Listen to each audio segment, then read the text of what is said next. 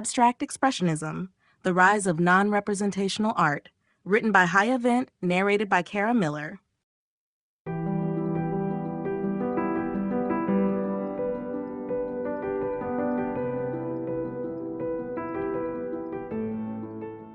Chapter 1, Introduction to Abstract Expressionism.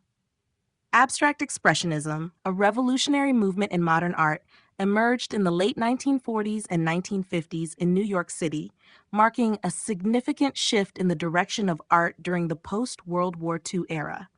It was a radical departure from traditional forms of art that focused on representational imagery and structured compositions. Abstract Expressionism broke away from conventional norms, embracing abstraction as a means to convey emotion, personal expression, and the exploration of the subconscious. This new form of art aimed to tap into deep, universal experiences and emotions, rather than depict reality in a literal or figurative manner. At its core, Abstract Expressionism sought to move beyond representation and instead explore non-objective art. The artists associated with this movement believed that art could not only represent the external world, but also reveal the inner workings of the mind. The spontaneous, sometimes chaotic, brushstrokes and the emphasis on materiality were meant to communicate the artist's emotional state, thoughts, and personal struggles. This artistic approach signaled a rejection of established conventions, offering a more visceral and direct connection to the viewer.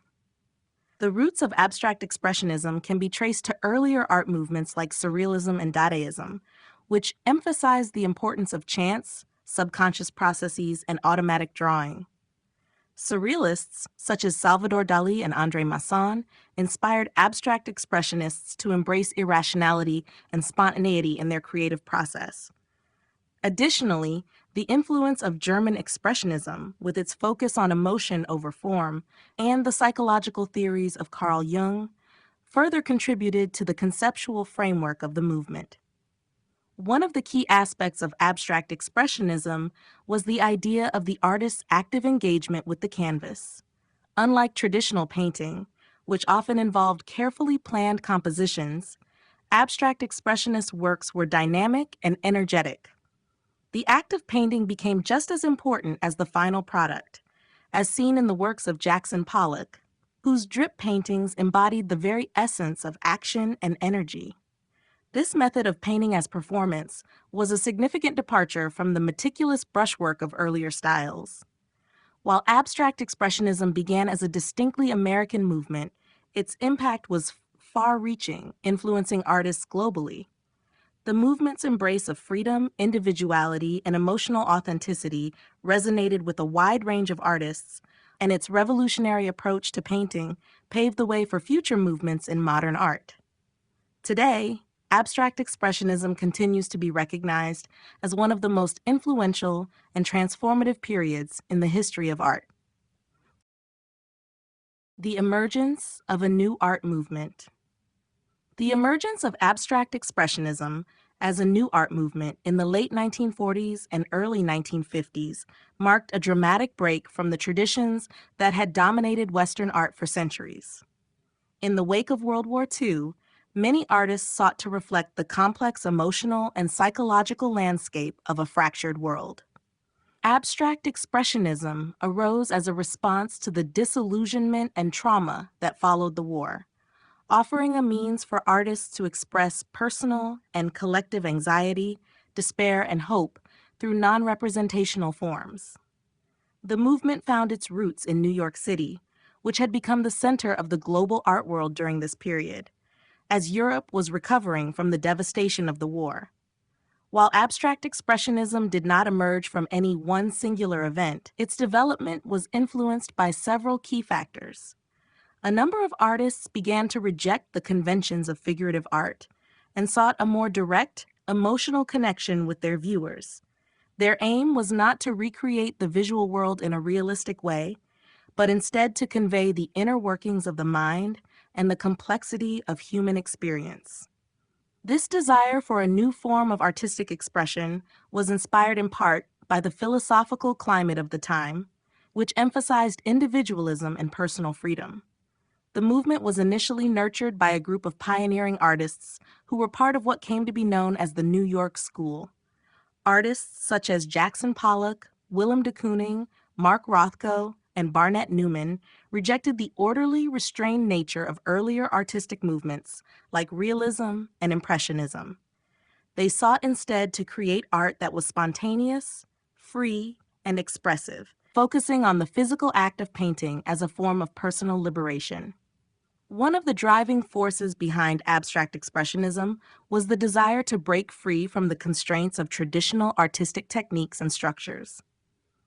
Artists experimented with new materials, such as industrial paints, and developed innovative techniques like dripping, spraying, and pouring paint onto the canvas. These unconventional methods were not only a means of creating new visual effects, but also an embodiment of the artist's emotional engagement with the work. The gestural brushwork and bold use of color were integral to the movement's focus on immediacy and emotional intensity. As abstract expressionism gained momentum, it began to attract international attention, with artists from around the world looking to New York as a center for innovation. The movement's rise was not only a turning point in the history of art, but also a reflection of the changing cultural and political landscape of the time. It was in many ways a celebration of individual freedom, creativity, and the power of the human spirit to transcend the confines of conventional representation. Defining abstract expressionism. Abstract expressionism, a revolutionary art movement that emerged in the United States during the 1940s and 1950s, is often defined by its focus on spontaneous, emotional expression and its rejection of traditional representational art. Rather than depicting the physical world or following strict rules of form and composition, abstract expressionism sought to capture the inner emotions, psychological states, and spiritual experiences of the artist. It was less concerned with depicting recognizable images or objects and more focused on conveying raw, unfiltered emotion through color, texture, and the physical act of painting itself. The movement is often associated with a few key characteristics: bold, gestural brushwork, an emphasis on abstraction, and an exploration of the unconscious mind. Artists who embraced abstract expressionism sought to create work that was authentic and deeply personal, with many focusing on the act of painting as a form of self-expression and liberation. This was a sharp departure from earlier art forms that prioritized realism and representation. The movement's rejection of traditional boundaries allowed artists to experiment with new techniques and materials, including dripping, pouring, and spraying paint, often resulting in highly textured, energetic works that were designed to evoke an emotional response from the viewer. At its core, abstract expressionism can be seen as a response to the anxieties and uncertainties of the post-war world. In the aftermath of World War II, artists were confronted with a sense of fragmentation, chaos, and disillusionment. Many turned to abstraction as a way to express the trauma and confusion of the era. The work was often large in scale, reinforcing the idea that the painting itself was an experience, one that invited the viewer to immerse themselves in the visual and emotional impact of the piece. The expansive canvases and dramatic use of color underscored the movement's emphasis on the freedom of expression and the individual artist's emotional journey. The term abstract expressionism was coined to describe the works of artists like Jackson Pollock, Mark Rothko, Willem de Kooning, and Barnett Newman. These artists, while diverse in style and approach, shared a commitment to abstraction and emotional depth. Pollock's iconic drip paintings, for example, captured the spontaneous, chaotic nature of human emotion, while Rothko's color fields sought to evoke a more contemplative and meditative response. Though their approaches varied, all abstract expressionists sought to push the boundaries of what art could be, rejecting realism in favor of a more visceral, emotional experience. The movement redefined the role of the artist and cemented New York City as the center of the global art world in the mid-20th century. Key artists and figures in the movement. Abstract expressionism while a diverse movement with various approaches, was shaped by a few key artists whose work came to define the movement.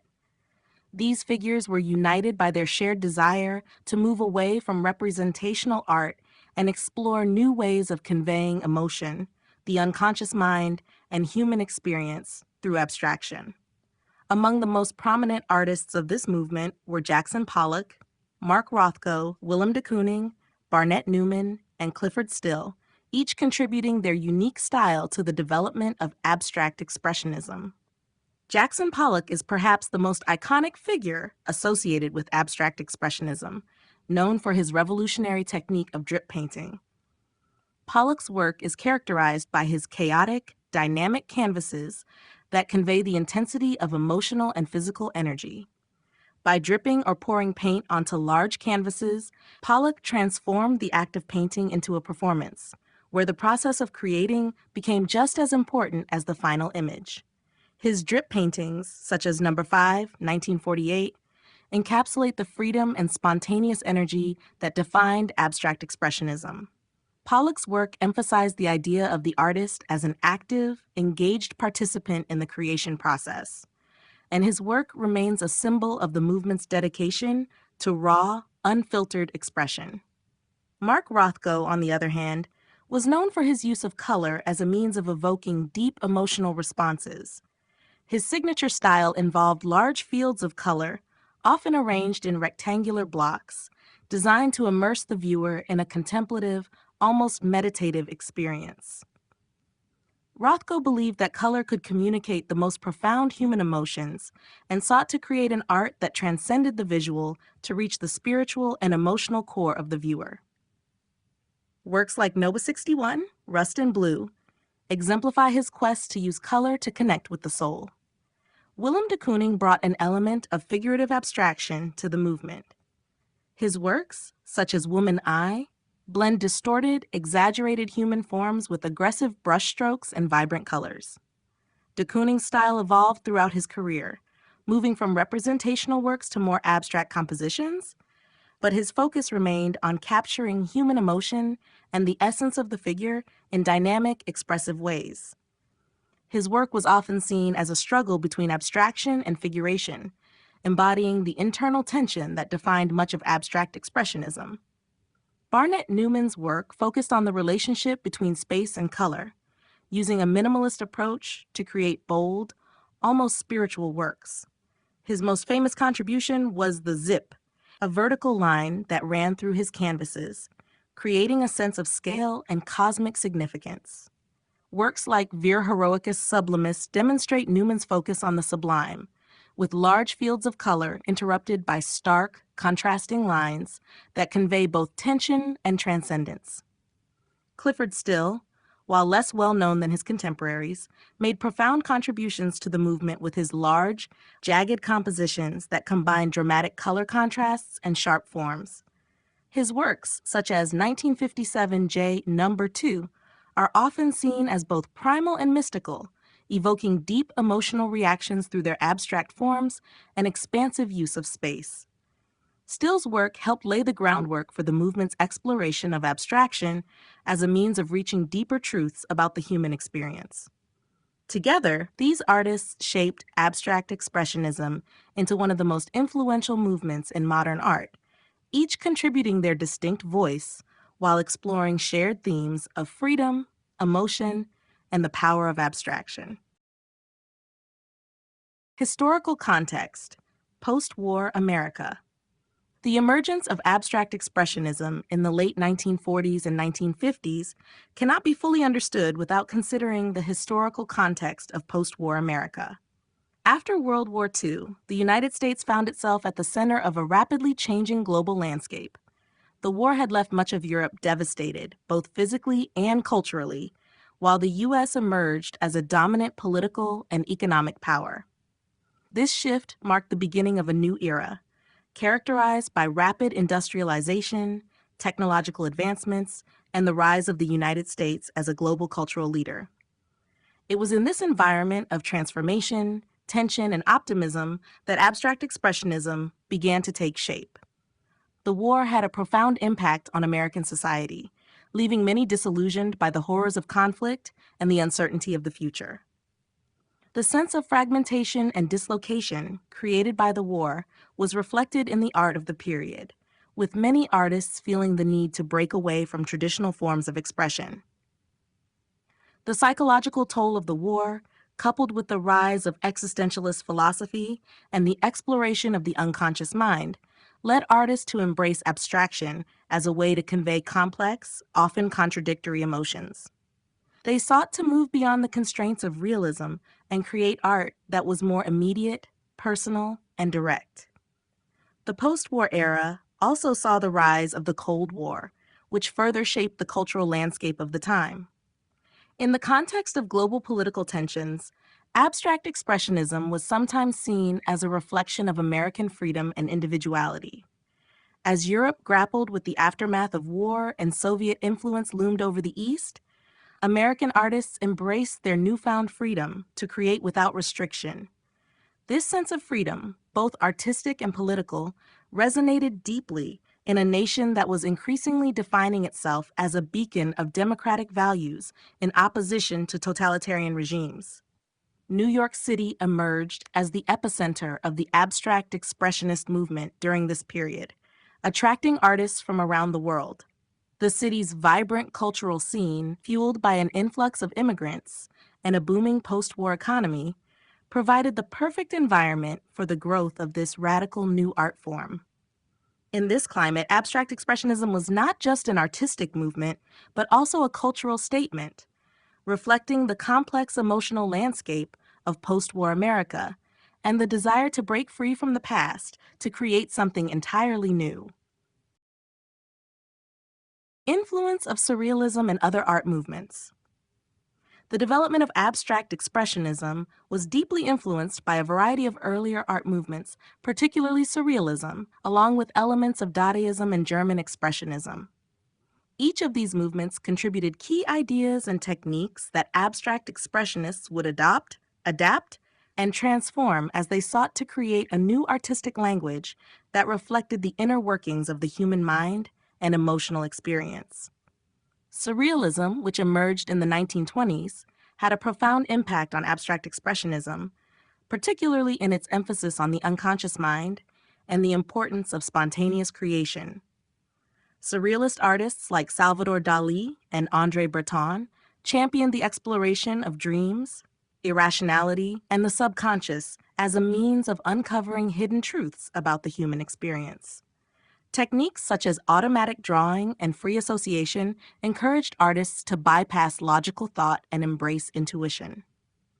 Abstract expressionists, particularly Jackson Pollock, were influenced by these ideas and sought to tap into the unconscious through their creative processes. Pollock's drip paintings, for example, can be seen as a form of automatic painting, where the act of creating became a means of accessing deeper emotional states and psychological truths. Dadaism, an earlier movement that arose in the aftermath of World War I, also left its mark on abstract expressionism. Dada artists rejected traditional artistic conventions and embraced chaos, spontaneity, and absurdity as a response to the horrors of war and the failures of civilization. This rejection of order and structure resonated with the abstract expressionists, who similarly sought to break away from the formal rules of classical art. The Dadaist emphasis on chance, randomness, and the materiality of the medium can be seen in Pollock's dripped paint, as well as in the bold, non-traditional techniques used by other abstract expressionists. German expressionism, with its emphasis on emotional intensity and distorted forms, was another key influence. Artists like Ernst Ludwig Kirchner and Wassily Kandinsky, who explored abstraction in their own ways, inspired the abstract expressionists' focus on raw emotion and personal expression. The expressionists' bold use of color, fragmented shapes, and distorted figures resonated with artists such as Willem de Kooning, who integrated these ideas into his dynamic, often unsettling depictions of the human figure. In addition to these movements, abstract expressionism was also shaped by American regionalism, modernism, and the innovative approaches to painting and sculpture developed in the early 20th century. These combined influences allowed abstract expressionism to emerge as a truly revolutionary movement, combining ideas of freedom, individuality, and emotional depth in ways that had never been attempted before in the art world.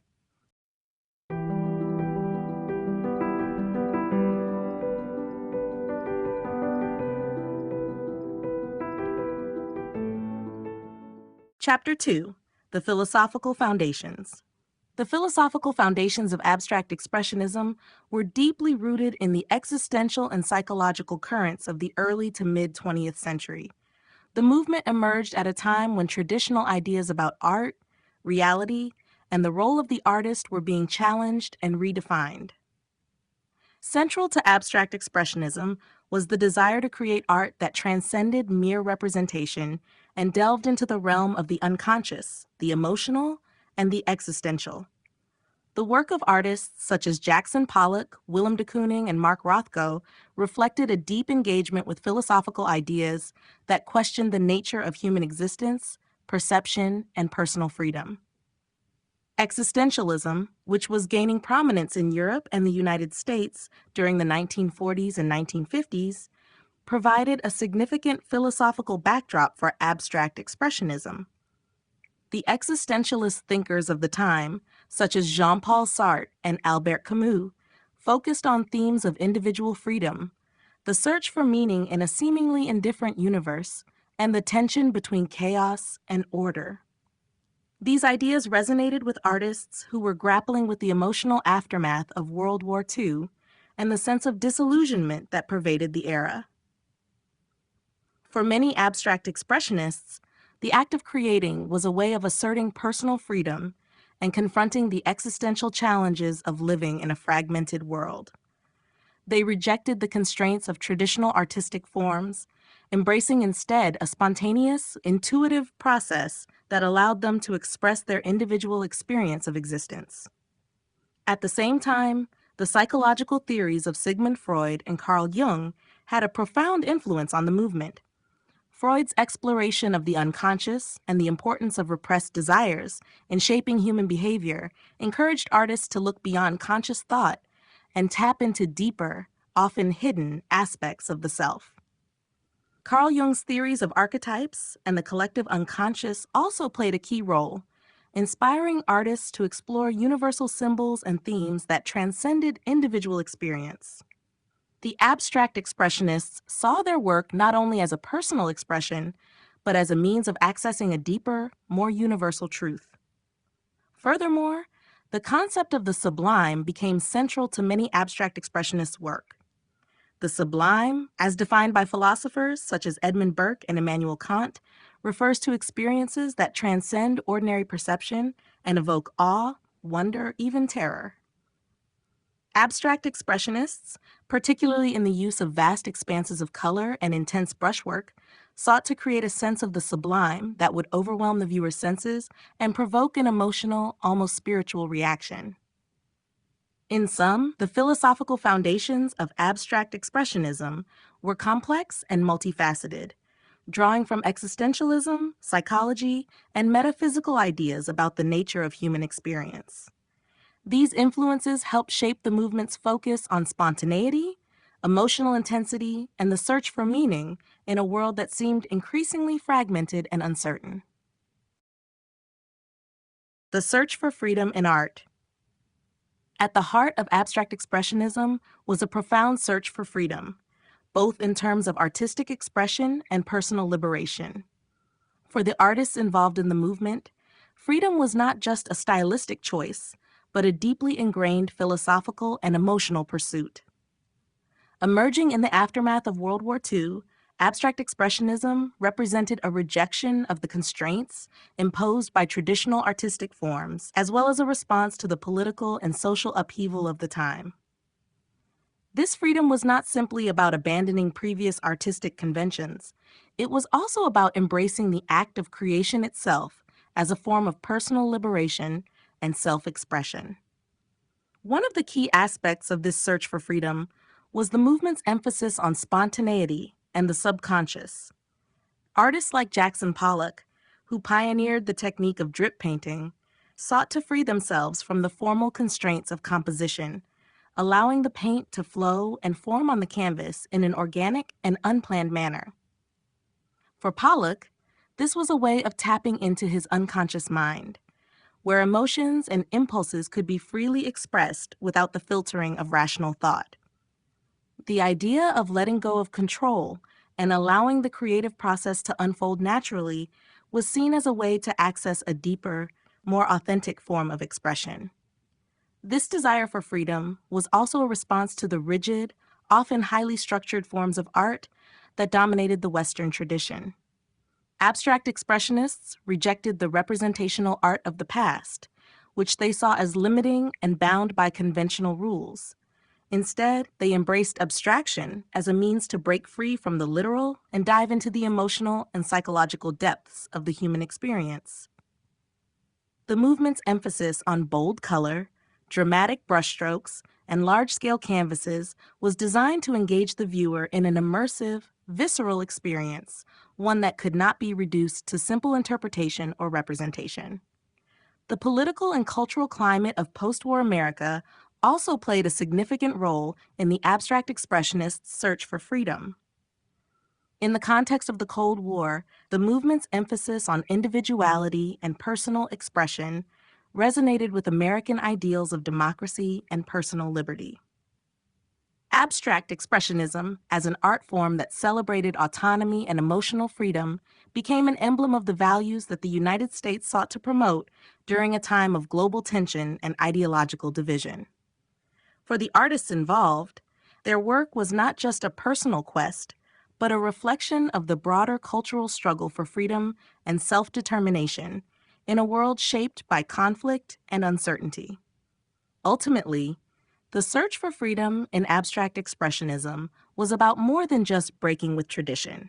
It was about forging a new path that allowed artists to explore and express the complexities of the human condition in an unrestrained and deeply personal way.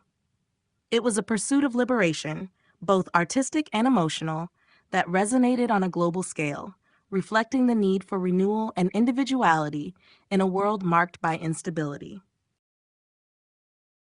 The role of the subconscious mind. The role of the subconscious mind played a central and transformative role in the development of abstract expressionism. Artists associated with the movement, such as Jackson Pollock, Willem de Kooning, and Mark Rothko, sought to explore the depths of human consciousness, turning inward to access emotions, desires, and psychological states that could not be fully expressed through traditional representational art. The subconscious was seen not merely as a psychological concept, but as an essential space where raw, unfiltered human experience could be captured and conveyed through abstract forms.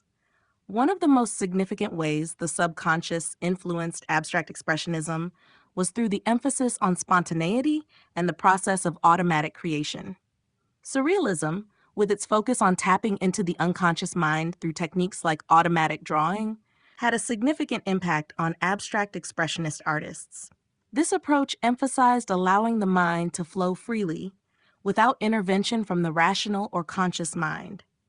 Artists aimed to bypass logic and control, creating works that emerged naturally, in an organic fashion. The result was a form of art that was untethered to the limitations of reason, enabling the artist to connect directly with their inner world. Jackson Pollock, in particular, embraced the subconscious in his famous drip paintings. His process was one of complete immersion in the act of painting, where he allowed his movements and gestures to be guided by unconscious impulses rather than premeditated plans.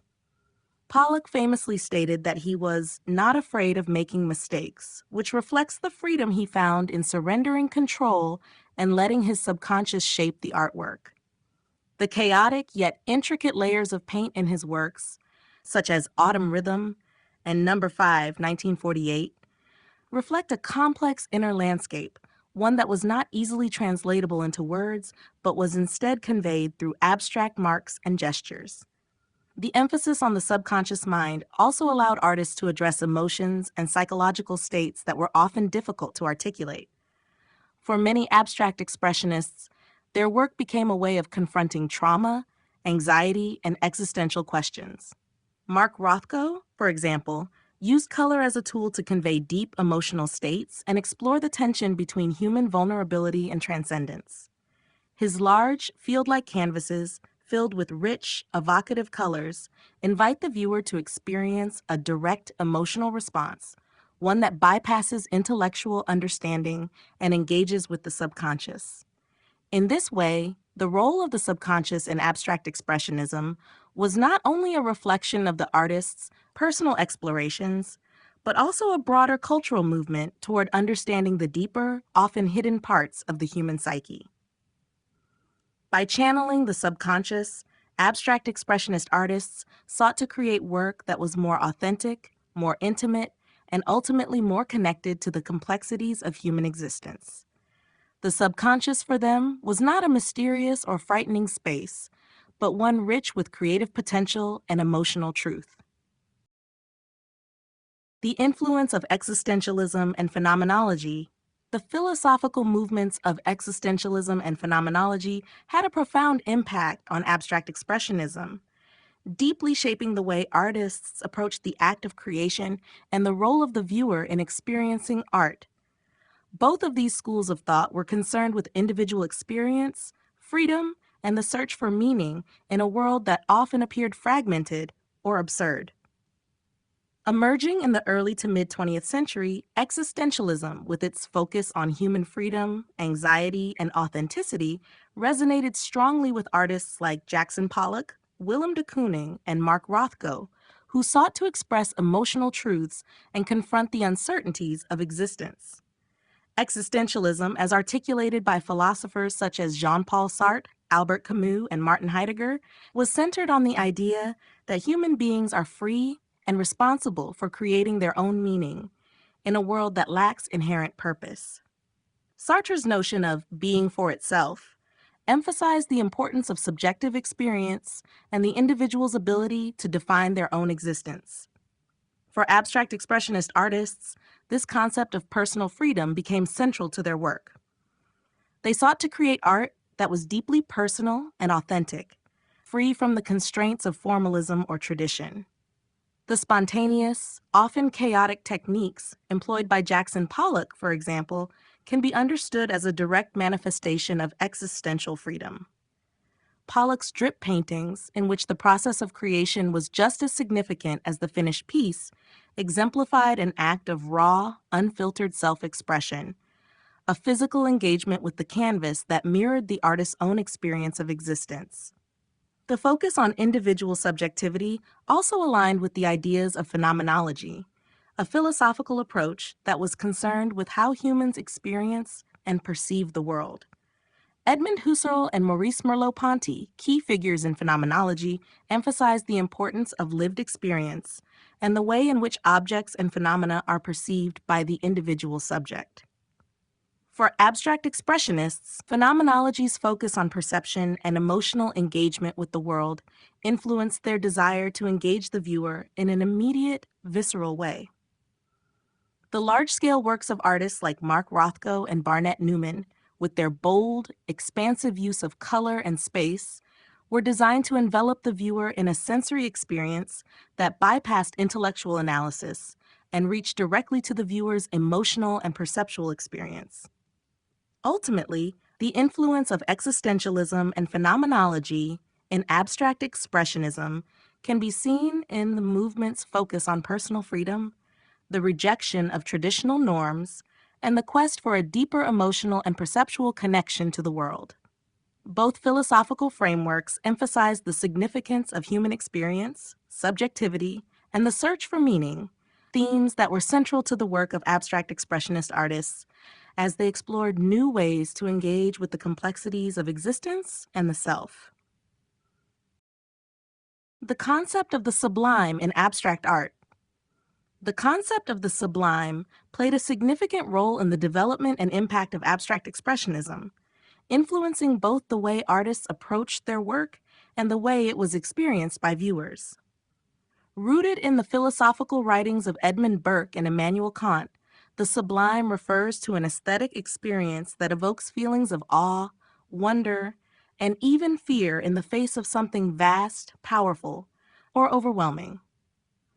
The sublime is not merely about beauty, but about confronting the vastness of existence, the limits of human understanding, and the intense emotional responses that such encounters elicit. Abstract expressionist artists, with their emphasis on scale, raw emotion, and the transcendence of traditional representation, sought to invoke the sublime in their work, creating art that was both visually striking and deeply stirring on an emotional and philosophical level. In abstract expressionism, the sublime manifested through large, immersive canvases, dramatic color fields, and dynamic brushstrokes.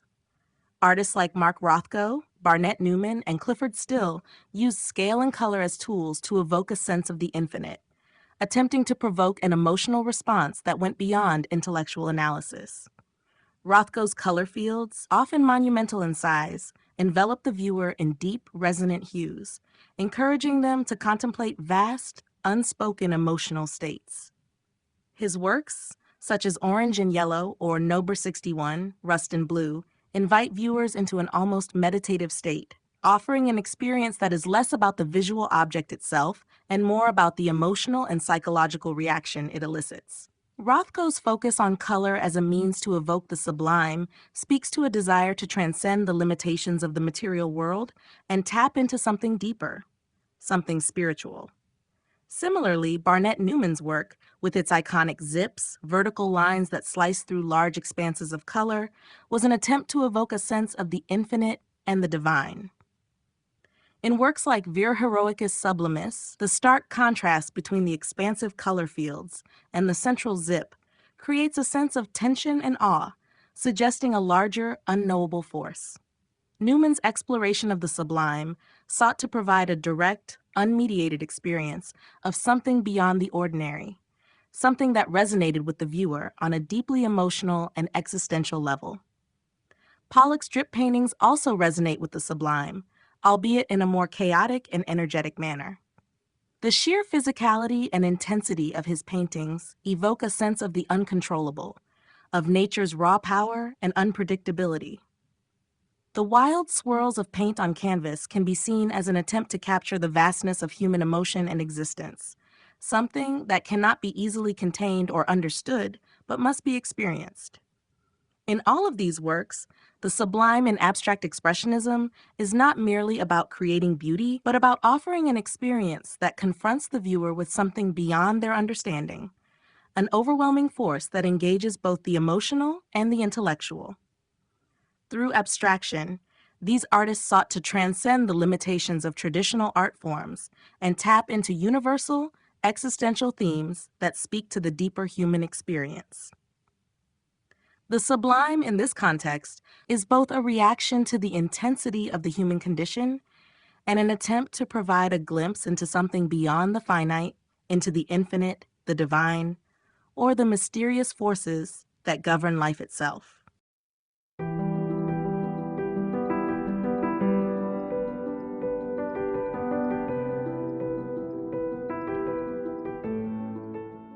Chapter 3: Key Artists and Their Contributions.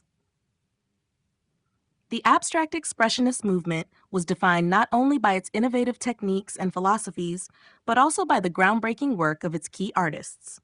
These artists, each with their own distinctive approach, helped shape the movement and expand its boundaries, challenging conventional ideas of what art could be.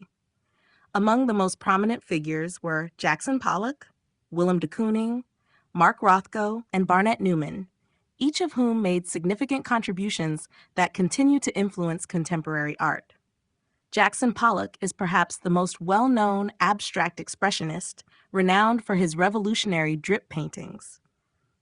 Pollock's work radically redefined the process of painting, shifting the focus from composition to the act of creation itself. His technique of dripping or pouring paint onto a canvas laid out on the floor, known as drip painting, was a direct confrontation with the conventions of traditional easel painting. Pollock's works, such as Number 5, 1948, and Autumn Rhythm, were characterized by their dynamic energy, chaotic forms, and intricate webs of overlapping paint. For Pollock, the act of painting was a deeply personal, almost ritualistic process that allowed him to access the subconscious mind. His contributions to abstract expressionism made a dramatic statement about the emotional and psychological potential of painting as a medium. Willem de Kooning, another pivotal figure, made major contributions to the movement through his distinctive approach to the human figure and abstraction. De Kooning's work, particularly in his Woman series, blended figuration with abstraction, creating dynamic and sometimes grotesque representations of the human form. His vigorous brushwork, expressive use of color, and aggressive manipulation of the figure reflected the emotional intensity that was central to abstract expressionism. De Kooning's ability to merge abstraction with representation broke boundaries and opened new possibilities for the movement, demonstrating that abstraction could encompass a wide range of emotional and psychological expressions. Mark Rothko, known for his serene yet emotionally charged color field paintings, made a different kind of contribution. Unlike Pollock's chaotic energy or de Kooning's energetic figures, Rothko's works, such as Number 61, Rust and Blue, and Orange and Yellow, were meditative and contemplative, characterized by large expanses of color that created a sense of depth and space.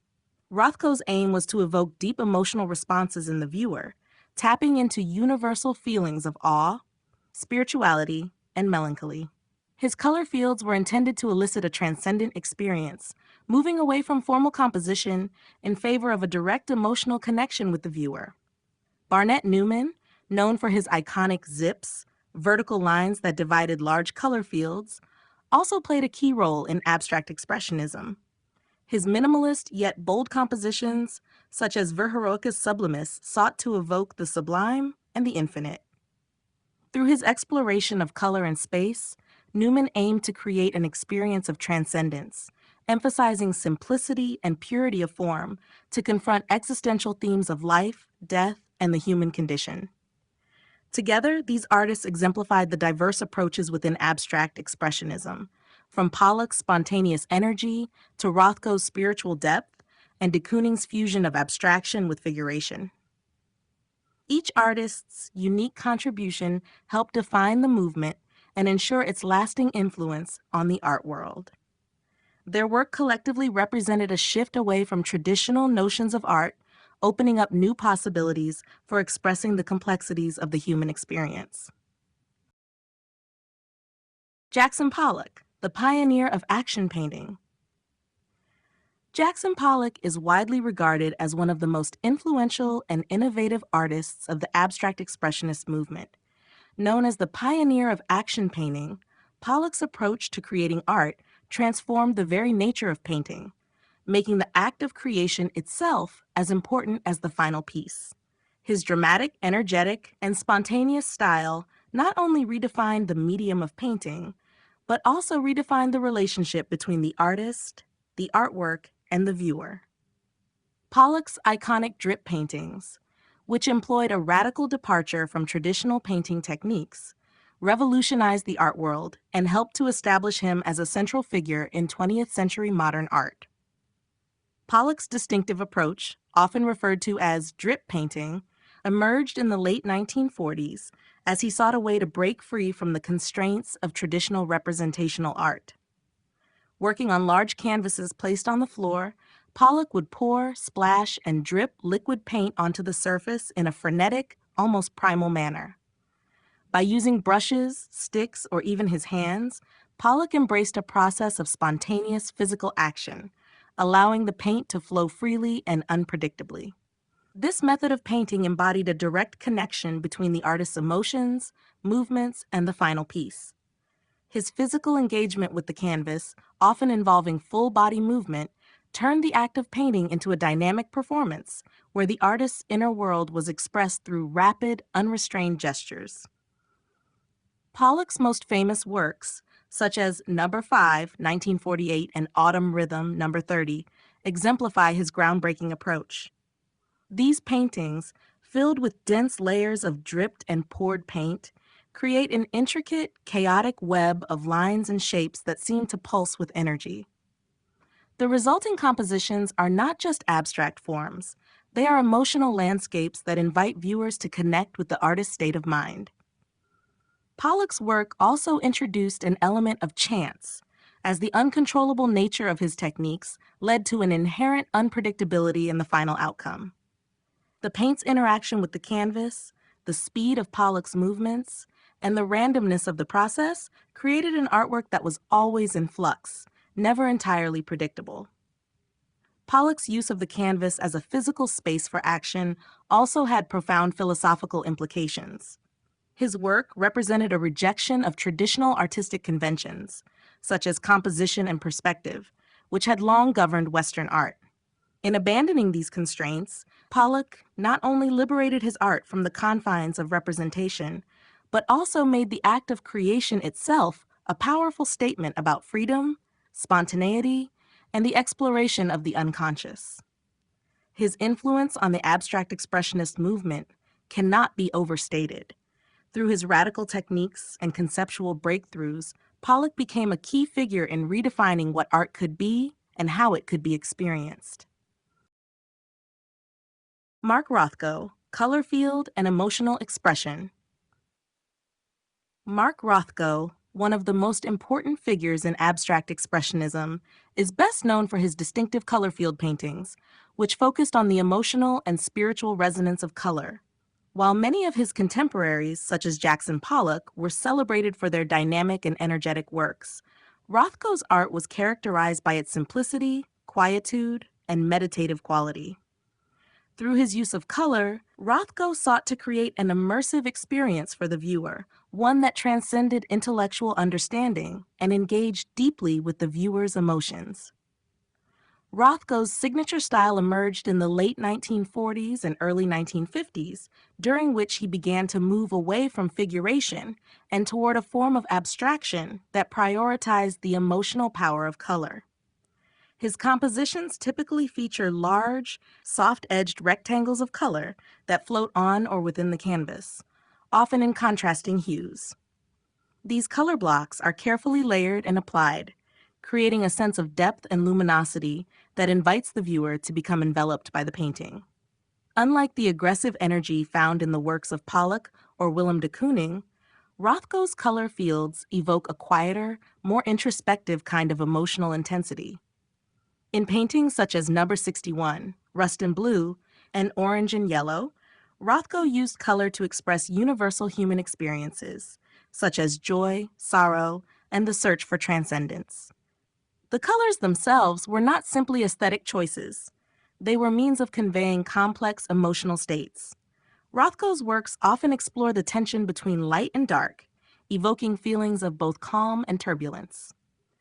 The color fields are designed to be immersive, inviting the viewer to experience the painting as an emotional journey. Rothko once described his work as not about the visual, but rather as a means of achieving an emotional experience.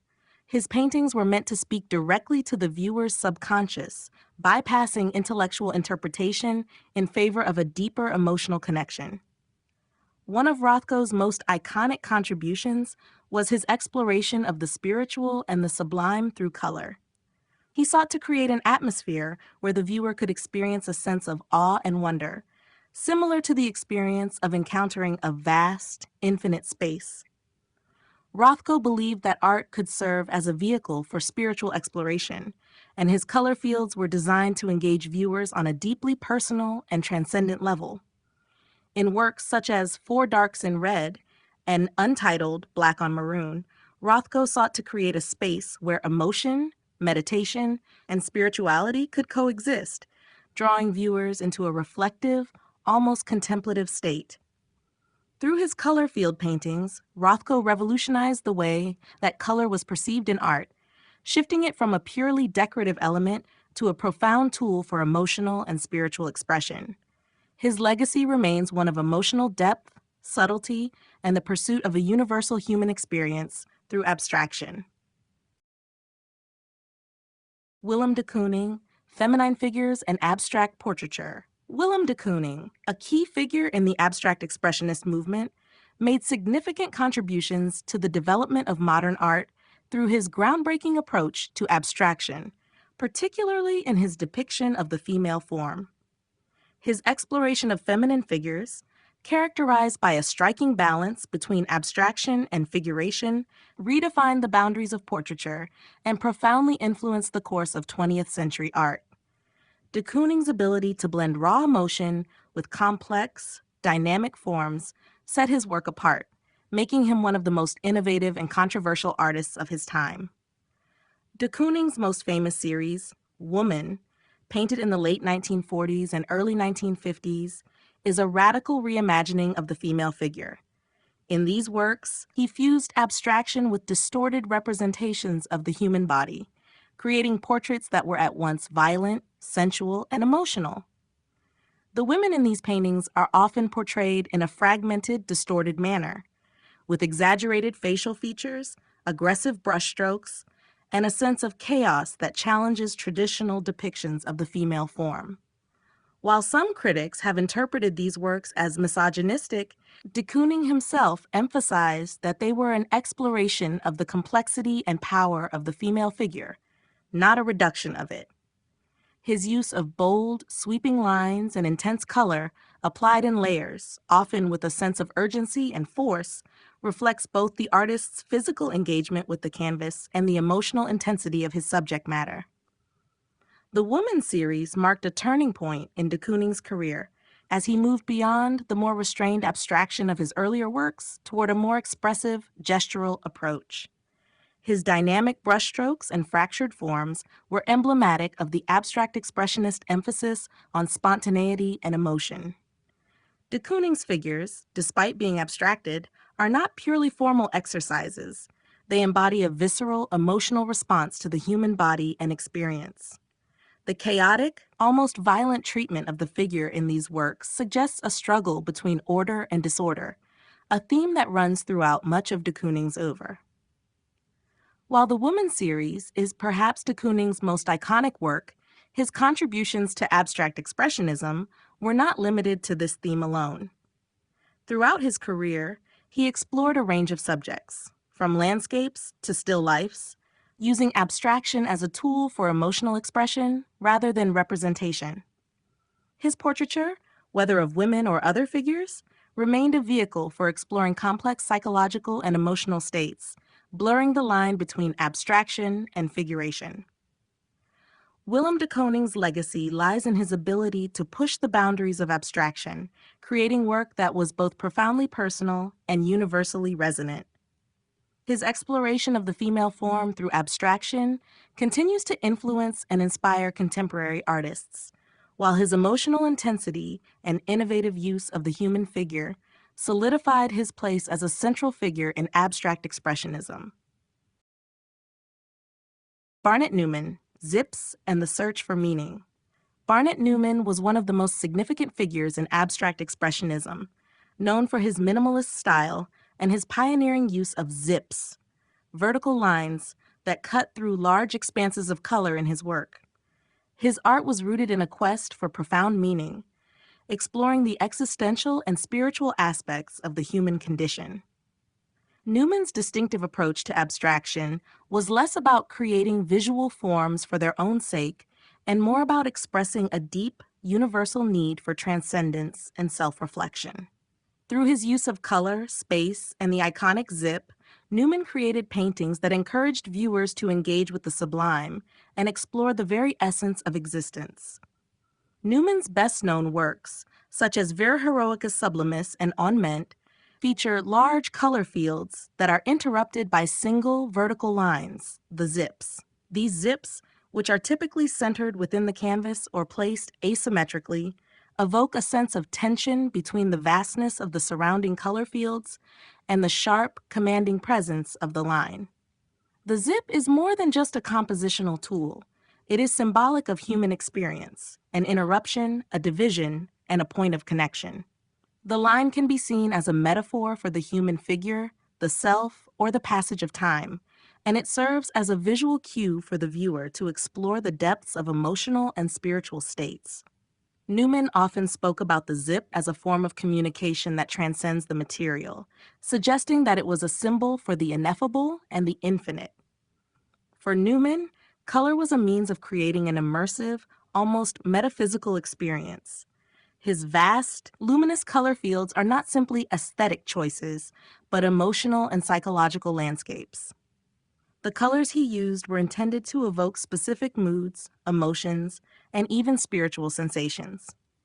In works like Black Fire Wine and The Stations of the Cross, the use of color combined with the zips creates a sense of expansiveness and introspection, engaging the viewer not only visually, but emotionally and existentially.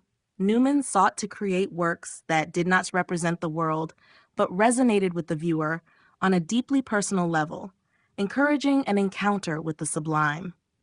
Newman's exploration of the human condition was deeply influenced by his interest in philosophy and religion.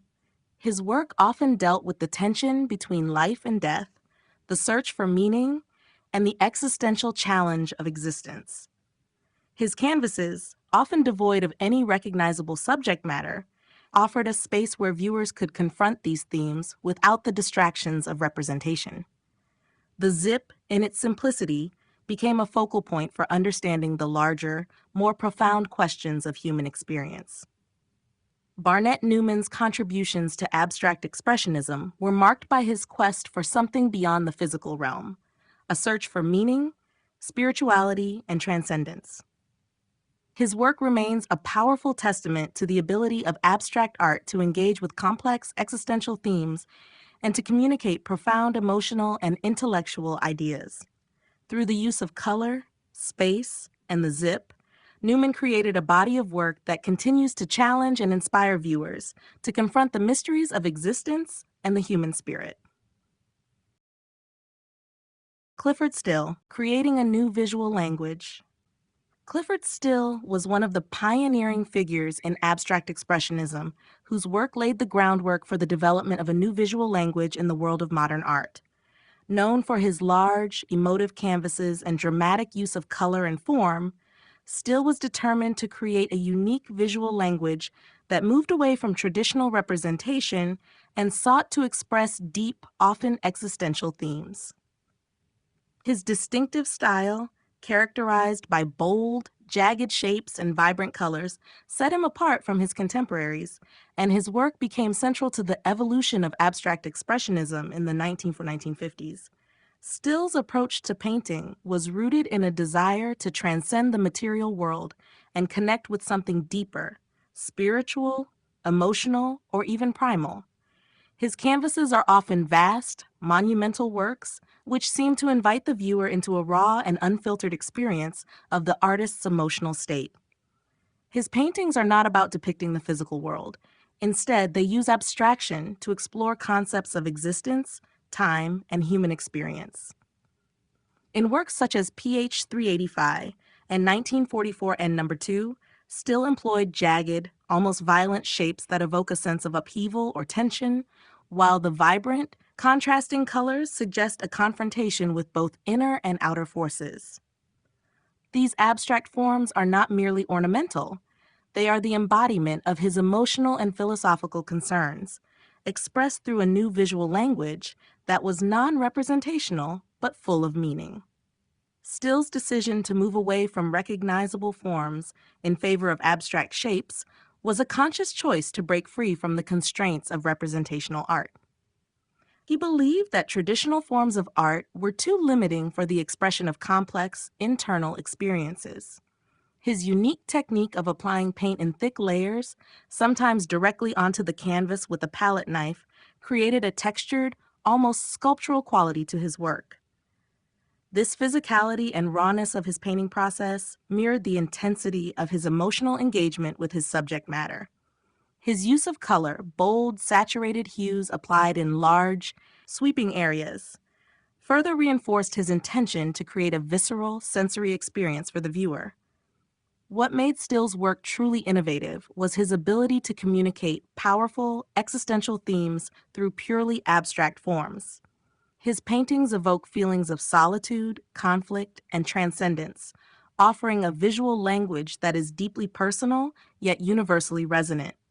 While Still was often seen as an outsider within the abstract expressionist movement, due to his refusal to adhere to the collective ethos of the New York School, His work's profound emotional depth and pioneering techniques earned him a vital place in the history of modern art. Through his groundbreaking use of abstraction, Clifford Still developed a new visual language that spoke directly to the human experience, engaging the viewer with both its physicality and its emotional intensity. His legacy endures as one of the most influential artists in abstract expressionism, challenging conventional boundaries and reshaping the way art could express complex emotional and philosophical ideas.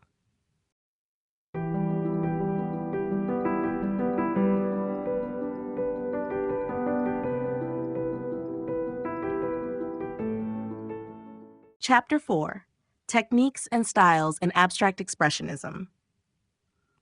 Abstract expressionism is defined not only by its emotional depth and philosophical underpinnings, but also by the innovative techniques and diverse styles employed by its practitioners. While the movement as a whole rejects traditional artistic conventions, its artists explored a wide range of experimental approaches to painting, resulting in a variety of stylistic developments, from the spontaneous energy of action painting to the meditative qualities of color field works. Abstract expressionism is marked by a commitment to individuality and self-expression. The techniques used by these artists were as varied and dynamic as their personal philosophies, contributing to the movement's lasting impact on the art world. One of the defining techniques of abstract expressionism is action painting, a term closely associated with Jackson Pollock. This approach emphasizes the physical act of painting as a central element of the artwork. Pollock, in particular, is known for his drip painting technique, in which he allowed the paint to flow freely onto the canvas, creating intricate webs of color. The act of painting itself, often performed with quick, vigorous movements, became a way to express unconscious impulses and raw emotion. Pollock's use of large-scale canvases, which he worked on the floor, encouraged an immersive experience, where the artist's gestures could be fully realized. This technique was revolutionary in its shift away from traditional brushwork and composition, focusing instead on process and spontaneity. In contrast to the chaotic energy of action painting, the color field technique, championed by artists like Mark Rothko and Barnett Newman, focused on large, flat areas of color to evoke emotional responses. These works often feature large, luminous swaths of color that are intended to overwhelm the viewer with their emotional and spiritual presence. Rothko's use of soft-edged rectangles of color invites contemplation, offering an almost meditative experience, while Newman's bold zips divided expanses of color and created a sense of tension and transcendence. These artists were not concerned with the illusion of depth or perspective. Instead, their works sought to create an emotional resonance through color and form. Another important technique in abstract expressionism was the use of texture.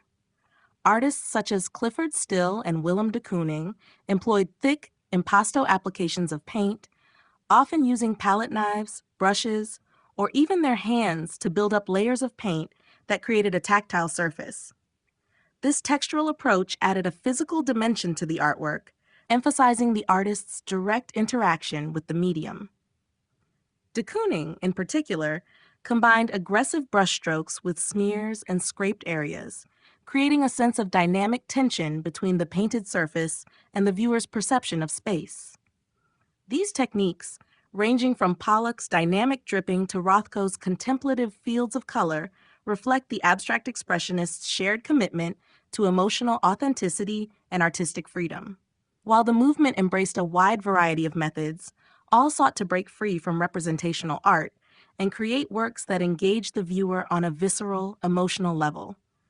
Through experimentation with texture, color, and process, abstract expressionism forever changed the landscape of modern art, offering new ways to convey the depth of the human experience. Action painting, spontaneity, and movement. Action painting, one of the most prominent techniques associated with abstract expressionism, revolutionized the way art was created and perceived in the 20th century. This approach, most notably exemplified by Jackson Pollock, emphasized the physical act of painting as an integral part of the artwork itself. Unlike traditional painting, where the artist typically worked with a focus on composition and detail, action painting celebrated spontaneity, movement, and the raw energy of the artist's gestures. The technique was not just about the final product, but about the process of creation. The artist's emotional and physical engagement with the canvas became as important as the visual result. At the core of action painting is the idea that the act of painting should be an expressive, visceral experience. Pollock's drip paintings are the quintessential example of this. Instead of carefully applying paint with a brush, Pollock would pour, drip, and splatter liquid paint onto a large canvas spread out on the floor, using his entire body to guide the paint's movement. The result was a chaotic, web-like network of lines and color that appeared spontaneous, yet was deeply informed by Pollock's emotional state. His process was direct, unplanned, and unrestricted, creating a dynamic interplay between the artist's internal world and the physical act of creation. The viewer could see the traces of his movements, with each drip or stroke reflecting Pollock's mental and emotional condition at the time. This emphasis on process over product was a radical departure from previous artistic traditions. In traditional Western art, the artist's hand was often hidden behind the final composition, and the focus was on achieving balance, harmony, and precision. In contrast, action painting prioritized the moment of creation itself, allowing the viewer to engage with the physicality of the painting process. The canvas became an arena for the artist's struggle with the materials and with the emotions they sought to convey, turning the act of painting into a performance of sorts. Action painting also embraced the idea of chance. Pollock and other artists in the movement allowed the paint to behave unpredictably, introducing an element of randomness and freedom. The splatters and drips were not meticulously planned, but were instead left open to the possibilities of how the paint would move across the canvas. This randomness emphasized the fluidity of the creative process and the sense of immediacy and unpredictability that defines action painting. Through its emphasis on spontaneity, movement, and emotional engagement, action painting helped redefine the role of the artist and the act of painting itself. It broke down the barriers between the artist's inner life and the artwork, creating a direct, unfiltered channel for emotional expression. Pollock's work, along with that of other action painters, remains a cornerstone of abstract expressionism, symbolizing the liberation of art from traditional conventions and celebrating the expressive power of the creative act. Color field painting, the power of color. Color field painting is one of the most significant movements within abstract expressionism, focusing primarily on the emotional and psychological power of color. Unlike action painting, which emphasized energetic brushwork and the artist's physical engagement with the canvas, color field painting sought to create a direct, immersive emotional experience through the use of large swaths of color. This approach was pioneered by artists such as Mark Rothko, Barnett Newman, and Clifford Still, who believed that color itself could evoke a deep, contemplative response in the viewer, bypassing the need for recognizable subject matter or intricate composition. At the heart of color field painting is the idea that color, when used expansively and with intention, can evoke profound emotional states. Mark Rothko, one of the movement's most prominent figures, used soft-edged rectangular fields of color to create a sense of space and light. His works often feature large, luminous blocks of color that seem to float on the canvas, inviting the viewer into a meditative, introspective state. Rothko believed that color had the power to communicate emotions directly to the subconscious, without the need for any representational imagery. In paintings like No. 61, Rust and Blue, Rothko employed contrasting colors to convey a sense of calm, sorrow, or transcendence, guiding the viewer through a quiet emotional journey. Barnett Newman, another key artist in the movement, took a similar approach to color but infused his works with a sense of structure and tension. His use of the zip, a vertical line that divides large expanses of color, created a sense of balance and division within the composition. In works like Vir Heroicus Sublimis, Newman used vibrant, expansive fields of color to evoke a sense of the sublime, and the zip acted as a formal element that focused the viewer's attention, giving the composition a sense of rhythm and movement. Newman saw his work as a way to engage with the viewer on a spiritual level, using color not only as an aesthetic choice, but as a vehicle for exploring profound themes of existence and the human condition. Clifford Still, one of the movement's pioneers, used color in a similarly emotional manner, but often with more raw and jagged applications. His canvases are filled with bursts of intense, contrasting colors that convey a sense of tumult and intensity. For Still, color was a means of channeling his inner turmoil and struggles, creating works that were both expressive and dramatic. Color field painting, in its purest form, embraced the notion that color itself could be a language, one that transcended traditional representation. It was not just about creating aesthetically pleasing forms, but about creating a visceral experience that engaged the viewer's emotions directly. Through their mastery of color, these artists redefined what it meant to create art, pushing beyond form and content to explore the depths of human emotion and the sublime potential of color. Automatism and the unconscious. Automatism, a key technique within abstract expressionism, is deeply rooted in the exploration of the unconscious mind. Influenced by the Surrealist movement, artists sought to bypass conscious control and tap directly into their subconscious thoughts, desires, and fears. By allowing the unconscious to guide their creative process, artists aim to capture raw, unfiltered emotion and instinctual expression, free from the constraints of reason and tradition. Automatism became a tool for creating art that was spontaneous, unpredictable, and often deeply personal, offering a direct channel into the artist's inner world. The principle of automatism originated with the Surrealists, who sought to access the unconscious as a means of liberation from societal norms and rational thought. They believed that the unconscious mind could offer a deeper, more authentic understanding of reality, and that tapping into it would allow for greater creative freedom. This idea resonated deeply with the abstract expressionists, many of whom were influenced by surrealist practices, but aimed to push further into abstraction. Artists like Jackson Pollock and Willem de Kooning embraced the notion of automatism, using it as a way to express emotional states and unconscious impulses that could not be articulated through traditional artistic methods. In action painting, Pollock's technique of drip painting exemplified the use of automatism. By allowing his brush or even his entire body to move freely over the canvas, Pollock created compositions that were spontaneous and driven by impulse rather than intention. The physical act of painting became a form of self-expression that bypassed cognitive control, channeling the unconscious directly onto the canvas. For Pollock, this method represented a way to break free from the constraints of the rational mind and connect with a deeper, more primal force. The resulting paintings, such as Number 5, 1948, are filled with frenetic energy, conveying a sense of emotional turbulence that transcends representation. Similarly, Willem de Kooning employed automatic techniques in his works, often allowing the brush to guide his hand as he painted abstracted figures and landscapes. His approach was less about creating a specific image and more about giving form to fleeting thoughts and emotions that emerged through the act of painting.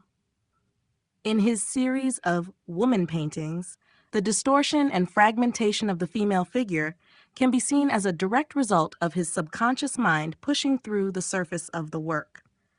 His gestural brushstrokes, made without a predetermined plan, conveyed the tension and complexity of human experience.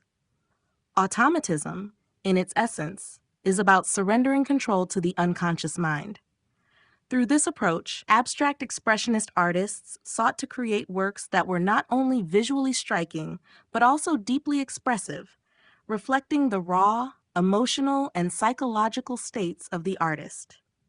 It became a way to explore the hidden recesses of the mind, allowing for new forms of artistic expression that defied the limitations of conscious thought. By embracing automatism, these artists opened up new possibilities for the representation of human experience, creating art that spoke directly to the viewer's emotions and subconscious as well. The role of texture and materiality in composition. In abstract expressionism, texture and materiality became integral elements in the creation of meaning, enhancing the emotional and physical impact of the artwork. Unlike earlier movements, where the surface of the canvas was often kept smooth and controlled, abstract expressionists embraced texture as a means to convey the rawness of human emotion and experience. Artists sought to manipulate the surface of their canvases, making the material itself an essential part of the work. This approach highlighted the tactile nature of art, emphasizing the artist's physical interaction with the materials as a reflection of their inner world. The use of texture in abstract expressionism was often tied to the idea of spontaneity and the direct engagement of the artist with the medium. For example, Jackson Pollock's drip paintings, one of the most iconic techniques of the movement, are built up through layers of thick, viscous paint, often applied with energetic splashes or drips.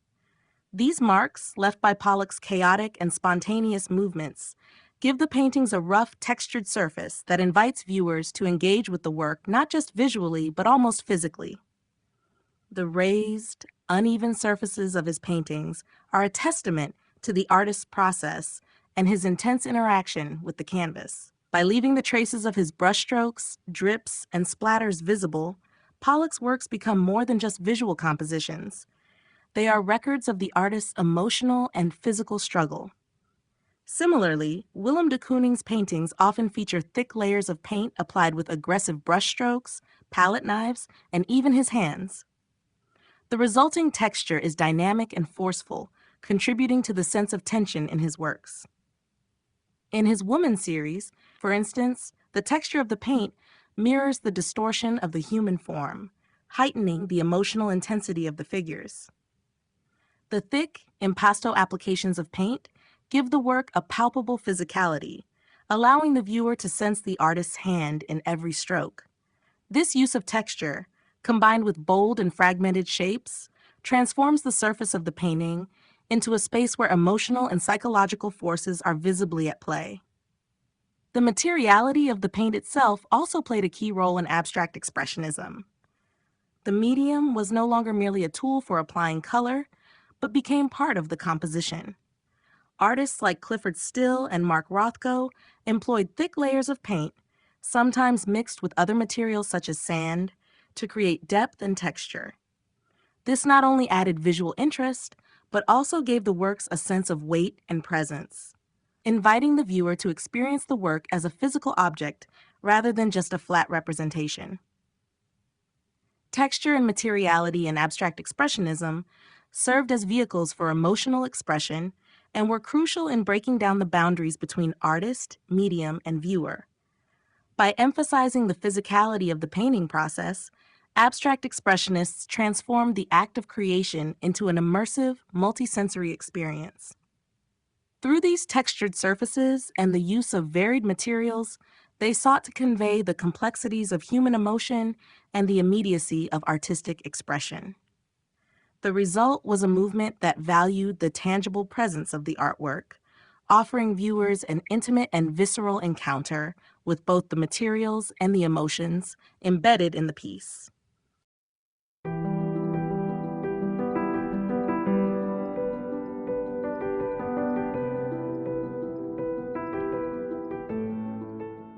Chapter 5: The Rise of Non-Representational Art.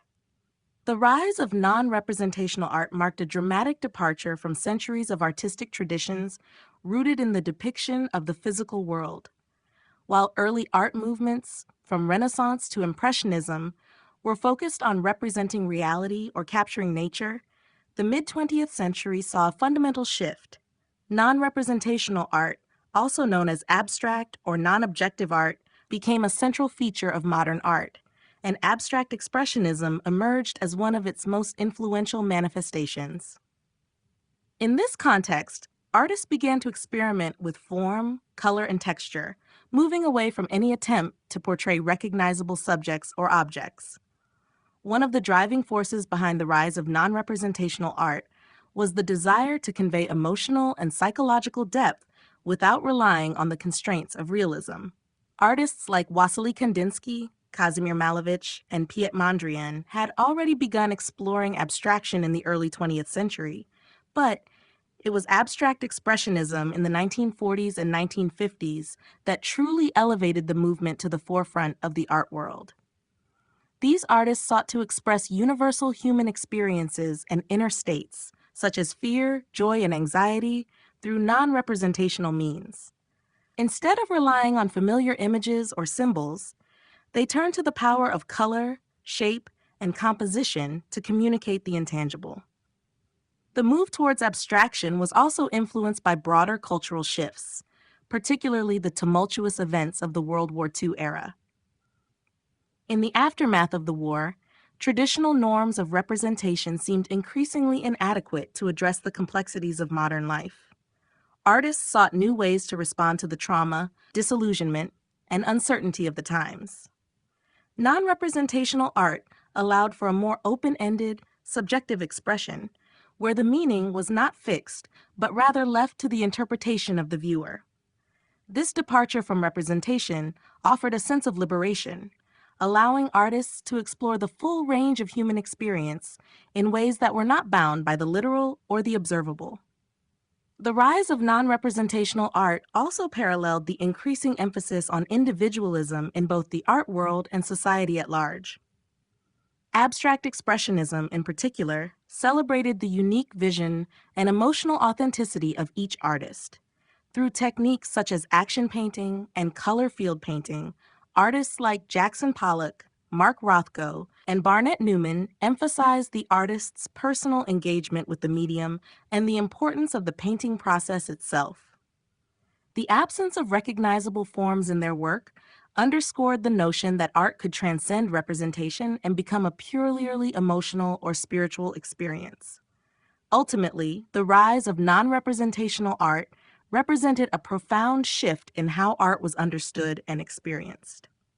It challenged the viewer to move beyond the familiar and engage with art on a deeper, more intuitive level. By rejecting traditional representation, artists were able to explore the full potential of abstraction, creating works that resonated with the emotional and psychological concerns of their time. Non-representational art would go on to influence countless artists and movements in the years that followed, leaving an indelible mark on the history of modern art. The rejection of figurative representation.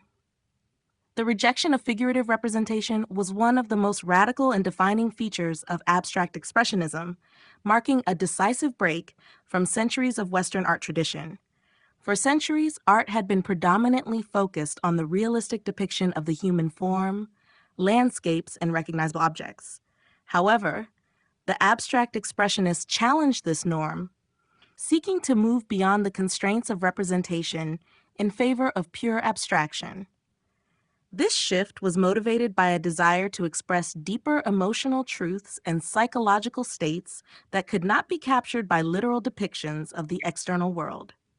Instead of aiming to represent reality, abstract expressionists sought to create art that communicated directly with the viewer's emotions, bypassing the need for recognizable imagery.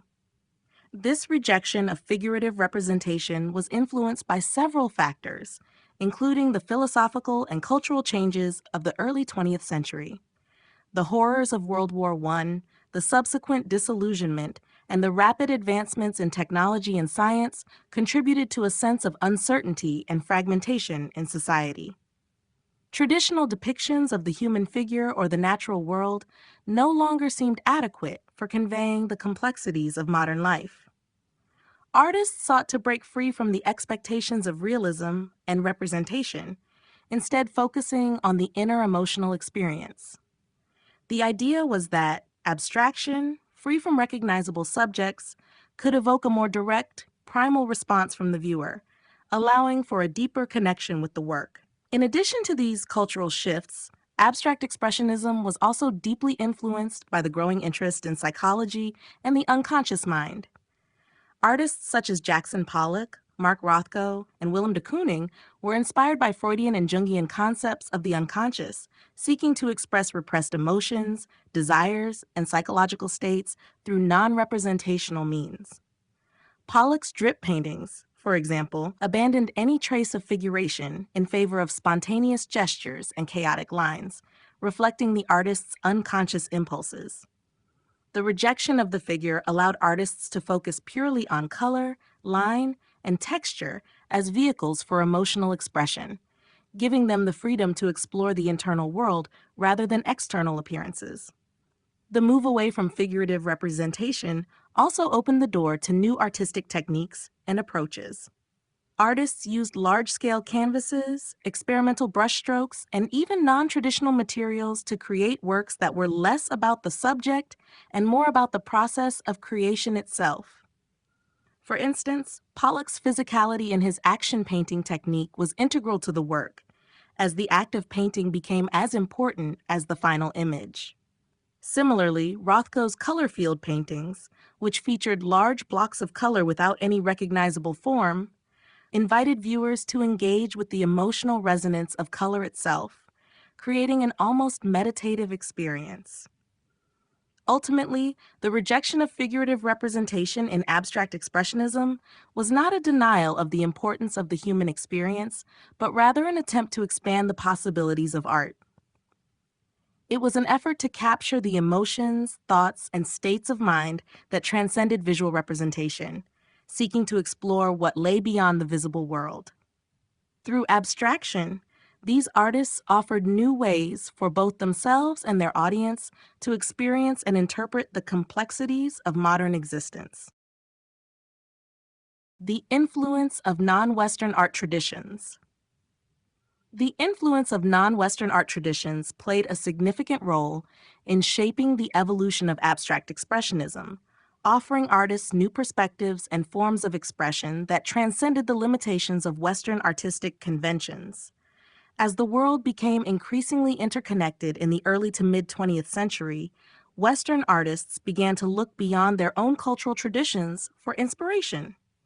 This exploration of non-Western art, particularly from Africa, Asia, and indigenous cultures, provided abstract expressionists with fresh ideas, techniques, and approaches that helped redefine the boundaries of art.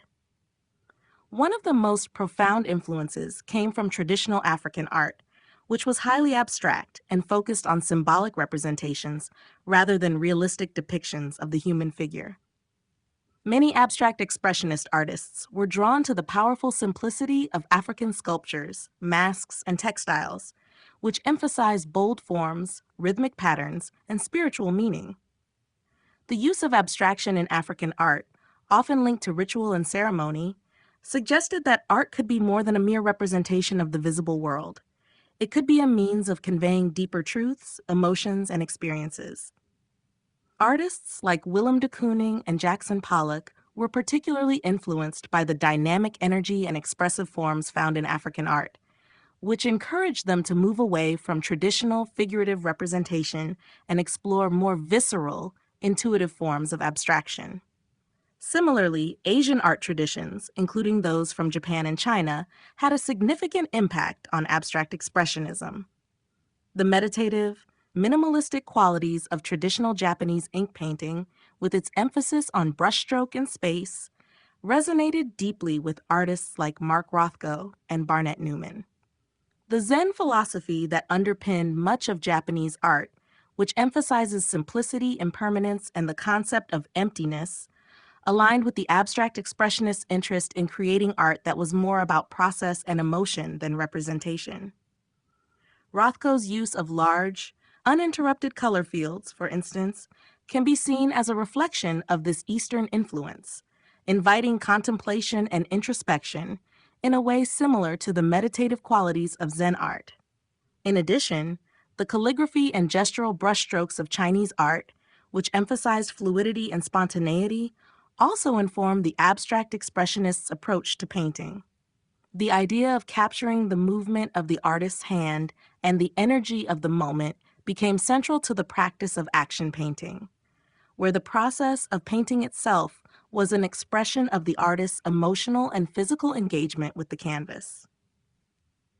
This emphasis on gesture and immediacy can be traced back to the influence of Chinese calligraphy, which prized the movement of the brush and the direct connection between the artist's mind and hand. The incorporation of non-Western influences into abstract expressionism was part of a broader cultural shift towards global awareness and the questioning of Western artistic dominance. By embracing elements of non-Western art, abstract expressionists were able to break free from the constraints of Western traditions, incorporating a richer, more diverse range of ideas and techniques into their work. This fusion of Eastern and African influences, along with other non-Western traditions, helped pave the way for a more universal, expressive form of abstraction that transcended cultural and geographic boundaries. Abstract Expressionism's global impact. Abstract Expressionism, as a groundbreaking art movement, had a profound and lasting impact on the global art scene, influencing not only artists in the United States, but also sparking a wide-reaching revolution in artistic practices across the world. Emerging in the 1940s and 1950s, abstract expressionism was initially seen as a distinctly American phenomenon, yet its influence quickly spread beyond the United States, reshaping the trajectory of modern art globally. By rejecting representational art and embracing abstraction, spontaneity, and emotion, the movement opened new possibilities for artistic expression that resonated across diverse cultures and art traditions. One of the most significant ways abstract expressionism impacted the global art community was by shifting the center of the art world from Europe to New York. In the post-World War II era, New York emerged as the new capital of the avant-garde, as artists from around the world flocked to the city to engage with the dynamic and experimental atmosphere of abstract expressionism.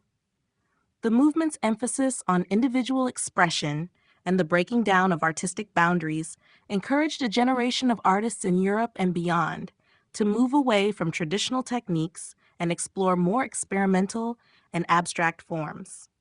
In countries like France, Germany, and Italy, artists began to embrace non-representational techniques, integrating elements of abstract expressionism into their own work while still reflecting their local traditions and cultural contexts. In Europe, abstract expressionism found fertile ground in the aftermath of the Second World War, as artists sought new ways to grapple with the devastation and existential questions raised by the conflict.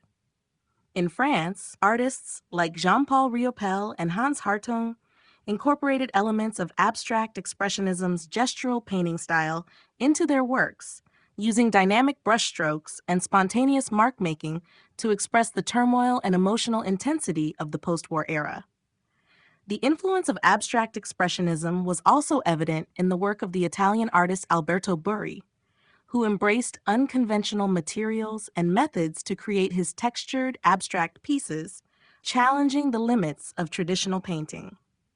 The movement also had a transformative effect on artists in Latin America, particularly in countries like Mexico, Argentina, and Brazil, where artists began to experiment with abstraction in their own ways. The Mexican muralist movement, which had been influential in the first half of the 20th century, saw an evolution towards more abstract approaches, influenced by the emotional and spontaneous qualities of abstract expressionism. In Brazil, the concrete art movement, which emphasized geometric abstraction, was informed by the idea that art could be a universal language of emotion and meaning, a concept championed by abstract expressionism. In Asia, the movement's emphasis on spontaneous gesture and emotion also found resonance, particularly in Japan. The Japanese Gutai group, formed in the 1950s, was directly influenced by abstract expressionism's focus on physicality and the direct engagement of the artist with the medium. Artists like Jiro Yoshihara and Shozo Shimamoto embraced the idea of action painting and the use of innovative materials to explore the boundaries of traditional painting, much like their American counterparts. Ultimately, Abstract Expressionism's global impact can be seen in the way it dismantled traditional ideas about art, paving the way for the development of various abstract movements worldwide. The movements focus on personal expression, experimentation, and emotional depth inspired generations of artists to explore new ways of working, fostering a truly international dialogue within the art world.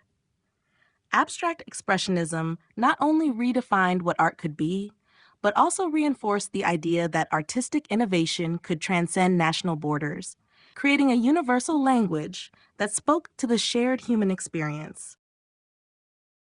The role of the artist's emotion and intuition. In abstract expressionism, the role of the artist's emotion and intuition became central to the creative process, as the movement emphasized spontaneous expression and the direct translation of inner feelings onto the canvas. Unlike earlier art movements that focused on formal techniques and the representation of the external world, abstract expressionism sought to express the raw, unfiltered emotions of the artist.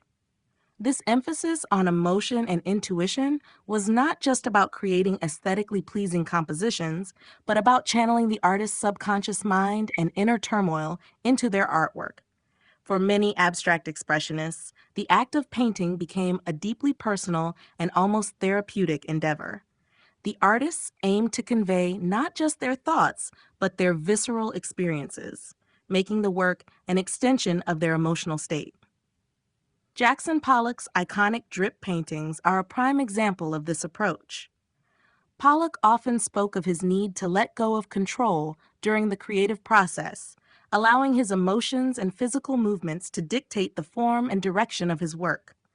The large-scale canvases, filled with chaotic interwoven lines and splatters of paint, were a direct manifestation of Pollock's emotional intensity.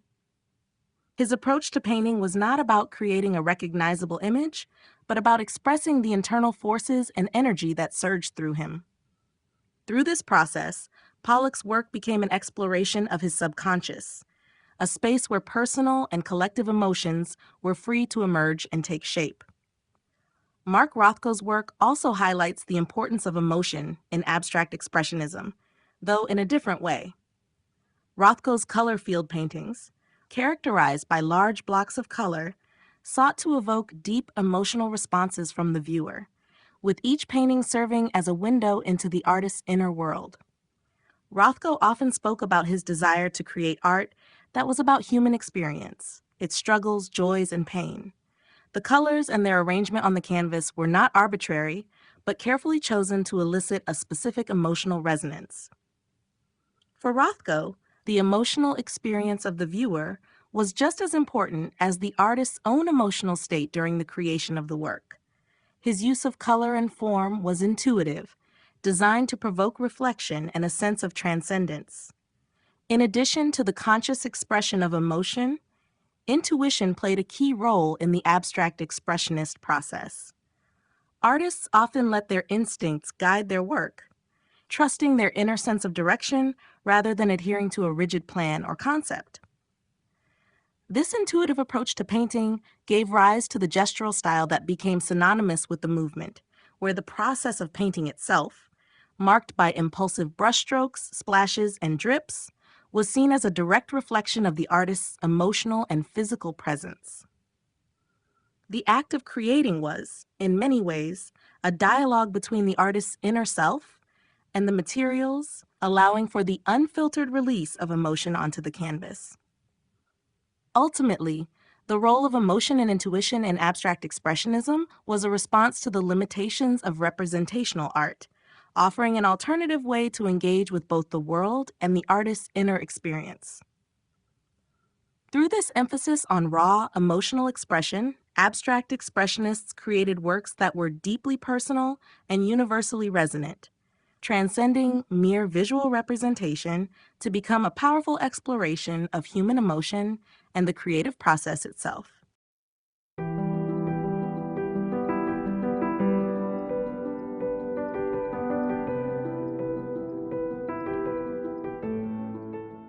Chapter 6: The New York School and Its Impact. The New York School, a collective of influential artists, critics, and curators, played a pivotal role in the development and global spread of abstract expressionism. Centered in New York City during the 1940s and 1950s, this informal group of artists became the driving force behind the movement, establishing the city as the new capital of the art world, replacing Paris as the cultural epicenter. The New York School's impact was profound, not only in transforming the landscape of modern art, but also in reshaping how art was perceived, created, and understood in the broader context of post-war society. The movement was fueled by a sense of individualism, with each artist in the New York School pursuing their own unique style of abstract expression. Artists such as Jackson Pollock, Willem de Kooning, Mark Rothko, Barnett Newman, and Franz Kline were central figures in the group, and their works captured the essence of abstract expressionism: spontaneity, emotional intensity, and non-representational forms. Their collective effort to break free from the constraints of traditional representation gave birth to some of the most iconic and innovative works of the 20th century. The New York School also marked a shift in the way art was experienced and understood. It was no longer just about creating aesthetically pleasing images or representations of the world. It was about the artist's emotional and psychological engagement with the medium. The large-scale canvases, bold brushstrokes, and dynamic compositions were not simply decorative, but were deeply intertwined with the artist's personal expression and inner turmoil. The process of creation became just as important as the finished work, with many artists embracing the idea that the painting itself was a reflection of their emotional journey. Beyond the artists themselves, the New York School also had a significant influence on art institutions and the way art was curated and exhibited. Curators like Clement Greenberg and Harold Rosenberg were instrumental in promoting the movement and its artists, with Greenberg championing the formal qualities of abstract expressionism and Rosenberg focusing on the psychological and existential aspects. These critical figures helped elevate abstract expressionism to the forefront of the art world, turning New York into a hub for avant-garde innovation and setting the stage for the explosion of post-war American art. The New York School's impact extended far beyond the 1940s and 1950s. The movement's emphasis on individuality, innovation, and emotional depth influenced subsequent generations of artists around the world. Abstract expressionism opened the door to new artistic possibilities, inspiring the development of movements such as minimalism, pop art, and conceptual art. It also contributed to the internationalization of the art market as the influence of New York-based artists spread globally, cementing the city's place as the new center of contemporary art.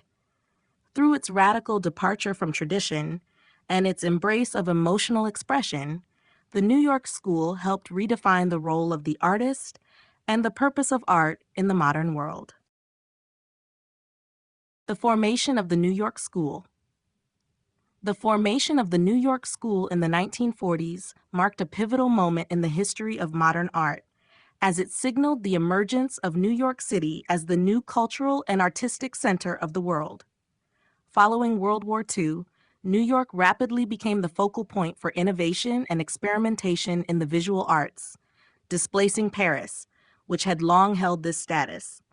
This shift was a result of various social, cultural, and economic factors, including the migration of European artists fleeing the war, the rise of American patronage, and the city's unique blend of artistic freedom and intellectual energy. At the heart of this transformation was a group of young, avant-garde artists who would come to be known as the New York School. The New York School was not an organized group or formal collective, but a loose, dynamic network of artists, curators, critics, and galleries who shared common interests and ideals. Central to this group were figures like Jackson Pollock, Willem de Kooning, Mark Rothko, Barnett Newman, and Franz Kline, artists whose works would come to define abstract expressionism. The artists were united by a commitment to breaking away from traditional representational art, instead pursuing abstraction as a means of personal, emotional expression. They sought to transcend the constraints of figurative painting creating works that prioritized raw emotion, spontaneity, and a sense of immediacy. The formation of the New York School was also facilitated by key institutions and individuals who helped nurture the movement. The Museum of Modern Art, MoMA, in particular, played a crucial role by providing a platform for new, innovative artists and supporting their efforts through exhibitions and acquisitions. Critic Clement Greenberg, an early champion of abstract expressionism, was instrumental in legitimizing the movement, emphasizing its formal qualities and the importance of the artist's individual vision.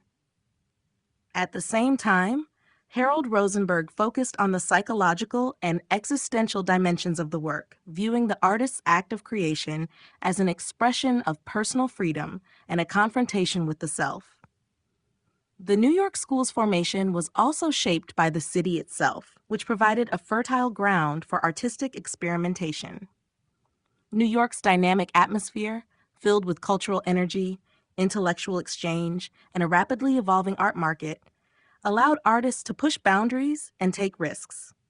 The city's post-war energy reflected the spirit of innovation that defined abstract expressionism, making it an ideal place for the development of this radical new art form.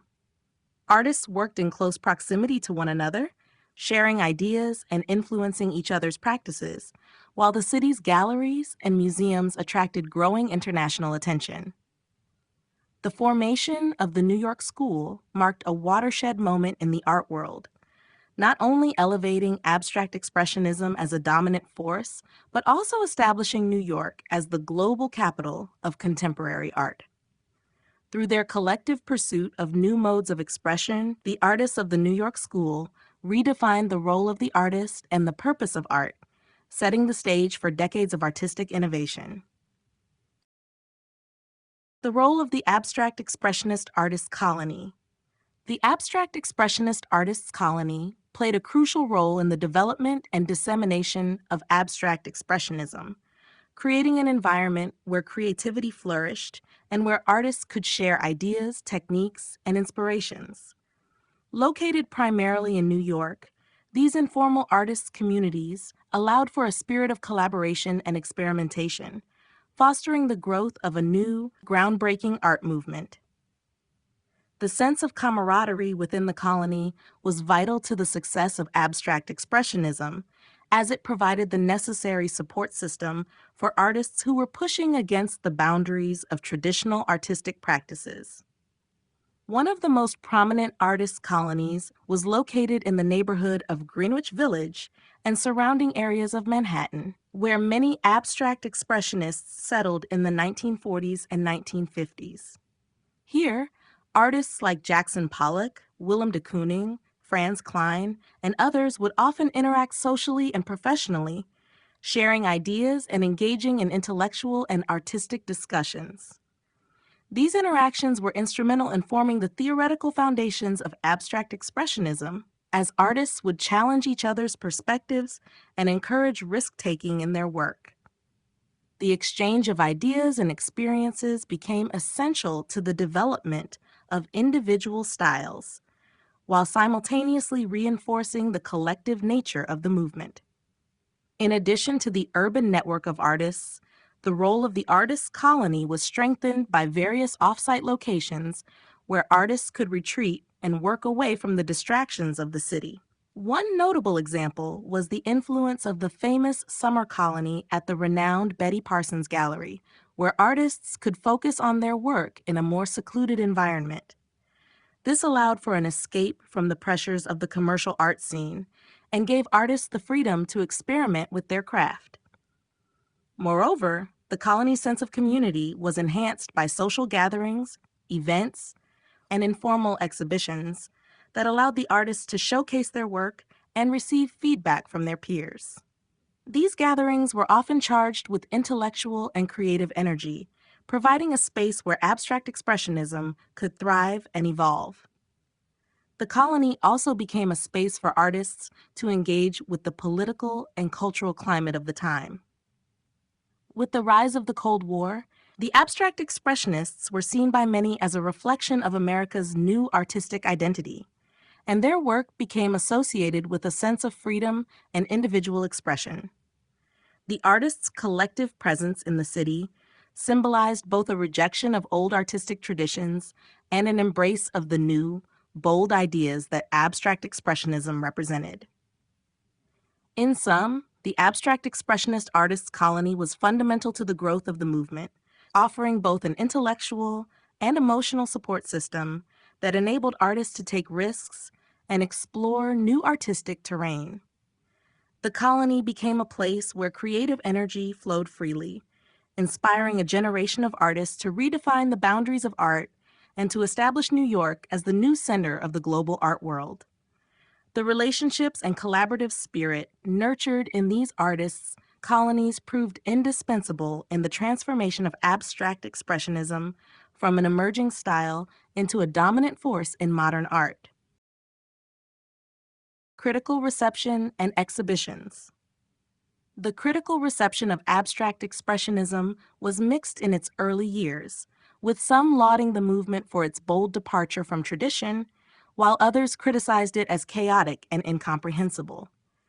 The movement's initial reception was heavily shaped by the intellectual and cultural atmosphere of the time. Abstract expressionism emerged in the late 1940s and 1950s, a period of intense global tension and post-war anxiety. This context influenced how critics and the public interpreted the movement's raw emotional power, its rejection of representation, and its focus on individual expression. For many, it was seen as a radical and revolutionary art form, while others viewed it as an overreaction to the horrors of war, arguing that it lacked the clarity and structure of previous artistic movements. Despite some early resistance, abstract expressionism soon gained widespread recognition, especially with the support of key art critics and curators. Clement Greenberg, one of the most influential critics of the time, became a vocal advocate for the movement, praising its formal qualities, such as its emphasis on flatness and color. Greenberg argued that abstract expressionism represented the highest achievement of modernist painting, as it stripped away all extraneous elements to focus on the pure visual language of art. His championing of artists like Jackson Pollock, Mark Rothko, and Barnett Newman helped solidify the movement's place in the art world, despite criticism from those who saw it as self-indulgent or overly abstract. Another important figure in the promotion of abstract expressionism was Harold Rosenberg, who focused on the philosophical and psychological aspects of the work. Rosenberg coined the term action painting to describe artists like Pollock, whose dynamic gestural brushstrokes conveyed the physical act of painting itself. His essays positioned abstract expressionism as a reflection of existentialism, where the artist's emotional engagement with the canvas was central to the creation of meaning. This intellectual backing helped elevate the movement to a position of importance in both the art world and wider cultural discussions. Exhibitions also played a crucial role in the rise of abstract expressionism. The Museum of Modern Art, MoMA, was instrumental in promoting the movement, hosting major exhibitions that showcased the work of abstract expressionist artists to a broader audience. Pollock's first solo show at MoMA in 1943, curated by the influential critic and museum curator Dorothy Miller, brought him widespread recognition. In the years that followed, MoMA and other galleries hosted groundbreaking exhibitions that solidified abstract expressionism as the dominant art movement in America. These exhibitions not only presented abstract expressionism to a public hungry for new art forms, but also allowed the movement to be positioned as a symbol of American innovation in the post-war world. In the years since its emergence, abstract expressionism has become one of the most revered and influential movements in the history of modern art. Its initial critical reception, though contentious, laid the groundwork for its eventual acceptance as a cornerstone of contemporary art. The support of critics, curators, and major exhibitions helped ensure that abstract expressionism would leave a lasting legacy, one that would shape the development of art for decades to come. The influence of New York on the art world. New York City's rise as the global center of the art world in the mid-20th century had a transformative impact on the trajectory of modern art, particularly through its embrace of abstract expressionism. The city's influence on the art world was not just a result of its vibrant art scene, but also its cultural, social, and intellectual energy, which provided fertile ground for the development of new artistic movements. During the 1940s and 1950s, New York became home to an array of avant-garde artists who sought to break free from the constraints of European tradition and explore new modes of expression. This shift was underscored by abstract expressionism, a movement that fundamentally altered the perception of art and the role of the artist. New York's status as a hub for abstract expressionism was shaped by its thriving artistic community, where artists, critics, and curators came together to exchange ideas and experiment with innovative techniques. The city's role as a melting pot of diverse ideas allowed artists to find a space where they could work outside the confines of academic traditions and explore the spontaneity, emotion, and individuality that defined the movement. The presence of key figures such as Jackson Pollock, Willem de Kooning, Mark Rothko, and Barnett Newman not only cemented the city's importance as the birthplace of abstract expressionism, but also attracted the attention of the global art world, which began to view New York as the epicenter of artistic innovation. In addition to its creative community, New York's institutions played a key role in shaping the movement's influence. The Museum of Modern Art, MoMA, in particular, was central to the promotion of abstract expressionism, hosting major exhibitions that introduced artists like Pollock and Rothko to international audiences. The museum's role in championing the movement helped solidify New York's position as the global leader in modern art, attracting collectors, critics, and art lovers from around the world. MoMA's influence also contributed to the rise of the American art market, with abstract expressionism becoming synonymous with American artistic prestige. New York's significance extended beyond its galleries and museums, however. The city's dynamic urban environment, its energy, and the aftermath of World War II contributed to a sense of artistic freedom and innovation. This was especially important for abstract expressionists who rejected European artistic traditions and sought to create work that was raw, immediate, and deeply personal. The act of painting became a physical, emotional release, with artists embracing New York's industrial landscape and cultural vibrancy as part of their creative process. Ultimately, New York's influence on the art world was profound, as it not only provided the birthplace for abstract expressionism, but also served as a catalyst for the broader transformation of the global art scene. The city became a symbol of modernity and creative independence, inspiring future generations of artists and establishing its place as the new capital of contemporary art. Through its contributions to the development of abstract expressionism and its support of avant-garde experimentation, New York reshaped the art world, leaving a lasting legacy that continues to shape artistic practice and theory today.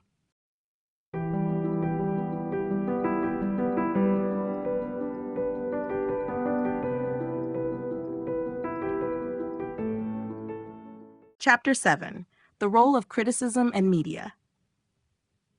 The rise of abstract expressionism was not only influenced by the work of its artists, but also by the critical reception and media coverage it received. Art criticism and the media played an instrumental role in shaping public perception of the movement, offering intellectual frameworks that helped the work resonate with wider audiences. While abstract expressionism's avant-garde nature and emotional intensity often provoked mixed responses, it was the support of key critics and the dissemination of their ideas through various media channels that helped elevate the movement to prominence.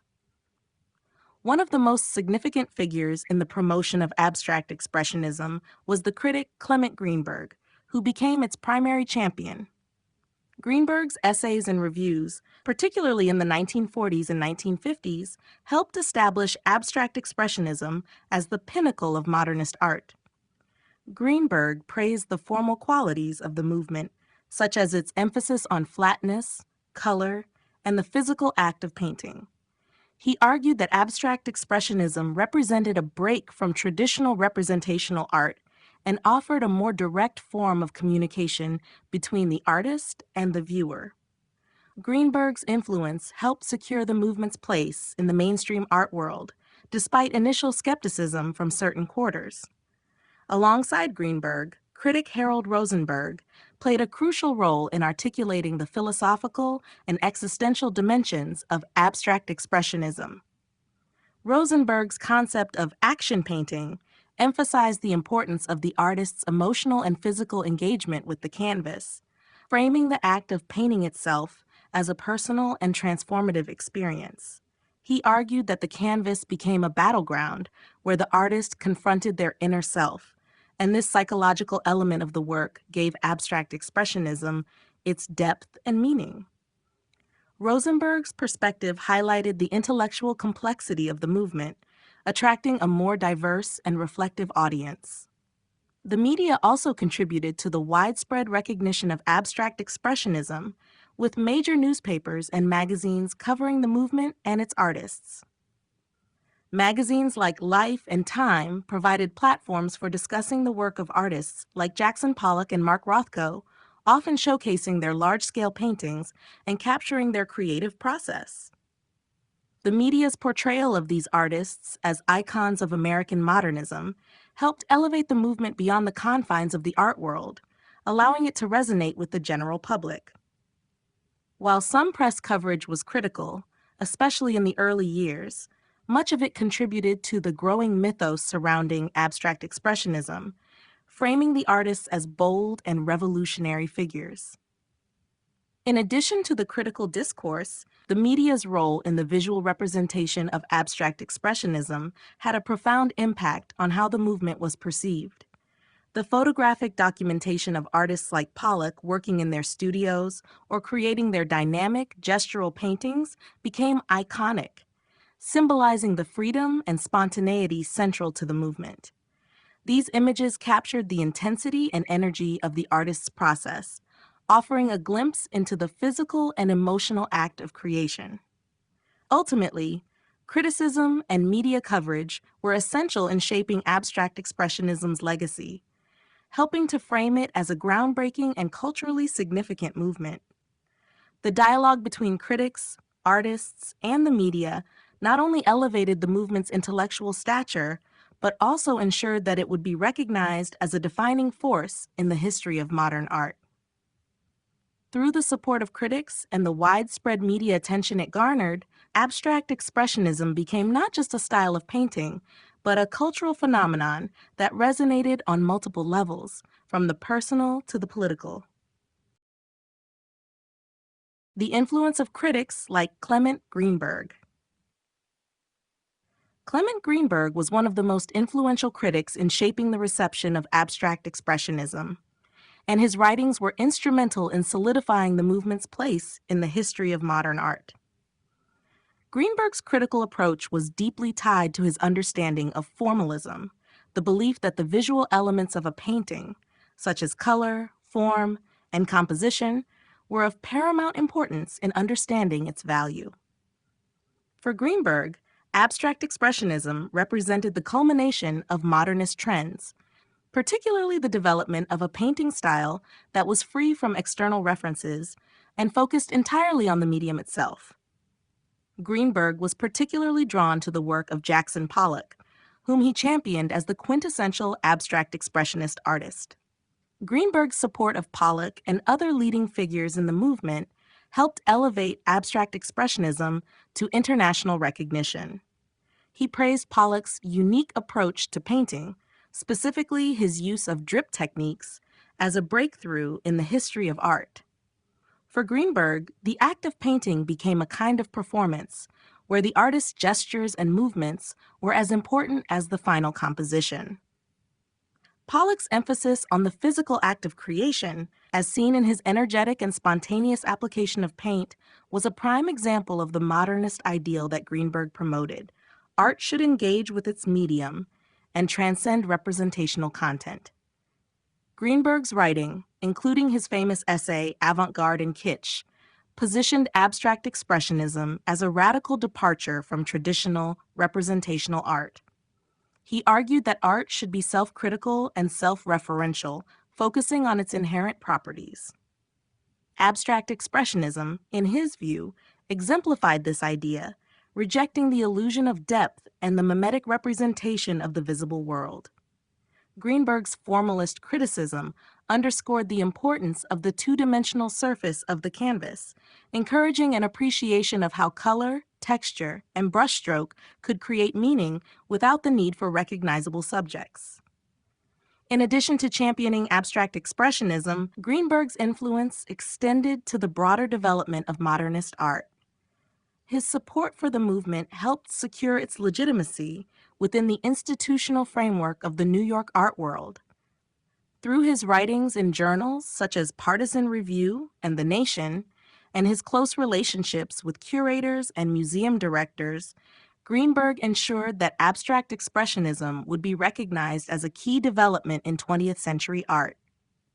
He played an essential role in promoting the idea that abstract expressionism was not just a fleeting trend, but a lasting achievement that represented the evolution of painting in a post-war world. Despite his unwavering support for abstract expressionism, Greenberg's critical influence was not without controversy. His formalist approach and emphasis on aesthetics over content led some critics to argue that he overlooked the social and political dimensions of the work. However, his advocacy for abstract expressionism undeniably helped to shape its trajectory, making him one of the most significant voices in the movement's critical reception. His impact on the art world remains profound, as his ideas contributed to the intellectual framework within which abstract expressionism was understood and appreciated in the years that followed. Abstract expressionism in the media and popular culture. Abstract expressionism's rise to prominence was not only fueled by the work of its artists and critics, but also by the media's growing interest in the movement and its impact on popular culture.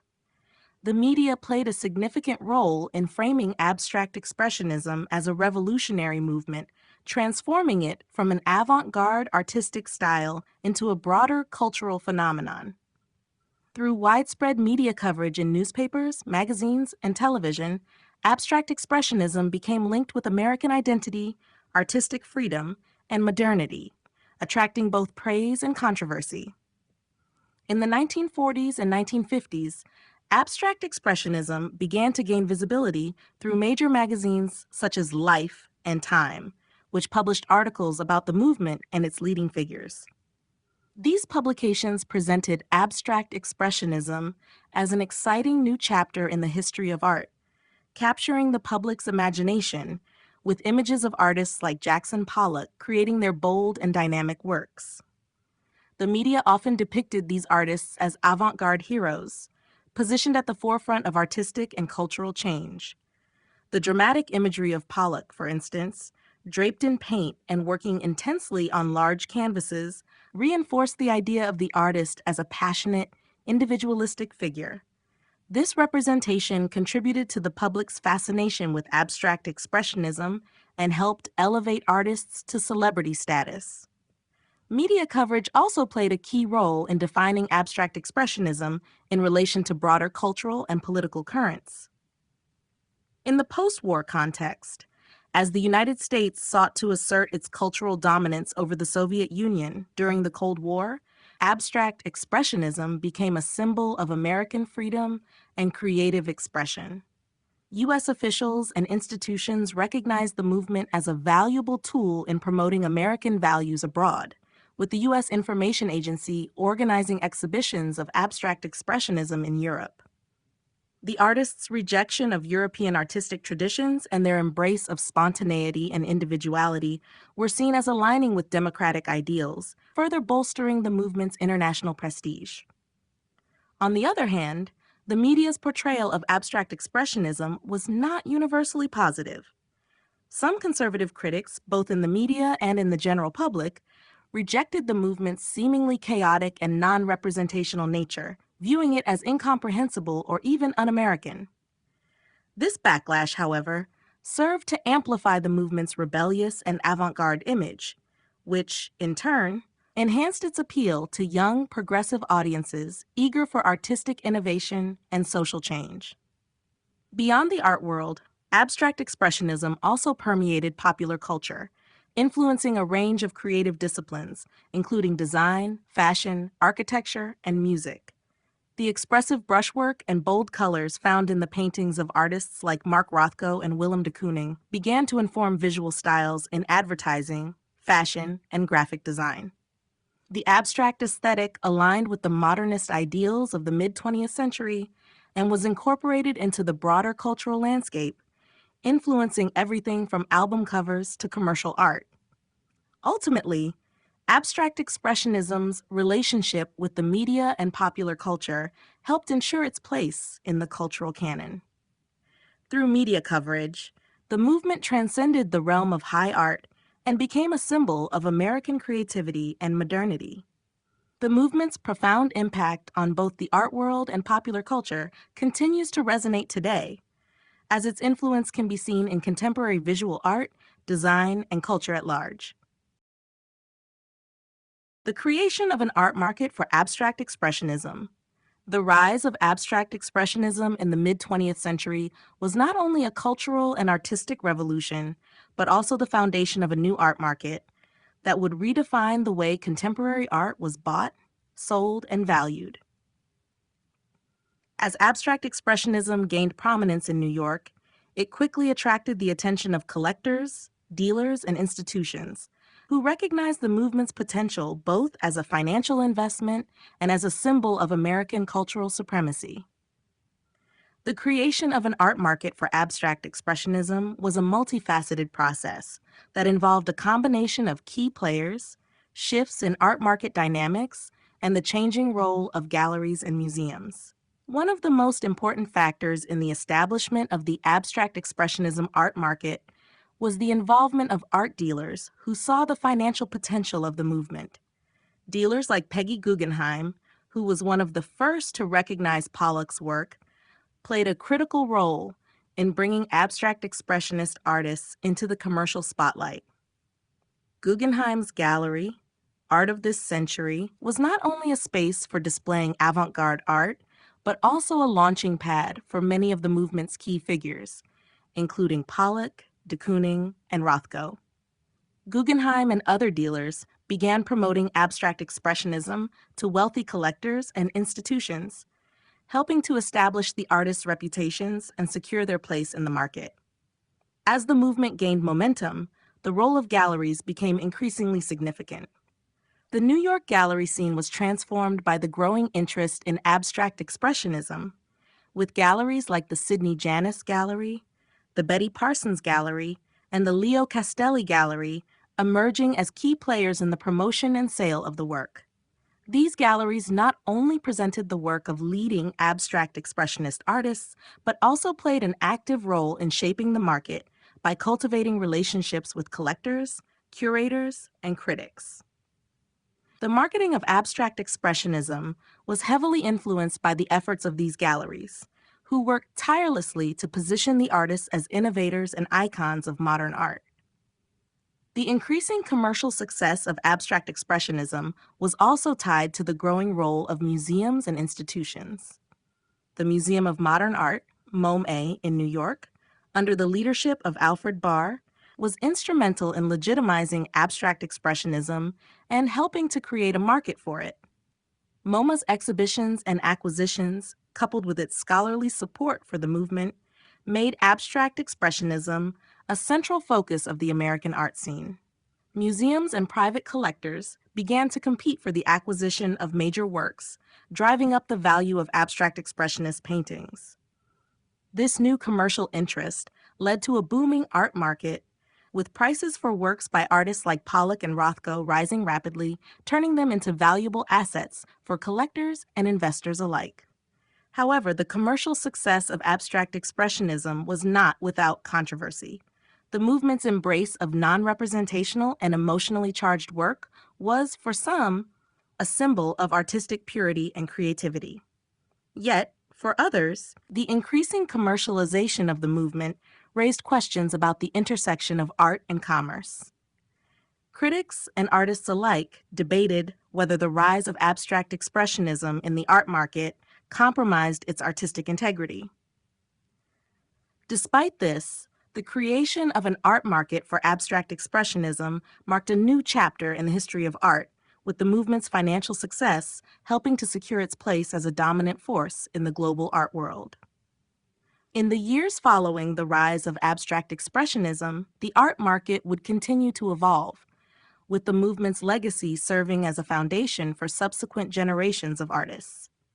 The creation of an art market for abstract expressionism not only changed the way art was sold and collected, but also transformed the role of the artist, the dealer, and the collector in the broader cultural economy.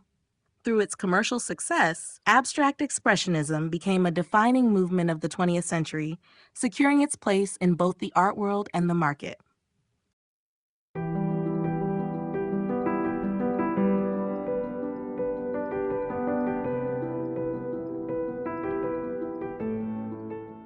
Chapter 8: Abstract Expressionism and Politics. Abstract Expressionism, while often seen as a purely artistic movement, was deeply intertwined with the political landscape of its time. Emerging in the aftermath of World War II, during the early years of the Cold War, the movement became enmeshed in the ideological struggle between the United States and the Soviet Union. The tension between the democratic ideals of the West and the totalitarianism of the East profoundly shaped how abstract expressionism was perceived, promoted, and politicized both in the United States and abroad.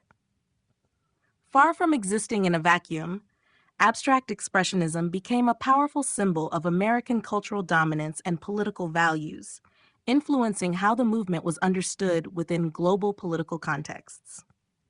In the United States, abstract expressionism was initially embraced by government officials and cultural institutions as an expression of freedom and democracy. During the Cold War, the U.S. sought to distinguish itself from the Soviet Union, and abstract expressionism was framed as a reflection of the individualism, creative freedom, and unrestrained expression that characterized American society. U.S. diplomats and cultural organizations recognized the power of art as a form of soft power in the ideological battle with the Soviet Union. Exhibitions of abstract expressionist works were organized as part of cultural diplomacy programs, with paintings by artists like Jackson Pollock and Mark Rothko sent to Europe and beyond to project an image of American vitality and creative innovation. The abstract nature of the paintings, which rejected clear political or ideological messages, was seen as emblematic of freedom of thought and artistic expression. However, abstract expressionism's political association with the United States was not without controversy, particularly within the art world. Some critics, both at home and abroad, viewed the promotion of the movement as a calculated effort to use art for political purposes. In the Soviet Union and other communist countries, abstract expressionism was dismissed as formalism or bourgeois decadence, representing a kind of art that was disconnected from the social realities of the working class. Soviet leaders, in particular, promoted socialist realism as the legitimate form of art, one that was rooted in the service of the state and its ideals. This contrast between Western and Eastern artistic ideologies further heightened the political stakes of the abstract expressionism debate. Domestically, abstract expressionism's links to politics also sparked debates about the role of art in society. Some saw the movement's rejection of representational art and its embrace of emotional intensity as a sign of radical individualism and a break from traditional artistic norms. Others viewed it as an attempt to evade political engagement, with its non-representational approach being seen as detached from the pressing social issues of the time. Yet, for many artists within the movement, such as Pollock and de Kooning, the very act of creating abstract art in a time of political uncertainty and cultural turmoil was a form of resistance against the constraints imposed by both governmental institutions and traditional artistic expectations. Ultimately, Abstract Expressionism became a symbol of the complex relationship between art and politics during the Cold War. The movement's influence extended beyond the art world, reflecting broader political and ideological battles of the era. As both a tool of American diplomacy and a form of cultural resistance, Abstract Expressionism demonstrated the power of art to transcend national borders and engage with political narratives in profound ways. Art and the Cold War: the use of art for ideological purposes. During the Cold War, art became a significant battleground for ideological warfare between the United States and the Soviet Union. Both superpowers understood the power of art to shape perceptions, influence public opinion, and assert cultural dominance on the global stage. Abstract Expressionism, with its emphasis on individual expression, freedom, and innovation, was strategically embraced by the United States as a symbol of the democratic values it sought to project to the rest of the world. Conversely, the Soviet Union promoted socialist realism as the legitimate form of art, designed to reflect the ideals of socialism and the collective struggle of the proletariat. This ideological divide highlighted the growing importance of art as a tool for political propaganda during the Cold War. The United States, in particular, saw abstract expressionism as a weapon in the ideological battle against the Soviet Union, positioning it as a representation of American freedom and the unrestrained creativity that flourished in a democratic society. U.S. government agencies, such as the U.S. Information Agency, USIA, used abstract expressionism as part of their cultural diplomacy efforts to promote American values abroad. Art exhibitions featuring works by leading abstract expressionists like Jackson Pollock, Mark Rothko, and Willem de Kooning were sent to Europe, Asia, and Latin America as a part of the United States' strategy to contrast itself against the regimented, state-controlled art of the Soviet Union. The emotional intensity and non-representational nature of abstract expressionism were seen as symbols of individual liberty, a stark contrast to the rigid, politically sanctioned art of the Eastern Bloc. In Europe, abstract expressionism was met with mixed reactions. While some were captivated by its boldness and innovation, others viewed it as a manifestation of American imperialism. The movement's political significance was not lost on critics, who saw it as an extension of the U.S. government's global strategy. In countries like France and Italy, where socialist movements were strong, abstract expressionism was often viewed skeptically, as it appeared to align with the capitalist ideals of the West. Despite this, the movement gained substantial acclaim, and its influence spread, cementing its place in the international art world. On the other side of the Iron Curtain, the Soviet Union promoted socialist realism as a counterpoint to abstract expressionism. Socialist realism was a style that depicted idealized, realistic portrayals of workers, peasants, and soldiers in heroic or optimistic settings, all designed to serve the goals of the state. Soviet authorities rejected abstract expressionism as a degenerate bourgeois art form, arguing that its non-figurative, abstract nature had no place in a socialist society. The Soviet Union's emphasis on art that promoted social and political ideals stood in direct contrast to the free-spirited, individualistic ethos of abstract expressionism. The Cold War art battle between abstract expressionism and socialist realism exemplifies how both superpowers understood the importance of culture in the shaping of public consciousness. Art was not just a reflection of personal or aesthetic values. It became a strategic tool for promoting ideological conformity and undermining the opposition. For the United States, abstract expressionism was not only an expression of artistic freedom, but also an embodiment of the American way of life. For the Soviet Union, socialist realism represented the triumph of collective unity over individual expression. In this way, art during the Cold War was as much about politics as it was about creativity, serving as a powerful medium for both cultural and ideological warfare. Abstract expressionism as a symbol of freedom. Abstract expressionism emerged as more than just an innovative artistic movement in the mid-20th century. It became a symbol of freedom, both in the United States and globally. Its emphasis on spontaneous, non-representational forms and individual expression resonated deeply with the ideals of personal liberty, democratic values, and creative autonomy. During the Cold War, when the world was divided between the ideological forces of the capitalist West and the communist East, abstract expressionism became a powerful visual representation of the freedom that defined American society. The movement's rebellious rejection of traditional artistic forms, along with its embrace of emotional intensity and individualism, aligned it with the broader cultural and political discourse of freedom. In the post-World War II context, as the United States sought to assert itself as a global leader and advocate for democratic values, abstract expressionism provided a means of contrasting itself with the Soviet Union. The non-figurative, often chaotic nature of abstract expressionist works suggested a break from rigid conventions and embrace of the free, unpredictable nature of creativity. Artists like Jackson Pollock, Willem de Kooning, and Mark Rothko embodied this freedom through their work, creating art that was not constrained by rules or established techniques. Pollock's drip paintings, for example, were a direct expression of personal freedom, as his physical movement and interaction with the canvas reflected an unfiltered release of emotion and energy.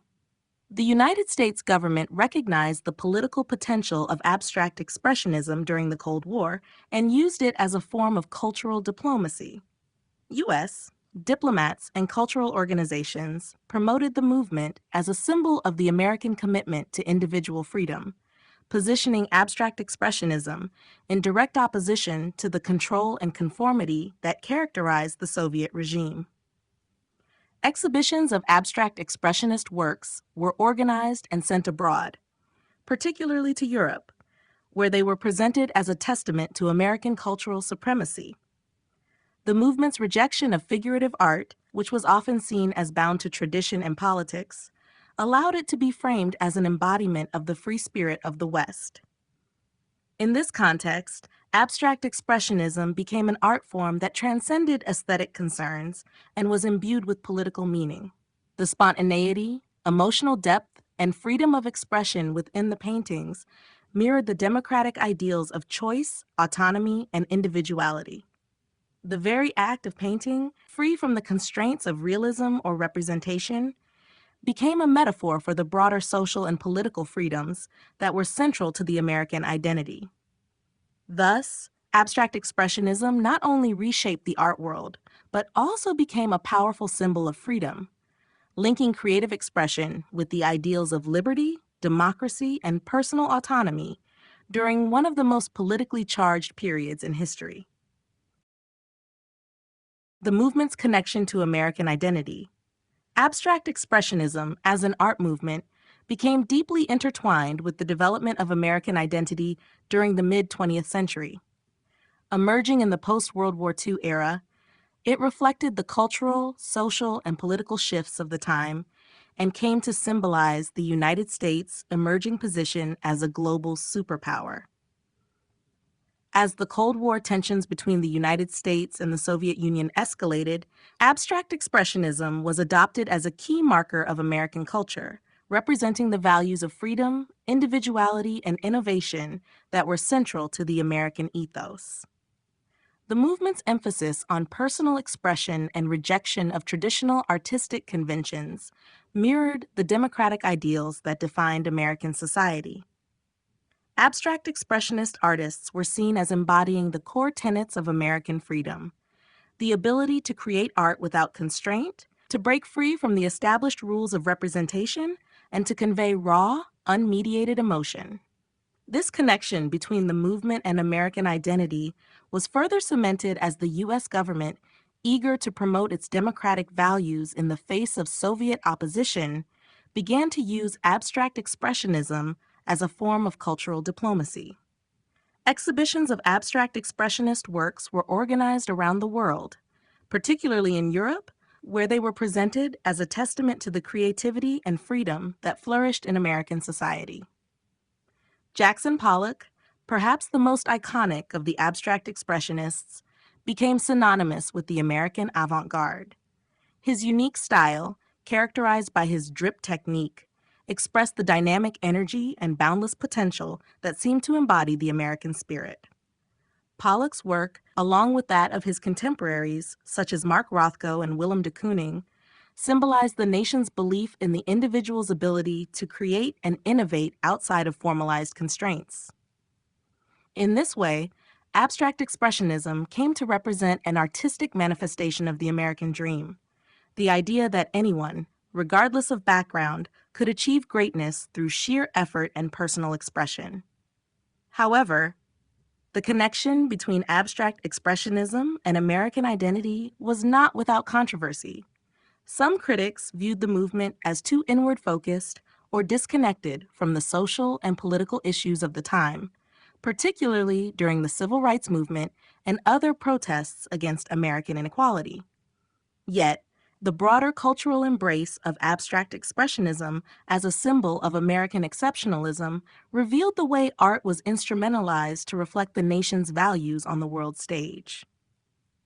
Ultimately, abstract expressionism became an integral part of the story of American identity, not just through its aesthetic contributions, but by acting as a mirror to the values that shaped the nation during a period of rapid change.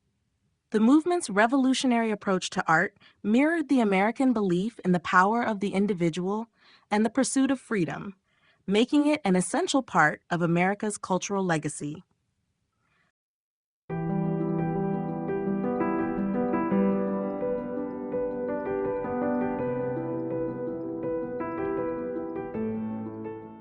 Chapter 9: Decline and Legacy of Abstract Expressionism. Abstract Expressionism dominated the art world in the 1940s and 1950s, but by the early 1960s, its influence began to wane. Several factors contributed to its decline, including changing cultural and political contexts, the emergence of new artistic movements, and shifting tastes within the art world. Despite its eventual decline, abstract expressionism left an indelible mark on the trajectory of modern art and influenced subsequent generations of artists, both in the United States and internationally. Its legacy continues to be felt today, as its emphasis on individual expression and the emotional power of abstraction remains central to many contemporary art practices. One of the key factors behind the decline of abstract expressionism was the rise of new artistic movements that offered fresh perspectives and approaches to art. By the 1960s, pop art, minimalism, and conceptual art began to gain prominence, challenging the dominance of abstract expressionism. These movements, in contrast to the gestural, emotionally charged works of the abstract expressionists, favored precision, irony, and intellectual engagement with popular culture and mass media. Pop artists like Andy Warhol and Roy Lichtenstein turned to mass-produced imagery, while minimalist artists such as Donald Judd and Frank Stella focused on clean lines and geometric forms. This shift in artistic sensibilities reflected broader societal changes, including the rise of consumer culture, the increasing importance of technology, and the cultural shifts of the postmodern era. Moreover, by the 1960s, abstract expressionism's association with the individualist ethos of the post-war period began to seem out of step with the rapidly changing political and social climate. The civil rights movement, the feminist movement, and the anti-Vietnam War protests ushered in a period of activism and collective social engagement, which found more resonance in the socially conscious art movements that followed.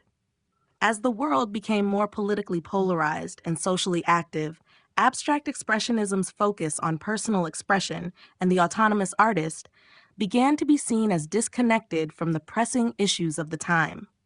However, despite the decline in its popularity, the legacy of abstract expressionism is undeniable. It was instrumental in establishing New York as the center of the contemporary art world, shifting the focus away from Europe and solidifying the city's role in the development of modern art. The movement's emphasis on abstraction and emotional expression also paved the way for later art movements, including color field painting, abstract minimalism, and the more experimental practices of contemporary artists. Moreover, The freedom and innovation associated with abstract expressionism have continued to influence artists working across a wide range of media, from painting to performance art and beyond. In retrospect, abstract expressionism's legacy can be seen not only in the formal innovations it brought to art, but also in the philosophical and cultural ideas it championed. The movement's focus on freedom of expression, the exploration of the subconscious, and the rejection of traditional artistic norms continues to resonate in contemporary art. Although the movement itself eventually declined, its impact on the art world is permanent, and its ideas about the role of the artist, the nature of creativity, and the power of abstraction remain integral to the ongoing evolution of modern and contemporary art. The rise of minimalism in pop art.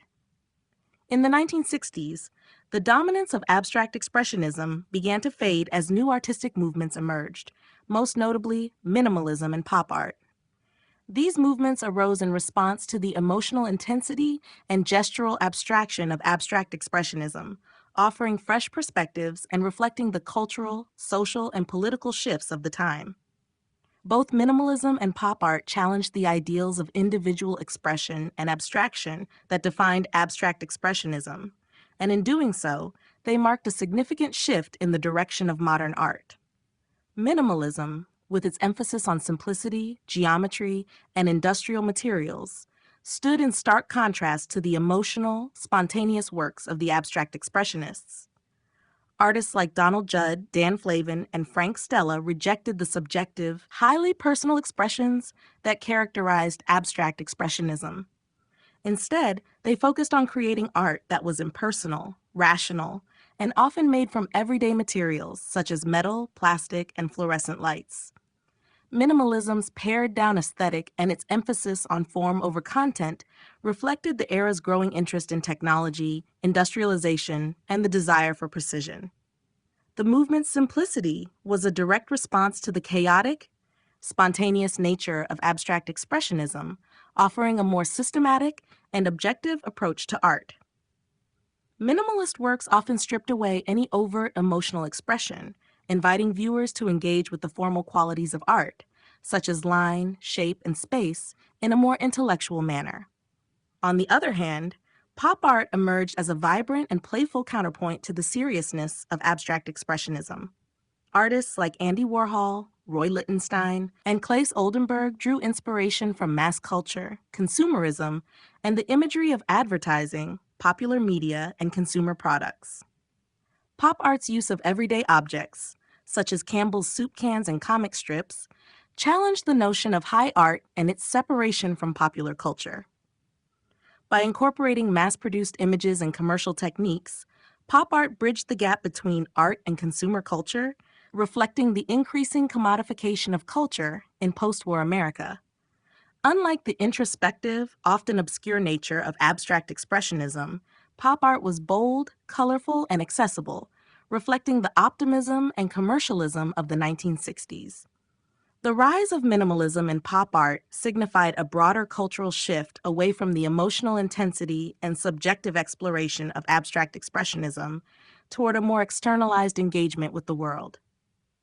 These movements marked a departure from the values that defined abstract expressionism, embracing new approaches to representation, objectivity, and popular culture.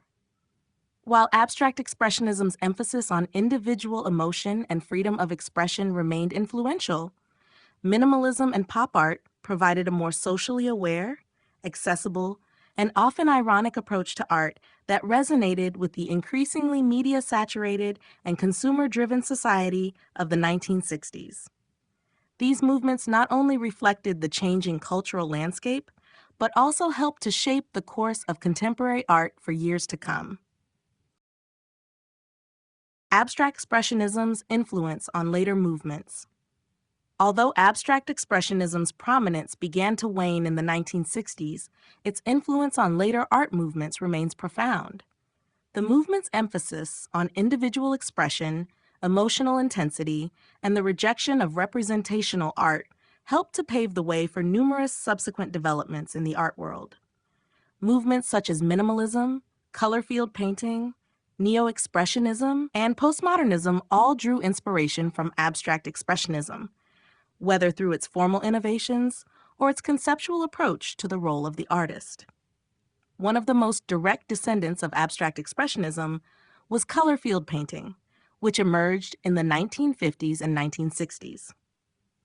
Artists like Mark Rothko, Barnett Newman, and Clifford Still had already developed styles that emphasized large areas of color as a means of evoking emotional responses. Color field painters, such as Morris Louis and Kenneth Noland, further explored this use of color, creating expansive canvases that sought to engage the viewer in a meditative or spiritual experience. Though more restrained than the gestural action of abstract expressionism, color field painting retained the central idea of using abstraction to convey emotion, and its emphasis on pure color became a major influence on later movements. Minimalism, emerging in the 1960s, was in many ways a reaction against the emotional excesses of abstract expressionism. However, it was still influenced by the earlier movement's break from traditional forms of representation. Artists like Donald Judd and Frank Stella were concerned with the formal qualities of art, such as shape, line, and space, but they still retained abstract expressionism's desire to move beyond realism and explore the raw possibilities of abstraction.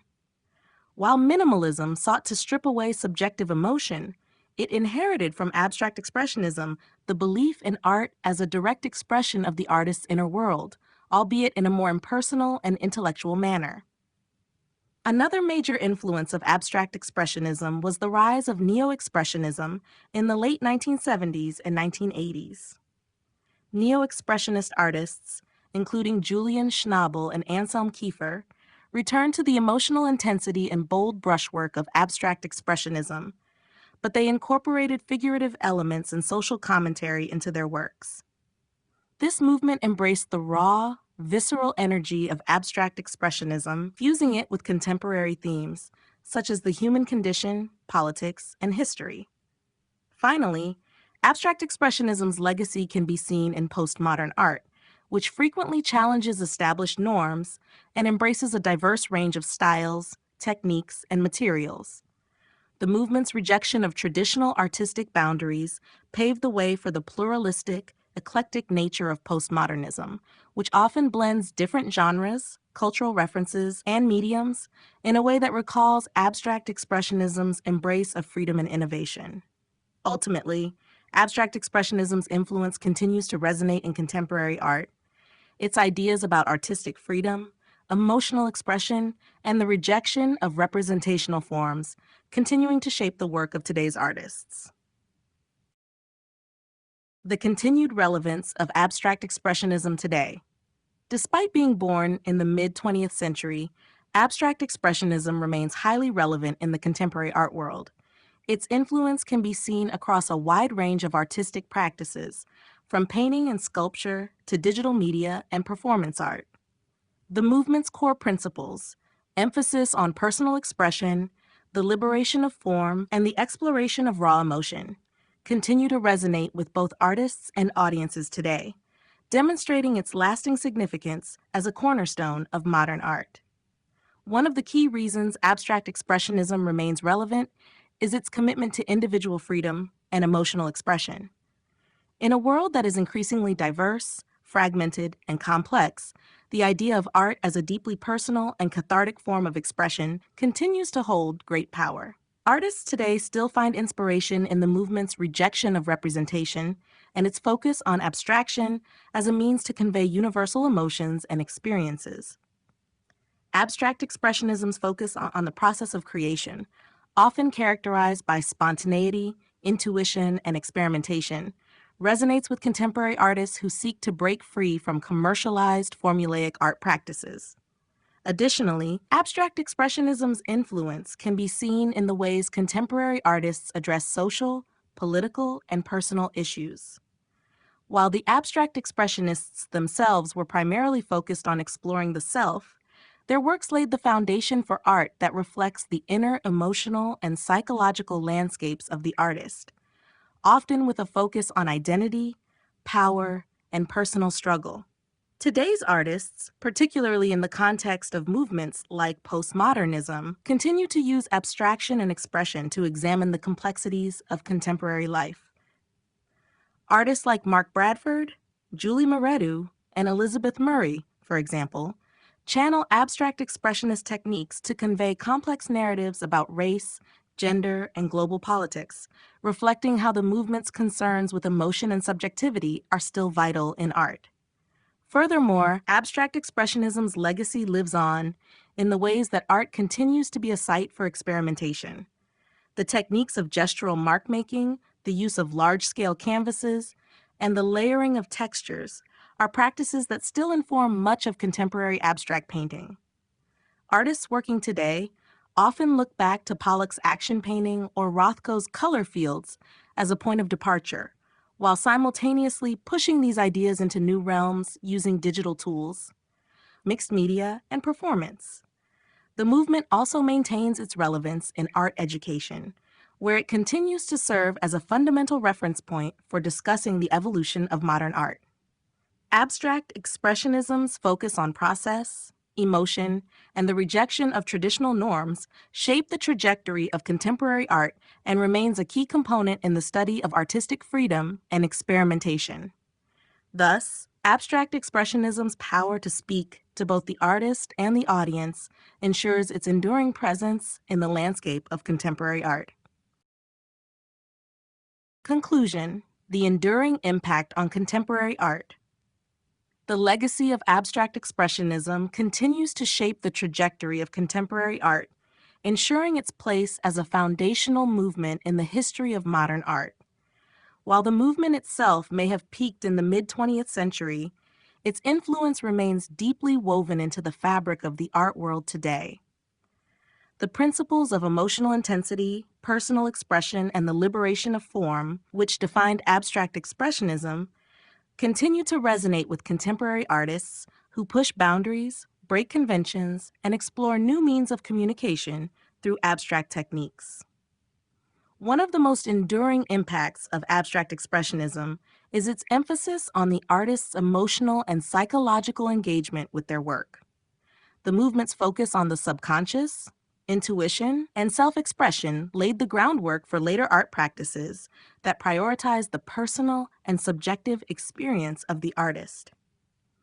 This ethos of emotional freedom and exploration is seen in a variety of contemporary approaches, where artists challenge traditional norms and embrace authenticity and vulnerability in their creations. Furthermore, the movement's rejection of representation and narrative in favor of pure abstraction has led to a lasting appreciation for the expressive potential of abstract art, which continues to thrive in contemporary galleries and exhibitions around the world.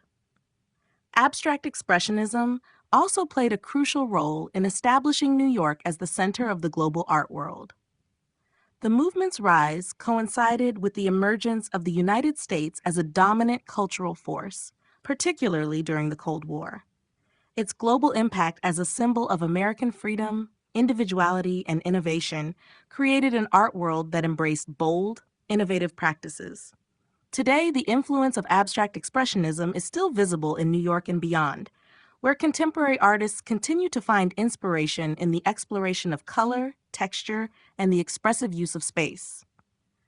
Additionally, the movement's emphasis on process and the act of creation remains central to many contemporary art practices.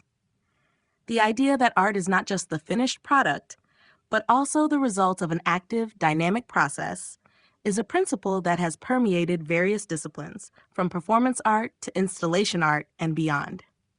The continuing interest in materials, techniques, and physical engagement with the artwork stems directly from abstract expressionism's commitment to spontaneity, gesture, and experimentation. In conclusion, abstract expressionism's enduring impact on contemporary art is undeniable. Its focus on personal freedom, emotional expression, and innovative techniques continues to inspire and challenge artists, ensuring that its revolutionary spirit endures in the creative practices of today's art world.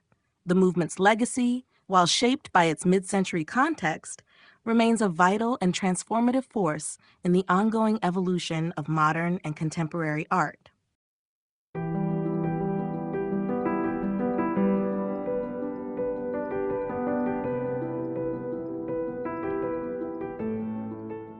Chapter 10, Conclusion.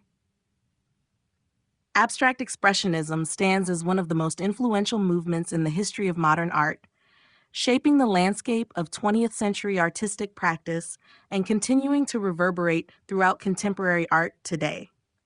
Emerging in the wake of World War II, the movement encapsulated the shifting cultural, social, and political realities of the time, serving as a powerful response to the complexities and traumas of the modern world.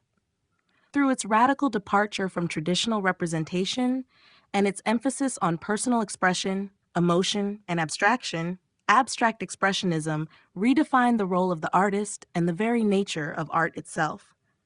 The movement's lasting impact can be seen not only in the formal innovations it introduced, such as the dramatic use of color, texture, and scale, but also in its philosophical and conceptual contributions to the art world. By focusing on the artist's inner emotional and psychological world, abstract expressionism emphasized the subjective experience and made the creative process itself an essential part of the artwork. This emphasis on individuality and freedom of expression paved the way for later movements and contemporary practices that continue to value the personal and emotional aspects of art. Moreover, abstract expressionism's challenge to representational art opened the door for more experimental forms of abstraction, inspiring movements like color field painting, minimalism, and neo-expressionism, each of which carried forward the idea that art could be a direct, unmediated expression of the artist's emotions and thoughts. Its influence extends beyond the visual arts as well, impacting literature, theater, music, and other creative fields that similarly sought to break free from traditional constraints. In today's art world, abstract expressionism's legacy endures through the continued exploration of abstraction and emotional expression in contemporary practices. Whether in large-scale paintings, multimedia installations, or performance art, artists continue to draw on the movement's core ideas, refining and reinterpreting them in the context of our own time. Furthermore, abstract expressionism's influence can be seen in the way that contemporary art challenges the boundaries between the personal and the political, the individual and the collective, highlighting art's power to address and reflect the complexities of the modern world. In conclusion, abstract expressionism's enduring relevance and impact demonstrate its transformative power within the history of art. From its revolutionary beginnings to its ongoing influence today, the movement continues to inspire artists and audiences alike, reminding us of art's capacity to engage with the deepest emotions and the most profound questions of human experience.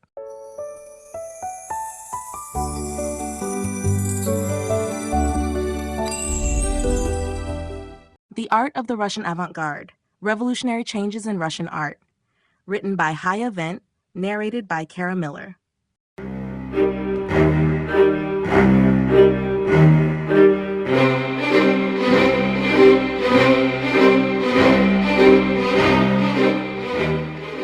Chapter 1: The Birth of the Russian Avant-Garde. The Russian avant-garde emerged in the early 20th century as a radical departure from traditional artistic norms, driven by a desire to redefine the relationship between art, society, and politics. This movement was shaped by a dynamic confluence of historical events, cultural shifts, and artistic experimentation that challenged the aesthetic traditions of Imperial Russia and pushed the boundaries of artistic expression. At the turn of the century, Russia was undergoing rapid modernization, yet it remained a country deeply divided between its aristocratic elite and the working-class majority. The tensions of this period, exacerbated by industrialization, political unrest, and growing revolutionary sentiment, fueled a desire for new modes of expression that could capture the changing spirit of the times. Young artists sought inspiration from European movements such as Impressionism, Post-Impressionism, and Fauvism, but they were equally interested in developing a distinctly Russian artistic identity. Early pioneers of the Russian avant-garde, including Mikhail Larionov and Natalia Goncharova, rejected academic realism in favor of bold colors, exaggerated forms, and dynamic compositions. Their experimentation led to the development of new styles such as Rayonism, which sought to depict light and movement in an abstract manner.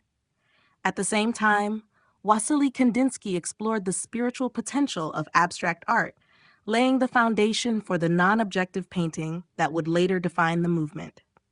One of the key drivers behind the rise of the avant-garde was the role of collectors and patrons who recognized the value of innovative art.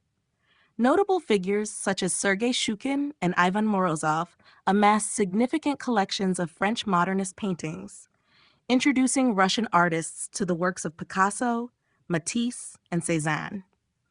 These influences helped shape the trajectory of Russian modernism. But rather than simply imitating Western styles, Russian artists sought to synthesize them with their own cultural heritage, including traditional iconography and folk art.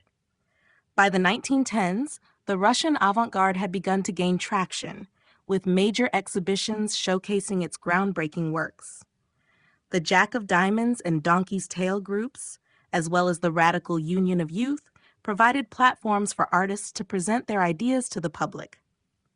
These exhibitions marked the beginning of a new artistic era, one that would soon merge with revolutionary ideals and become inseparable from the political upheavals of the early Soviet period. As the movement gathered momentum, it laid the groundwork for later developments such as Cubo-futurism, suprematism, and constructivism. What began as an artistic rebellion against tradition quickly evolved into a force that would redefine not just Russian art, but the global understanding of modernism itself. The socio-political landscape of late imperial Russia. In the late 19th and early 20th centuries, Russia stood at a crossroads between tradition and modernity. As one of Europe's last remaining autocratic empires, it was ruled by Tsar Nicholas II, whose government maintained strict control over political and social life. However, beneath this rigid system, tensions were brewing. Industrialization had begun to transform Russian society, but the benefits of economic growth were unevenly distributed. While cities like Moscow and St. Petersburg experienced rapid urbanization and the rise of a new working class, much of the population remained impoverished, with peasants still bound to a system of land ownership that left them struggling to survive. This period was marked by widespread dissatisfaction with the monarchy, which had failed to address the country's growing economic and social disparities. The Russian Revolution of 1905, triggered by a series of military defeats and domestic hardships, led to mass protests, worker strikes, and demands for political reform. The Tsar was forced to make concessions, resulting in the creation of the Duma, a parliamentary body meant to give a voice to the people. However, these reforms were largely superficial, as Nicholas II retained ultimate authority and frequently dissolved the Duma when it challenged his rule. Against this backdrop of political unrest, Russian intellectuals and artists began seeking new ways to express their discontent with the status quo. The cultural landscape of Russia was shifting, with literature, theater, and the visual arts becoming outlets for radical ideas. Writers like Maxim Gorky depicted the struggles of the working class, while theatrical innovators like Vsevolod Meyerhold experimented with new performance techniques that reflected the chaotic energy of the time. The avant-garde movement in art was deeply influenced by these broader societal changes, as artists sought to break free from academic traditions and develop a visual language that resonated with the revolutionary spirit. At the same time, Russia was becoming increasingly aware of artistic developments in Western Europe. The influx of Impressionist, Post-Impressionist, and early Cubist works introduced Russian artists to bold new ways of seeing the world. This exposure, combined with the country's own cultural and political turmoil, created fertile ground for artistic innovation. Avant-garde artists rejected the idealized realism that had long dominated Russian painting, instead embracing abstraction, experimentation, and a rejection of the past. By the eve of World War I, the socio-political landscape of Russia had reached a breaking point. Economic hardship, political repression, and growing revolutionary fervor were pushing the empire toward collapse. These forces would not only shape the course of Russian history, but also define the trajectory of its avant-garde movement, as artists found themselves increasingly aligned with the revolutionary cause and the desire to reshape society through art.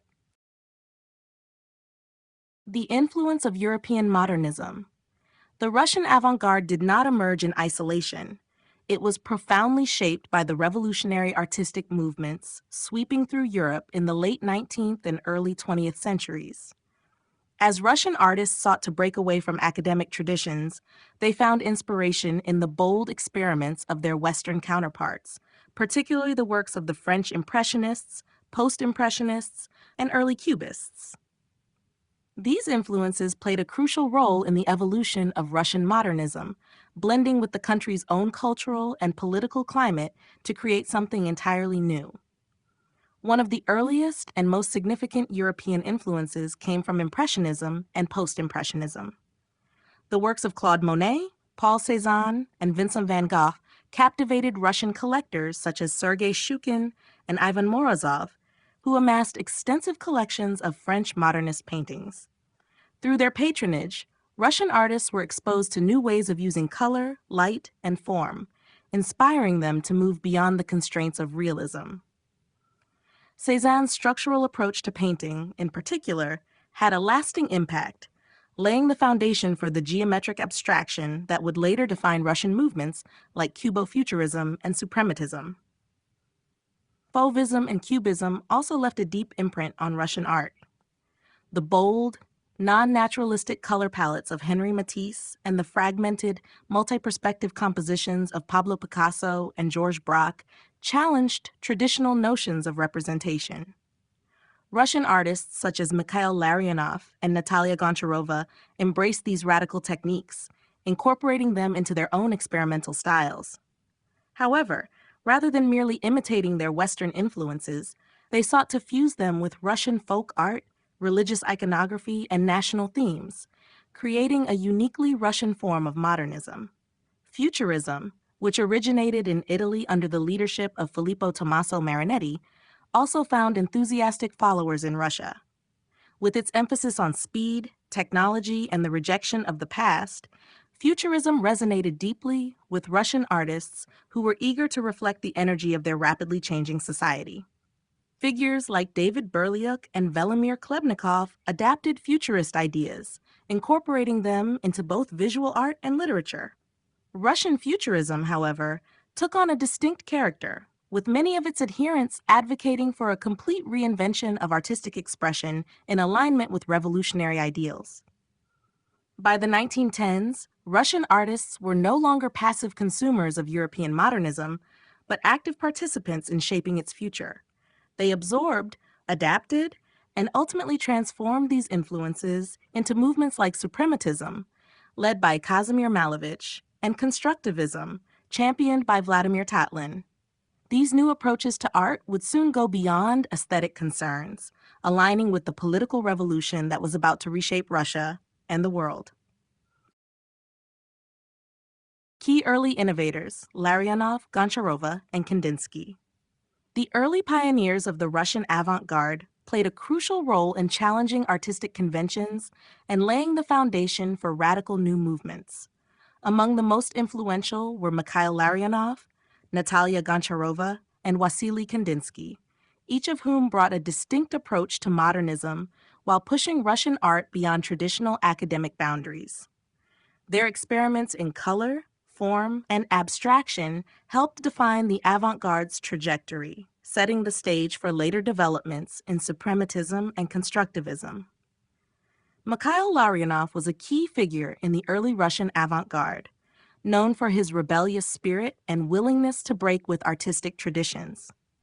He was instrumental in introducing elements of Fauvism and Cubism into Russian art. But his most significant contribution was the development of Rayonism, an abstract style that sought to capture the dynamic interplay of light rays.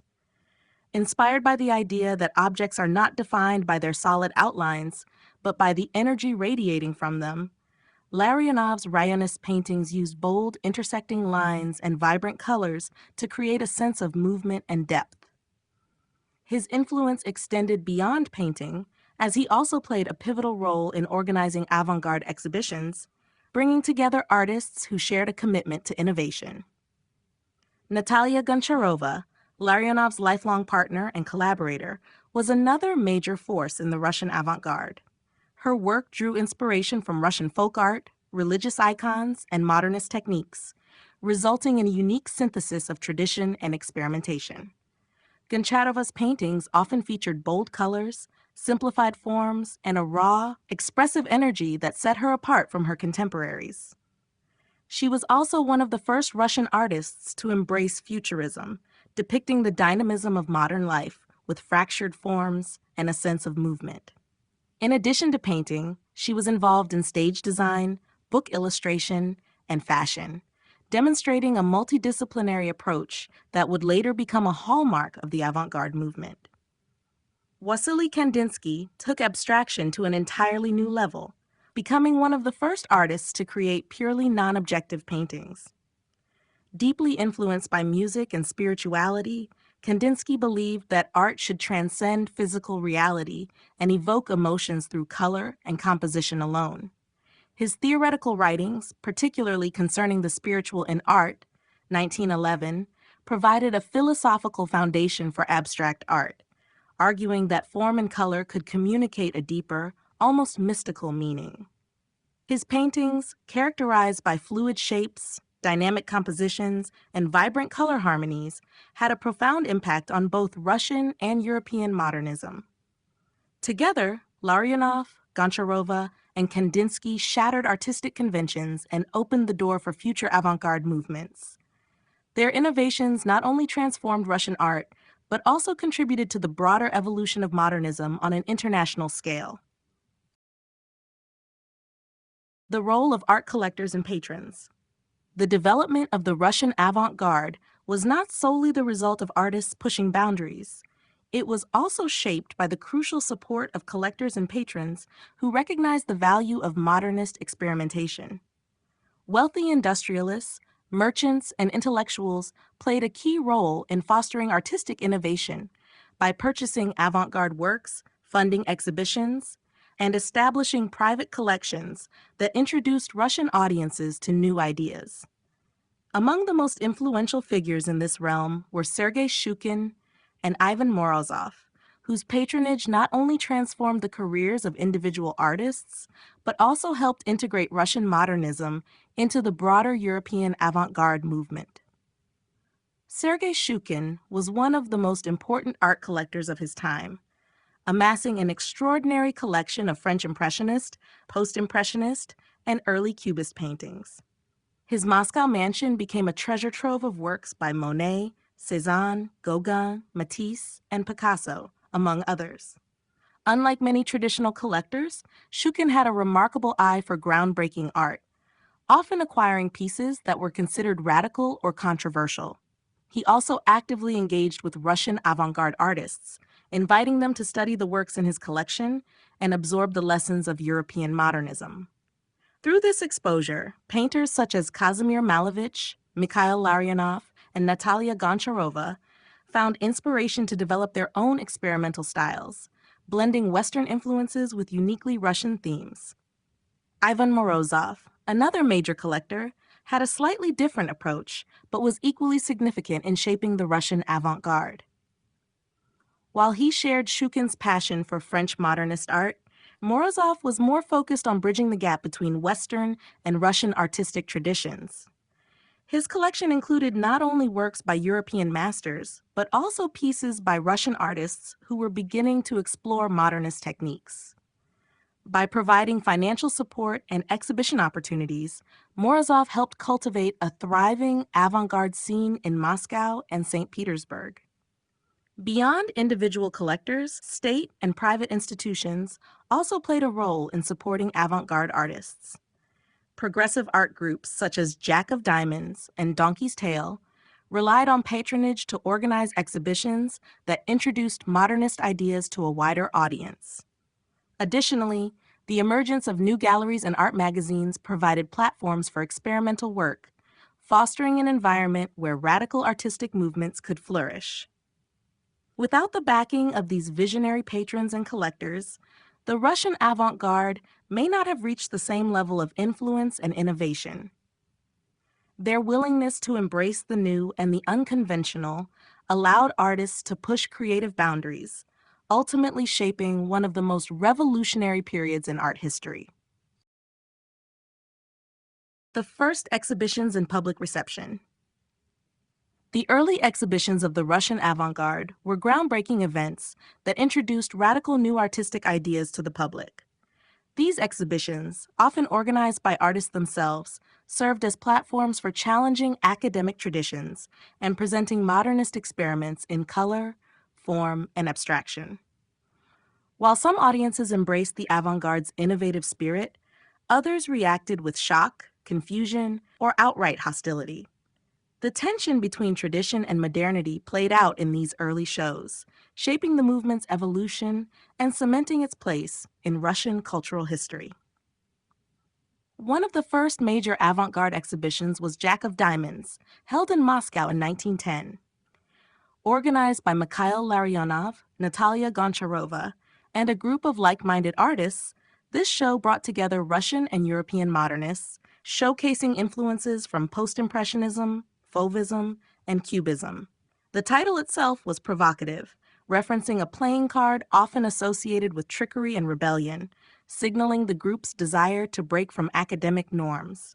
The exhibition's bold use of color and distorted forms shocked many visitors, with critics accusing the artists of abandoning skill and tradition. However, it also attracted praise from progressive intellectuals who recognized its significance in shaping a new artistic language. Following Jack of Diamonds, Larionov and Goncharova pushed further with the Donkey's Tail exhibition in 1912. This show rejected European influences in favor of a distinctly Russian approach, drawing inspiration from folk art, religious icons, and indigenous crafts. The name was a direct jab at academic artists who, according to Larionov, clung to outdated styles. While the exhibition was met with mixed reactions, it solidified the avant-garde's commitment to redefining Russian art on its own terms. Another major exhibition, Target, took place in 1913 and introduced the public to Rayonism, Larionov's new abstract style based on the depiction of light rays. This was one of the first moments when Russian artists moved beyond figurative representation into pure abstraction. Around the same time, Kazimir Malevich began developing suprematism, which he formally unveiled at the last Futurist exhibition 0.10 in 1915. This exhibition was a defining moment in avant-garde history, featuring Malevich's Black Square, a stark black canvas that symbolized the rejection of all prior artistic traditions. The radical simplicity of Black Square stunned audiences, sparking debates about the very nature of art itself. Despite initial skepticism and even outrage, these early exhibitions laid the foundation for the avant-garde's growing influence. While conservative critics dismissed modernist works as chaotic or nonsensical, a new generation of artists and intellectuals saw them as a necessary break from the past. These public showings not only shaped the movement's trajectory, but also positioned Russian avant-garde artists at the forefront of global modernism.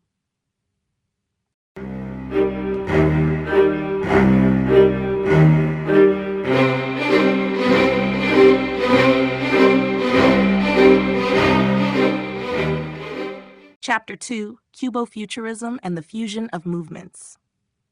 Cubo-Futurism was one of the most distinctive and dynamic movements within the Russian avant-garde, emerging in the early 1910s as a fusion of two major European modernist styles, French Cubism and Italian Futurism.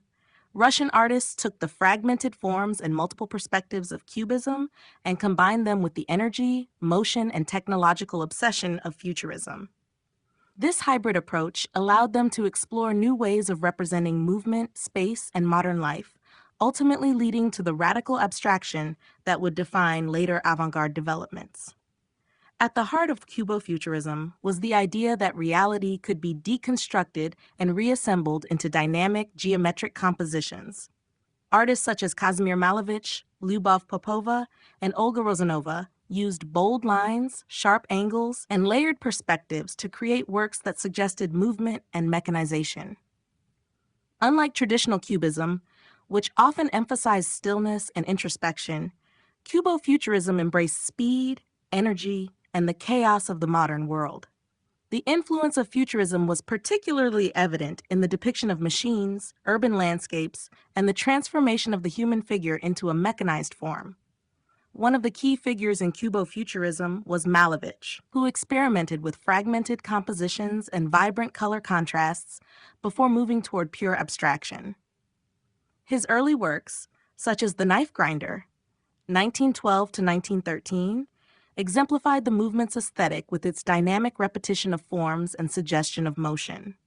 Meanwhile, artists like Popova and Rozanova pushed the boundaries of Cubofuturism by integrating elements of texture and materiality, paving the way for constructivism in the years to come. Cubofuturism was not limited to painting. It also had a profound impact on Russian literature and theater, particularly in the works of the poet Vladimir Mayakovsky and the playwright Velimir Klebnikov. Mayakovsky's bold, fragmented verse mirrored the movement's visual aesthetic, while Klebnikov's experimental language and rejection of conventional narrative structures aligned with the avant-garde's desire to break with tradition. The movement also influenced set and costume design, as seen in the striking geometric stage productions of Alexandra Exter. Despite its short-lived dominance, Cubofuturism was a crucial step in the evolution of Russian modernism. By merging elements of European avant-garde movements with distinctly Russian themes, it helped lay the groundwork for later developments like suprematism and constructivism. The movement's emphasis on dynamism, abstraction, and the modern machine age would continue to resonate in Russian art, literature, and design well into the revolutionary period and beyond. The influence of Italian Futurism and French Cubism. The Russian avant-garde did not emerge in isolation, but was deeply influenced by European modernist movements, particularly Italian Futurism and French Cubism. These two artistic currents introduced radical new ways of representing reality, challenging traditional notions of perspective, form, and movement.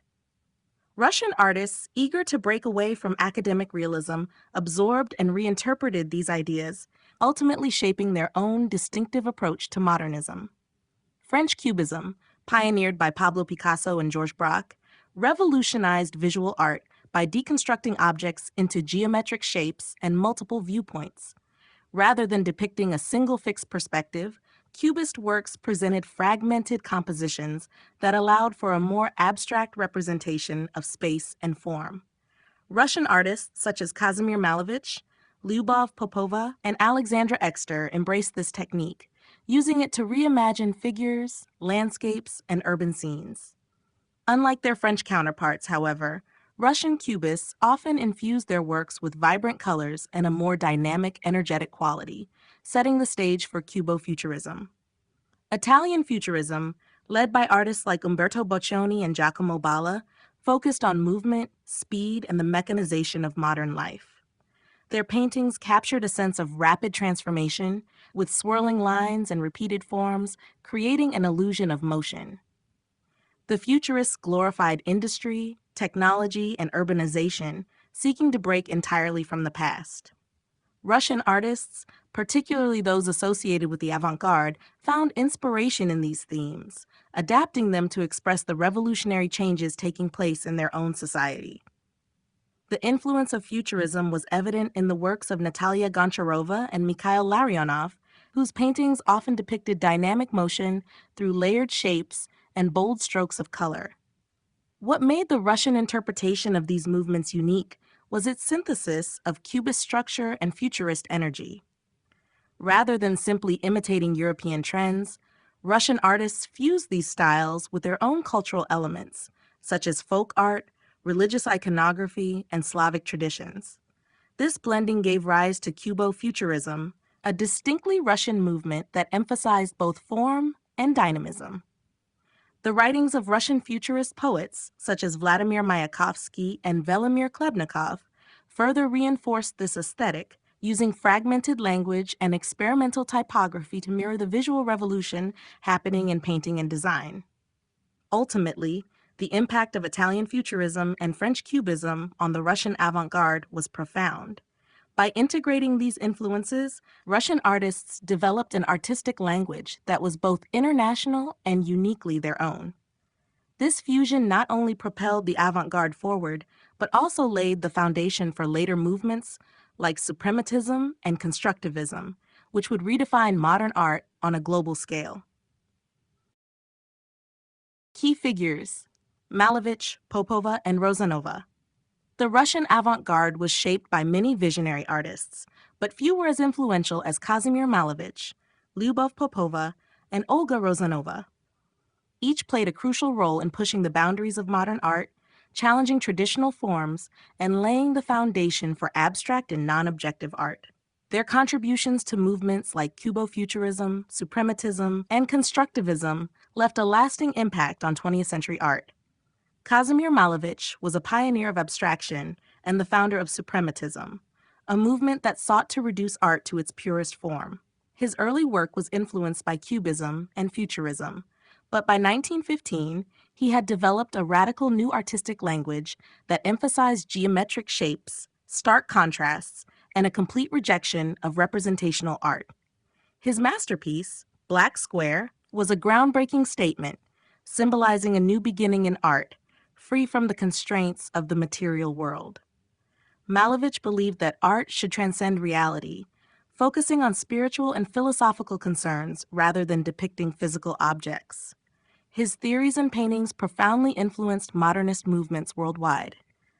Lyubov Popova was one of the most innovative artists of her time, contributing to Cubo-Futurism, suprematism, and later constructivism.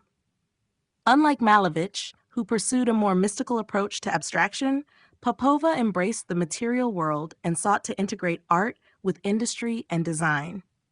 Her works, such as painterly architectonics, explored dynamic compositions with bold colors and intersecting geometric forms.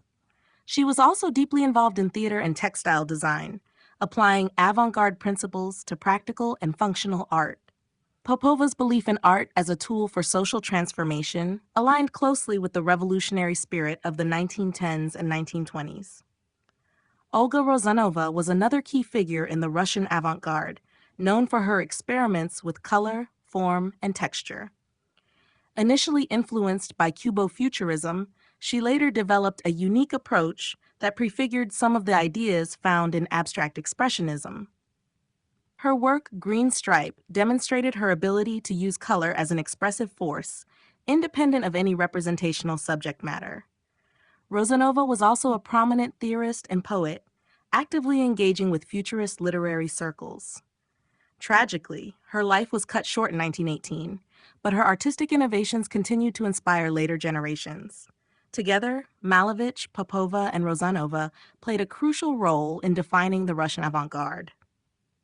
While their approaches differed, they all sought to redefine the purpose and function of art in a rapidly changing world. Their legacy continues to shape contemporary abstract and conceptual art, proving the enduring relevance of their revolutionary ideas. The Russian interpretation of movement and form. The Russian avant-garde was deeply invested in the exploration of movement and form, drawing from European influences while forging its own unique path.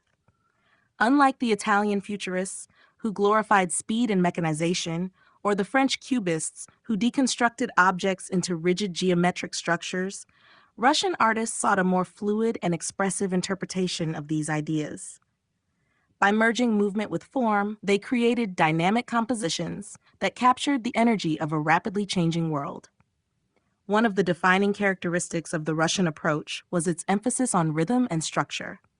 Artists like Kazimir Malevich, Lyubov Popova, and Olga Rozanova experimented with intersecting planes and overlapping shapes to convey a sense of motion. In Cubo-Futurist works, for example, figures and objects appeared fractured yet alive, their fragmented forms suggesting both movement and transformation. This approach reflected not only the influence of Italian Futurism and French Cubism, but also a distinctly Russian sensibility that emphasized intuition, emotional intensity, and spiritual depth. Another key element was the use of dynamic asymmetry. Unlike traditional academic compositions, which were balanced and harmonious, Russian avant-garde works often appeared unbalanced, as if frozen in mid-motion. This was particularly evident in the works of Natalia Goncharova and Mikhail Larionov, whose Rayonist paintings broke away from linear perspective to create an illusion of light and energy radiating in multiple directions. Their use of diagonal lines and intersecting colors gave their paintings a pulsating, almost musical quality, reinforcing the idea that art should evoke sensation rather than simply depict reality. Beyond painting, Russian interpretations of movement and form extended to other artistic disciplines, including sculpture, theater, and graphic design. Constructivist artists like Alexander Rodchenko and Vladimir Tatlin applied these principles to three-dimensional space, designing structures that emphasized function and kinetic energy. Tatlin's monument to the Third International was a prime example of this synthesis, its spiraling, twisting forms symbolizing both revolutionary progress and perpetual motion. Typography and book design also reflected these ideas, particularly in the work of the Futurist poets, who experimented with unconventional layouts and bold, dynamic lettering. The fusion of visual art with literature further reinforced the Russian avant-garde's holistic approach to movement and form, pushing the boundaries of artistic expression across multiple mediums. Ultimately, the Russian interpretation of movement and form was more than a stylistic experiment. It was a response to the dramatic social and political changes of the early 20th century. By capturing the energy of revolution, industrialization, and modern life, Russian artists created a bold new visual language that remains influential in contemporary design and abstract art. Poetry and visual art, the Futurist manifestos. The Russian Futurist movement was a radical force that merged poetry and visual art in unprecedented ways. Inspired by Italian Futurism, yet distinctly Russian in its execution, the movement sought to break away from traditional artistic and literary conventions, embracing bold typography, dynamic compositions, and unconventional linguistic structures. Through manifestos, books, and experimental designs, Futurist artists and poets transformed the printed page into a space of visual and verbal rebellion. At the heart of Russian Futurism were figures like Vladimir Mayakovsky, Velimir Klebnikov, and Alexei Kruchionik, who sought to reinvent language itself. Their poetry abandoned conventional syntax and grammar, replacing it with a fragmented, rhythmic style that mirrored the chaotic energy of the modern world.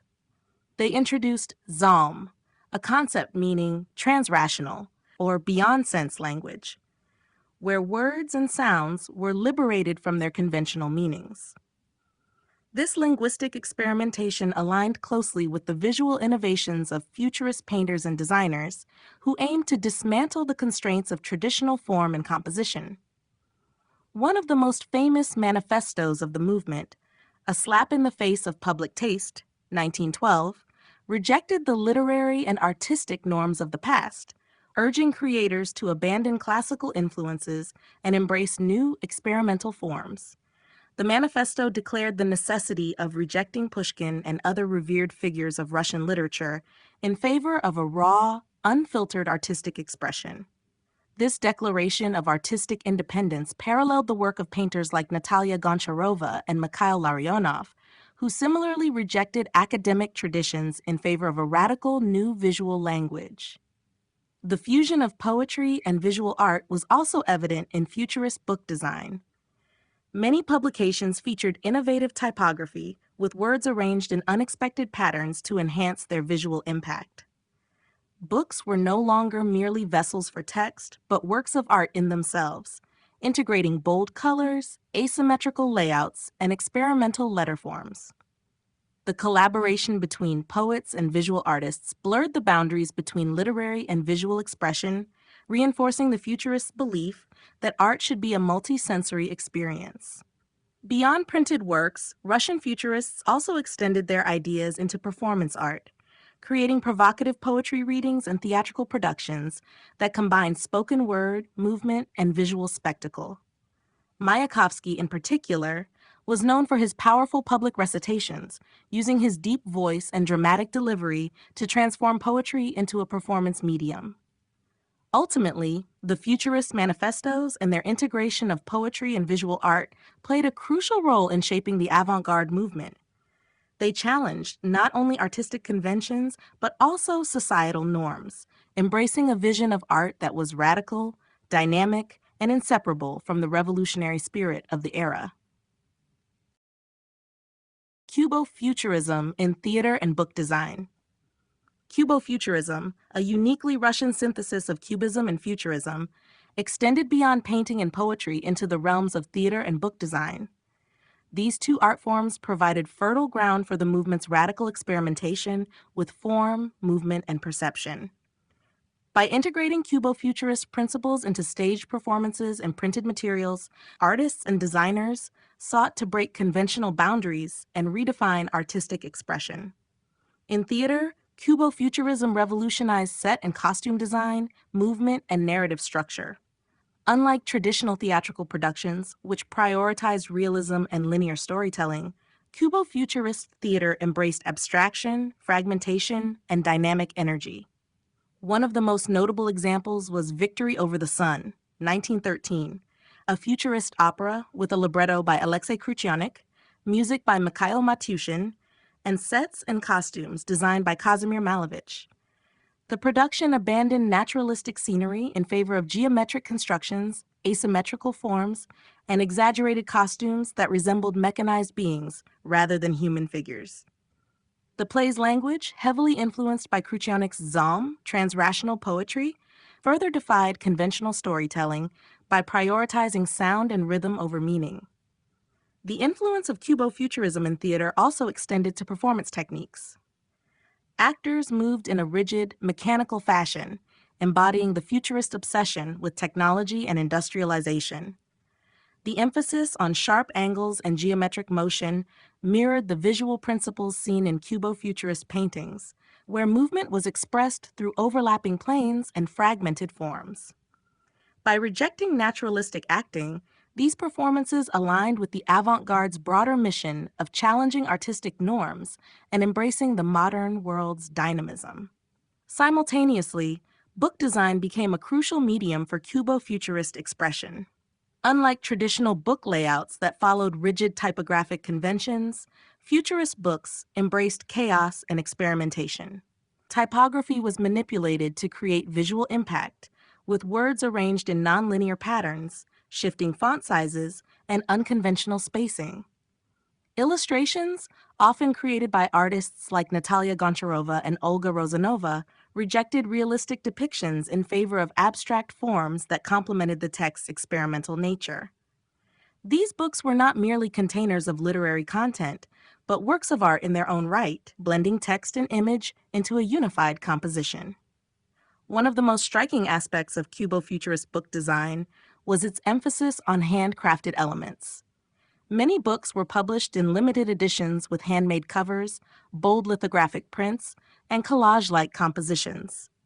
The materiality of the books reflected the movement's rejection of mass-produced aesthetics in favor of an artisanal approach that emphasized individuality and artistic craftsmanship. Ultimately, Cubo-Futurism's impact on theater and book design was profound, pushing both forms beyond traditional artistic constraints. By merging visual abstraction with experimental storytelling and typographic innovation, the movement helped redefine how audiences experience both performance and the printed page, leaving a lasting legacy in avant-garde art.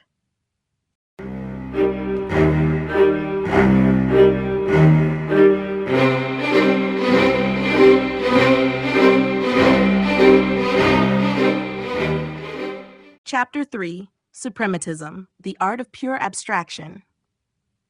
Suprematism, pioneered by Kazimir Malevich in the early 1910s, represented a radical departure from previous artistic movements by embracing pure abstraction. Unlike Cubo-Futurism, which still retained elements of recognizable forms, suprematism sought to free art from any reference to the material world. Malevich believed that art should exist independently of reality, focusing solely on geometric shapes, dynamic compositions, and the emotional power of color.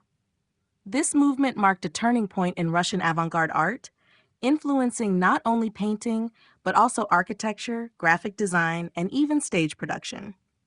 Malevich's breakthrough came in 1915 with the exhibition 0.10, the last futurist exhibition, in Petrograd, where he unveiled his now iconic painting, Black Square.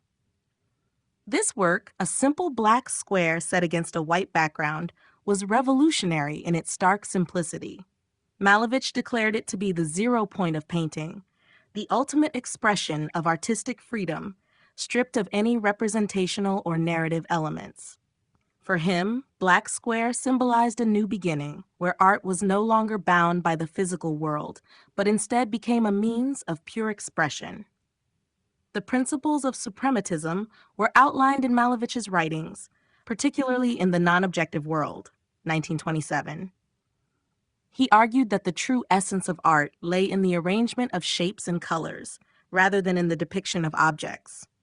Suprematist compositions often featured floating geometric forms, squares, circles, rectangles, arranged in ways that suggested movement and weightlessness. The use of primary colors, combined with black and white, reinforced the idea of purity and abstraction. While Malevich was the central figure of suprematism, other artists also contributed to its development.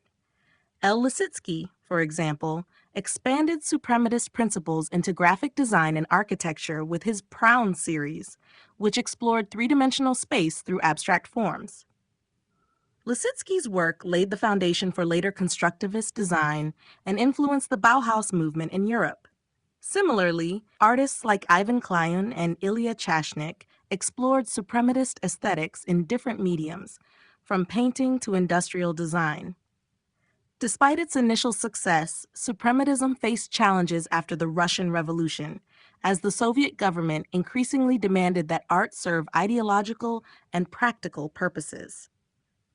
Abstract art was criticized for being disconnected from the needs of the working class, and by the late 1920s, socialist realism became the dominant state-sponsored style. Malevich himself was forced to abandon pure abstraction, returning to more figurative work in his later years. Nevertheless, suprematism's impact was profound, influencing modernist movements worldwide. Its emphasis on geometric abstraction and spatial freedom helped shape the course of 20th century art, leaving a legacy that extended far beyond its origins in revolutionary Russia. Kazimir Malevich and the Black Square. Kazimir Malevich's Black Square, 1915, is one of the most revolutionary works in modern art, marking the birth of suprematism and redefining the very purpose of painting. Unlike any artwork before it, Black Square was not meant to represent a scene, an object, or even an idea. It was pure abstraction, existing solely as a composition of form and color. Malevich saw it as the zero point of painting, the moment when art was freed from its traditional role of depicting the visible world. Malevich first exhibited Black Square at the 0.10, the last futurist exhibition, in Petrograd in 1915, placing it high in the corner of the room, where Russian Orthodox icons were traditionally hung. This positioning was a bold statement, suggesting that abstract art could take on a spiritual or metaphysical role, replacing religious imagery with a new visual language. By eliminating recognizable forms, Malevich believed he had created a work that expressed pure artistic feeling, untethered from historical or material constraints. The Black Square was not merely an isolated experiment, but the foundation of a larger artistic philosophy. In his 1927 book, The Non-Objective World, Malevich argued that painting should not be burdened by representation, but should instead focus on geometric forms and the relationships between them. This idea led to an entire series of suprematist compositions, including Black Circle and Black Cross, which further explored the idea of non-objective art. His later works introduced colored geometric shapes floating in white space, evoking movement and infinite possibility. Despite its radical nature, Black Square was met with mixed reactions. Some artists and critics praised Malevich's bold vision, while others dismissed it as meaningless. The Soviet government, which initially supported avant-garde experimentation, later turned against abstract art, favoring socialist realism instead. As a result, Malevich's influence waned within the Soviet Union, and he was forced to return to more representational styles in his later years. Yet, the legacy of Black Square endures. It became a cornerstone of modernist art, influencing movements such as constructivism, de-style, and minimalism. Its radical simplicity and conceptual depth challenged conventional notions of what art could be, paving the way for later explorations in abstract and conceptual art. Today, Black Square remains a symbol of artistic innovation, a work that continues to provoke thought and discussion more than a century after its creation. The Suprematist Manifesto, The Supremacy of Pure Feeling. Kazimir Malevich's Suprematist Manifesto, formally articulated in his 1927 book The Non-Objective World, laid the foundation for one of the most radical movements in modern art. Suprematism, as Malevich envisioned it, was not simply a new style, but a complete break from the traditions of representation. He believed that art should no longer serve to depict objects from the physical world, but should instead express pure feeling through shape, color, and composition. This concept of the supremacy of pure feeling became the driving force behind the movement, rejecting materialism and embracing abstraction as the ultimate form of artistic expression. Malevich argued that artists should abandon the constraints of realism and naturalism, which he saw as outdated and limiting. Instead, he proposed a new visual language based on geometric forms, squares, circles, and lines, arranged in ways that conveyed dynamic energy and spatial freedom. This shift was not merely aesthetic, but deeply philosophical. He saw suprematism as a means of transcending earthly concerns, reaching into a higher, non-objective reality. For Malevich, a painting was no longer a window into the world, but a self-contained entity that existed for its own sake. Central to this vision was Black Square, which Malevich described as the 0 point of painting. This radical work embodied the essence of suprematism by eliminating any reference to the material world, serving as a pure expression of artistic thought. Later suprematist works, such as White on White, further developed these ideas, exploring the tension between form, space, and movement. Malevich's compositions often featured floating geometric shapes that suggested infinite expanses, reinforcing his belief that art should not be confined to the limitations of physical reality. The manifesto also had a strong utopian dimension. Malevich saw suprematism as the beginning of a new era in human consciousness, one in which art would be liberated from utilitarian functions. This idealism, however, clashed with the political realities of the Soviet Union.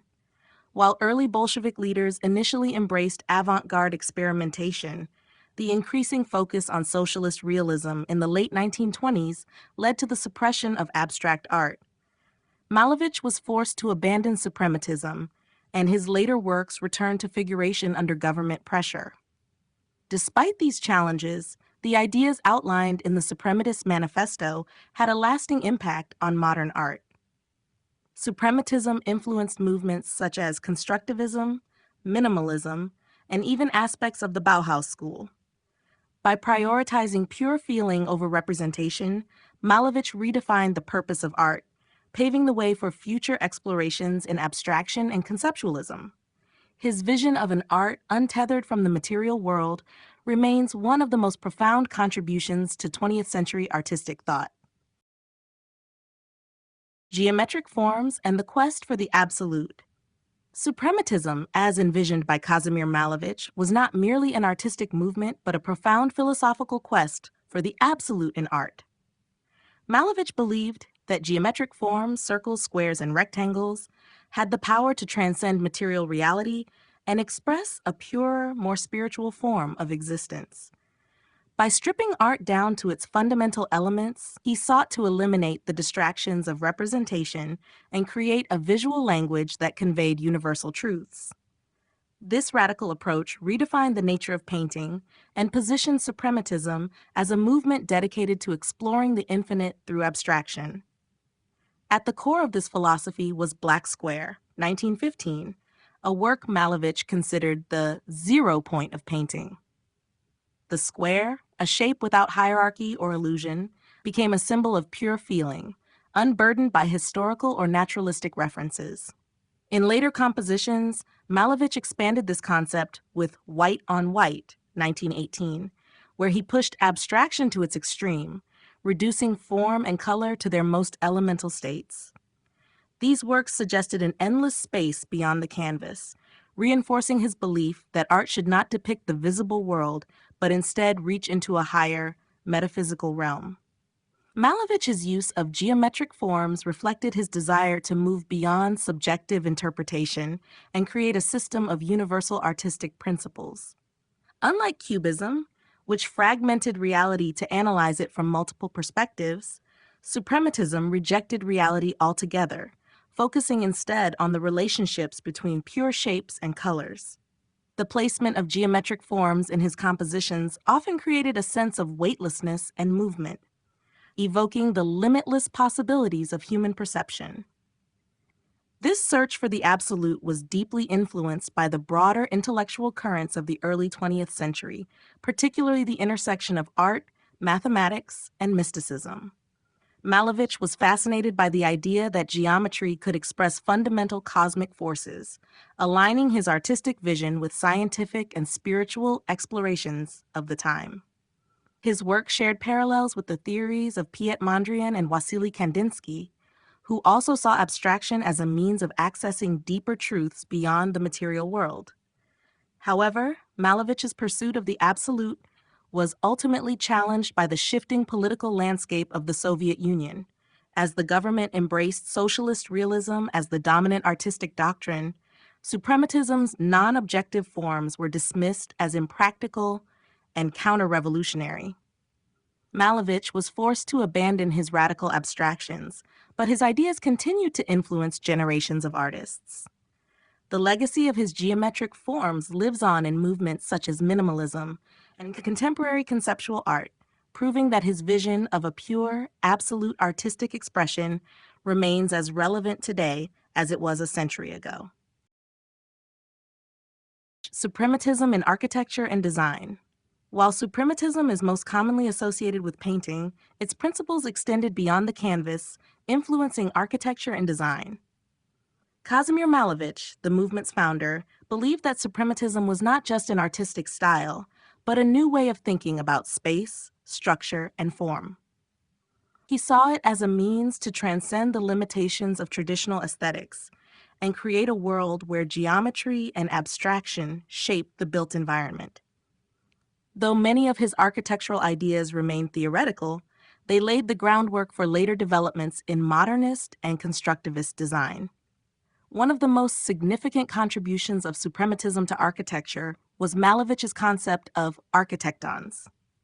These were abstract, three-dimensional models composed of interlocking geometric forms, intended to explore the spatial possibilities of suprematist principles. Rather than adhering to functional or traditional architectural norms, these structures represented a utopian vision of pure form, free from historical constraints. Malevich imagined a future where buildings would float above the earth, untethered to the practical concerns of gravity or materiality. His most famous architecton models, such as Alpha Architecton, 1923, were stark, minimalist structures that anticipated the later aesthetics of modernist architecture. Suprematism also influenced graphic design, typography, and industrial design. The movement's emphasis on geometric shapes, bold colors, and dynamic compositions found a natural application in print media and propaganda. Artists such as L. Lissitzky, a close associate of Malevich, played a key role in translating suprematist principles into practical design work. Lisitsky's Proun series, an abbreviation for Project for the Affirmation of the New, introduced a suprematist-inspired approach to spatial design, combining elements of painting, architecture, and typography into a unified visual language. His work in book design, posters, and exhibition spaces helped bridge the gap between abstract art and functional design.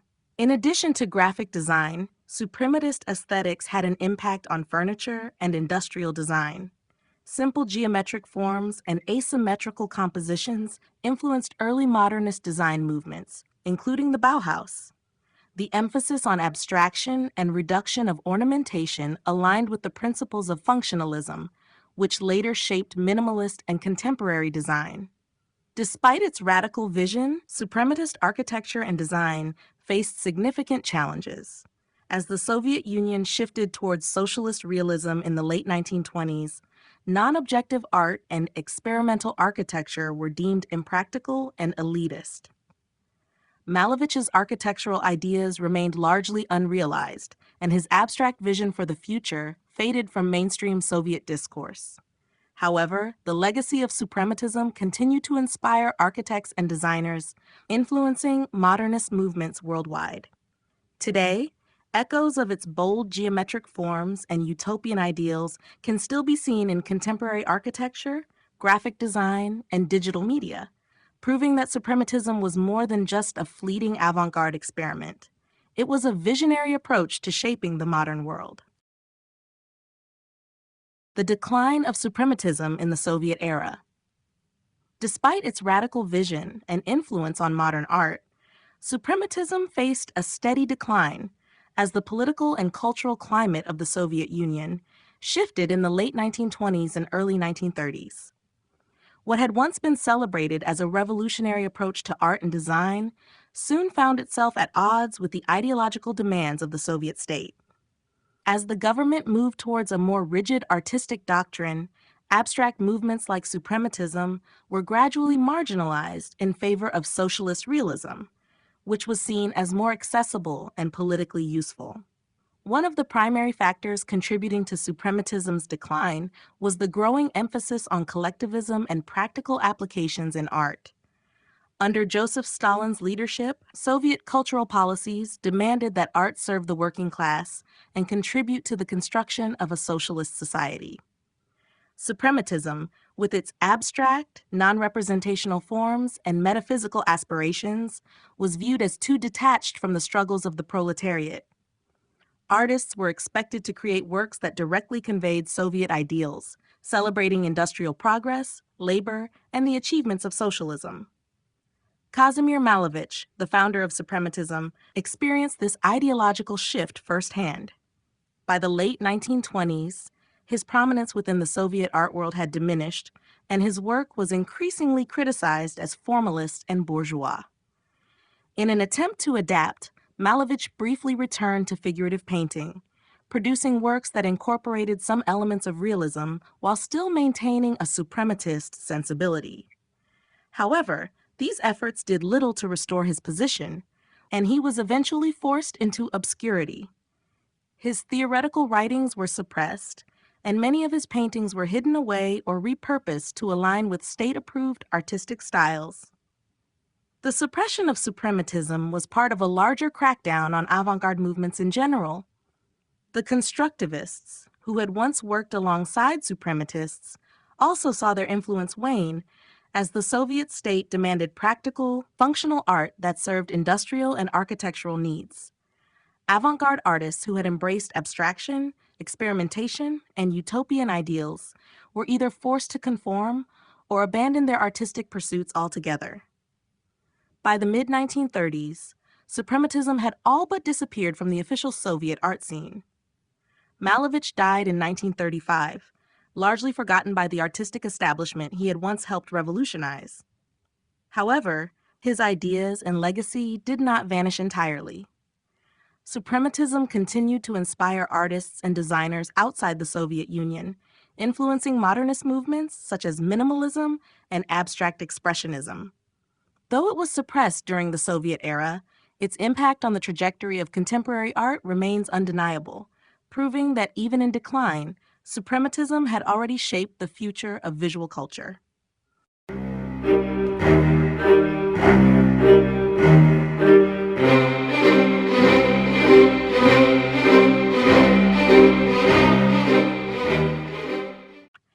Chapter 4: Constructivism, Art for the New Society.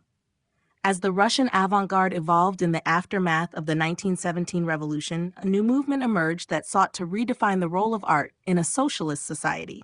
Constructivism, which developed in the early 1920s, rejected the abstract mysticism of suprematism in favor of a practical, utilitarian approach to artistic creation. Constructivists believed that art should serve the needs of the new Soviet state by contributing to industry, architecture, propaganda, and mass communication. This movement represented a fundamental shift in the purpose of art, transforming it from an individual pursuit into a collective tool for social and political transformation. Constructivism was deeply influenced by the technological advancements and industrialization of the time. Artists embraced new materials such as steel, glass, and concrete, moving away from traditional artistic media like canvas and paint. They saw themselves not as isolated creators, but as engineers and designers, working collaboratively to build a new visual language that aligned with the ideals of the Soviet Union. This shift was reflected in the constructivist rejection of easel painting in favor of architecture, graphic design, photography, and stage design. One of the leading figures of constructivism was Vladimir Tatlin, whose Monument to the Third International, 1919 to 1920, became an iconic representation of the movement. Tatlin envisioned a towering spiral structure made of iron and glass, intended to house the headquarters of the Communist International.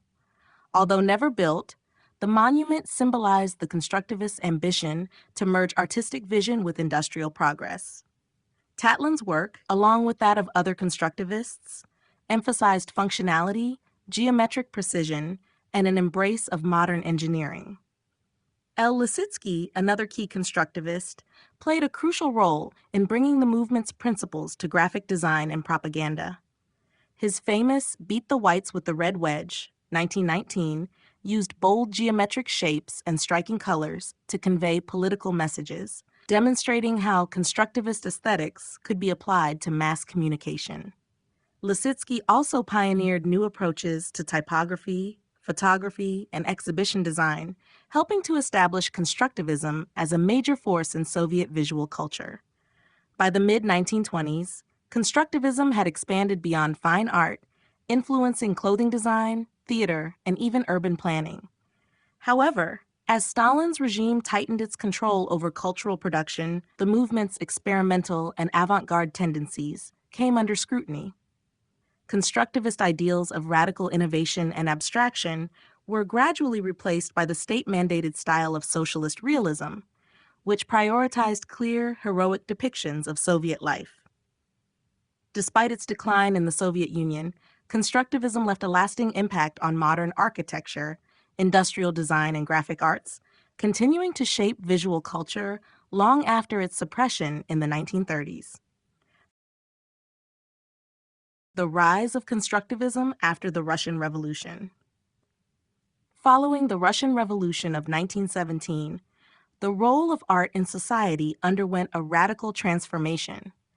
The avant-garde artists who had previously been engaged in abstract experimentation now found themselves in a position to contribute to the construction of a new socialist state. Among these artists, the constructivists emerged as a group dedicated to the idea that art should not exist for personal expression or aesthetic contemplation, but as a practical force for shaping the world. Constructivism became a movement closely aligned with the goals of the Bolshevik government, seeking to merge artistic creation with industry, technology, and political propaganda. The roots of constructivism can be traced to the years immediately following the revolution, when artists and designers were encouraged to put their talents to work for the state. The movement rejected traditional forms of painting and sculpture, instead embracing industrial materials and mass production techniques.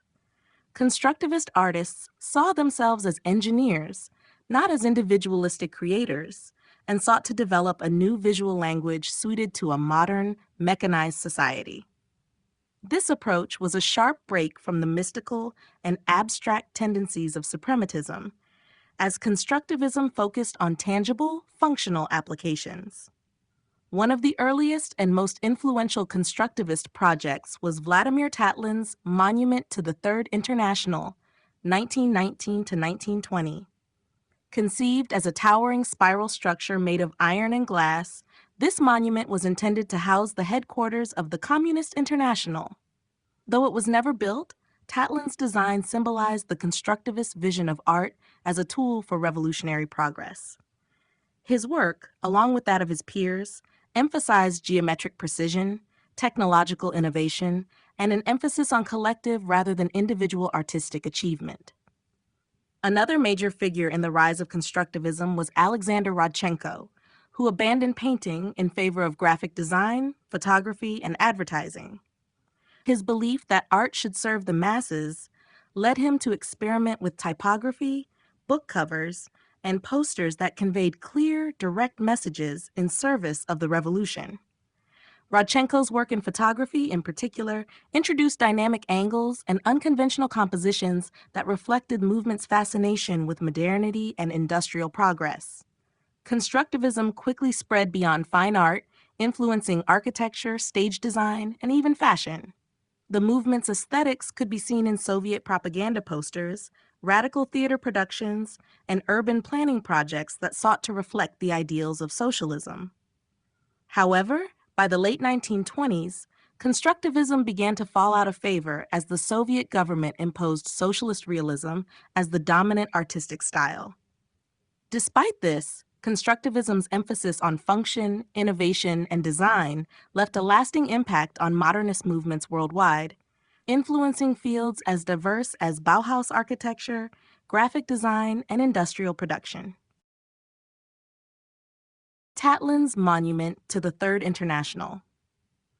One of the most ambitious and iconic projects of the constructivist movement, Vladimir Tatlin's Monument to the Third International, 1919 to 1920, embodied the revolutionary ideals of early Soviet art. Designed as a towering, spiraling structure made of iron, glass, and steel, the monument was envisioned as the headquarters of the Communist International, Comintern, symbolizing the unity and dynamism of the new socialist world.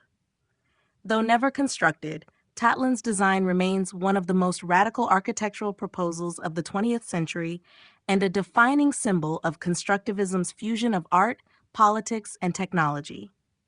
Tatlin, originally a painter and sculptor, was deeply influenced by the industrial materials and engineering advances of his time. Inspired by his visit to Paris, where he encountered the works of Picasso and studied modern construction techniques, Tatlin sought to move beyond traditional artistic practices. His monument to the Third International was conceived as an anti-monument, an alternative to the static, commemorative statues of the past. Instead of representing historical figures or ideological heroes, it was designed as a functional, dynamic structure that embodied the forward momentum of the Soviet Revolution. The monument's design featured a spiraling skeletal framework that leaned forward in a dramatic gesture of progress. Within this structure, Tatlin planned 3 rotating geometric volumes, a cube, a pyramid, and a cylinder, that would each serve distinct purposes. The cube, positioned at the base, was meant to house government meetings and would rotate once a year. The pyramid, at the center, was designated for executive offices and would turn once a month.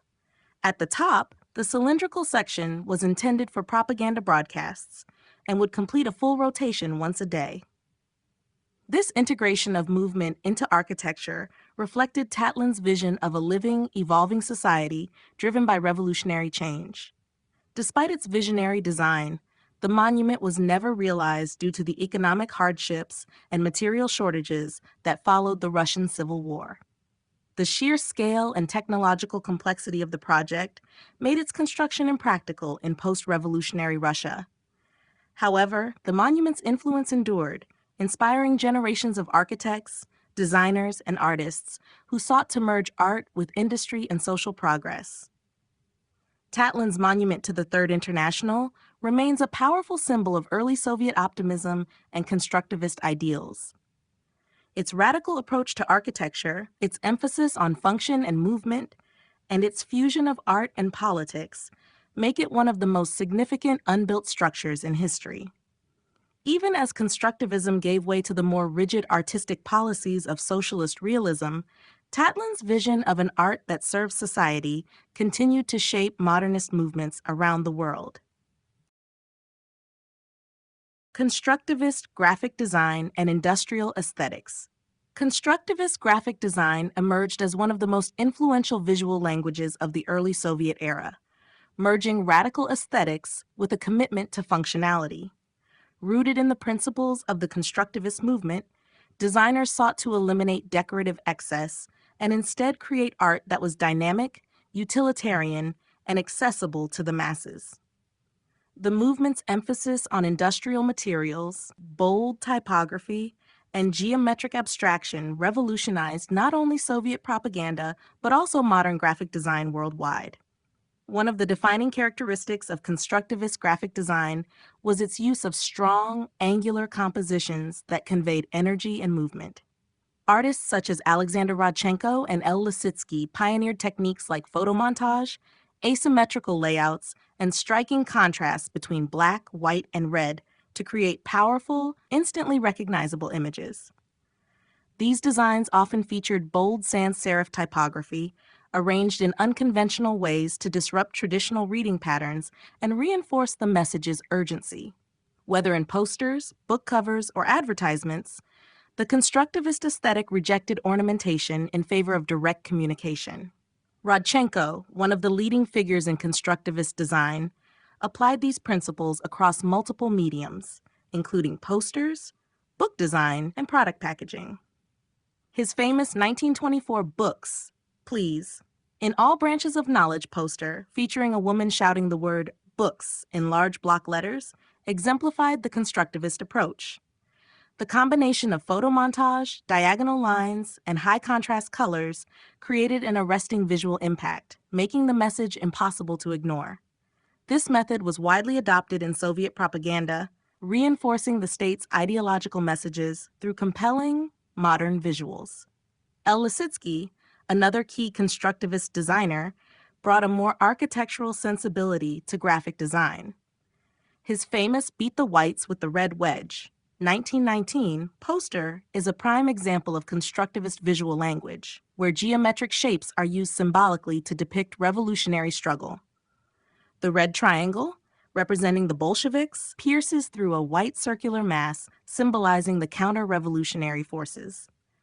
This abstraction of political struggle into geometric form demonstrated how constructivist design could serve both artistic and ideological functions.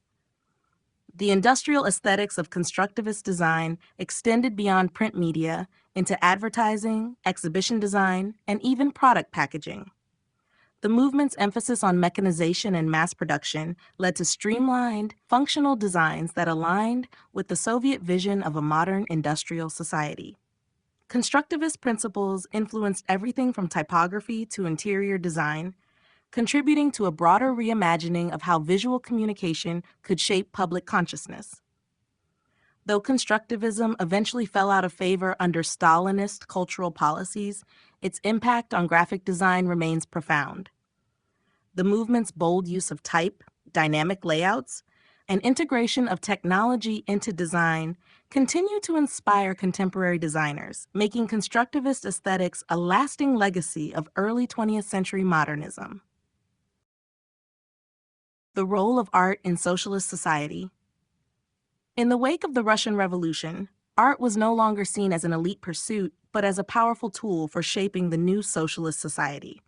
The Bolsheviks understood that visual culture could play a crucial role in mobilizing the masses, spreading ideological messages, and reinforcing the ideals of collectivism and industrial progress.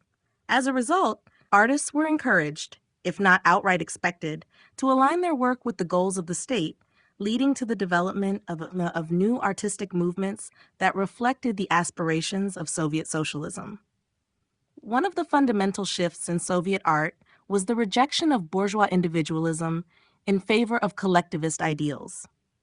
Constructivism, in particular, embraced this philosophy by emphasizing functionality and utilitarianism. Artists and designers sought to create works that would serve a practical purpose, whether in propaganda posters, industrial design, or public architecture.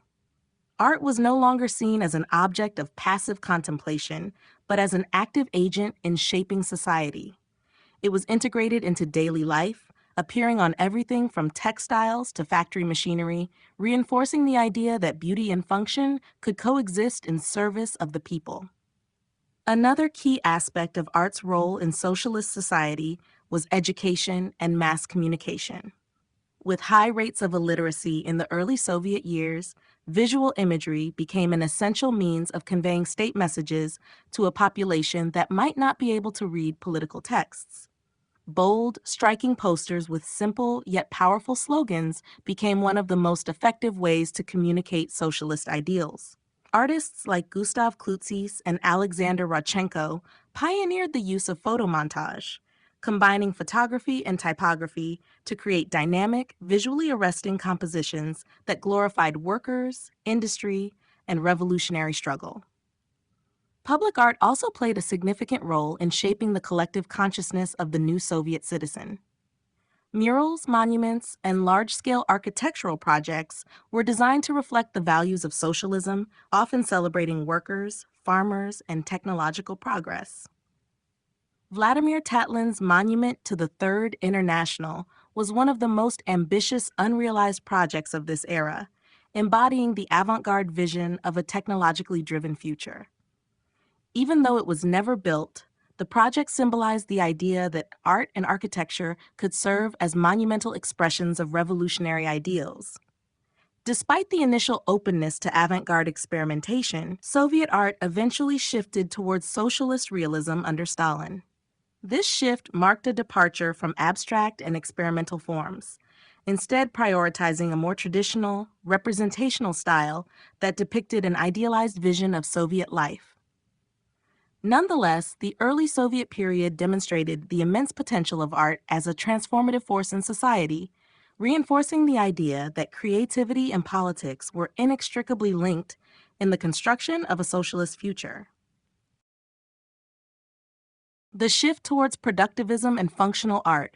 As constructivism developed in the Soviet Union, a significant ideological shift took place, moving from purely experimental avant-garde aesthetics to a more utilitarian approach known as productivism. This transition was driven by the belief that art should not exist for its own sake, but should instead serve a practical function within society.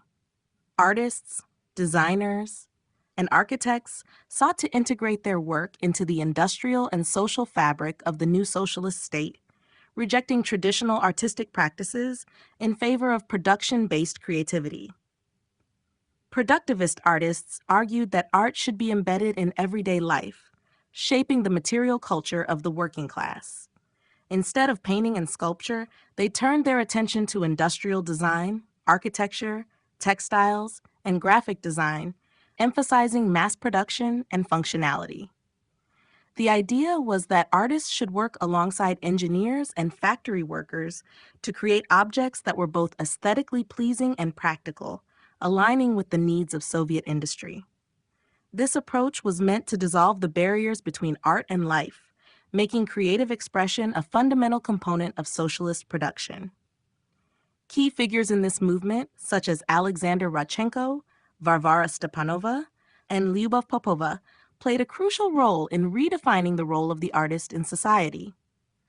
Rodchenko, for example, abandoned painting entirely in favor of graphic design, photography, and advertising, using his skills to create bold, constructivist posters and book covers that promoted Soviet ideology.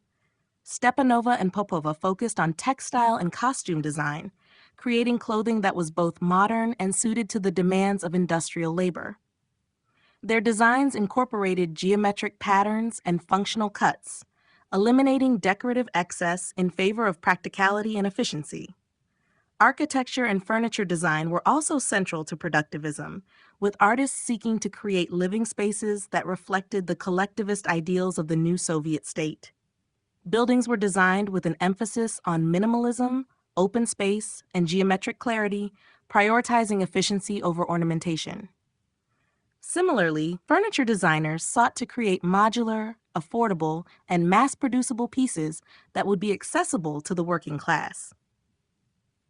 Despite its radical vision, productivism faced challenges as Soviet leadership began to shift towards a more rigid, state-controlled approach to art and culture. While early Soviet leaders initially embraced constructivism and productivism as expressions of revolutionary energy, the rise of socialist realism in the 1930s led to the suppression of these avant-garde movements.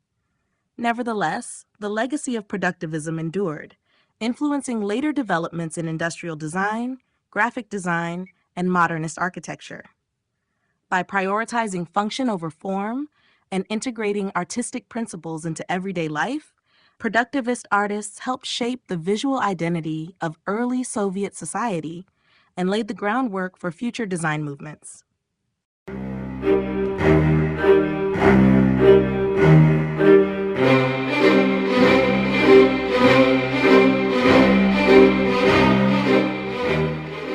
Chapter 5: The Role of Women in the Avant-Garde. The Russian avant-garde was remarkable not only for its radical artistic innovations, but also for the significant role played by women artists, theorists, and designers. At a time when gender equality was still a distant goal in many parts of the world, women in Russia found unprecedented opportunities to contribute to the Cultural Revolution. The political and social upheavals surrounding the Russian Revolution provided a unique environment in which female artists could engage in creative expression, participate in major artistic movements, and challenge traditional gender roles. Among the most influential women in the avant-garde was Natalia Goncharova, whose early work in painting, costume design, and book illustration helped shape Russian Futurism and Cubo-Futurism. She drew inspiration from Russian folk art, icon painting, and European modernism, blending these influences into a bold and dynamic style. Goncharova was not only an artist, but also a theorist, writing manifestos that called for a break with traditional academic art and a new emphasis on modern, experimental forms. Lyubov Popova was another leading figure, particularly in the development of constructivism and suprematism. Her abstract compositions explored geometric purity and the dynamic movement of forms, making her one of the most significant artists of the era. Popova also played a crucial role in the shift from painting to applied arts, designing textiles, posters, and theater sets that aligned with the functionalist ideals of productivism. Her work emphasized the fusion of art and industry, reinforcing the notion that artists should contribute to the material and social transformation of society. Varvara Stepanova worked closely with Popova and shared her commitment to integrating art into everyday life. She excelled in graphic design, typography, and fabric design, producing patterns and posters that became symbols of Soviet modernity.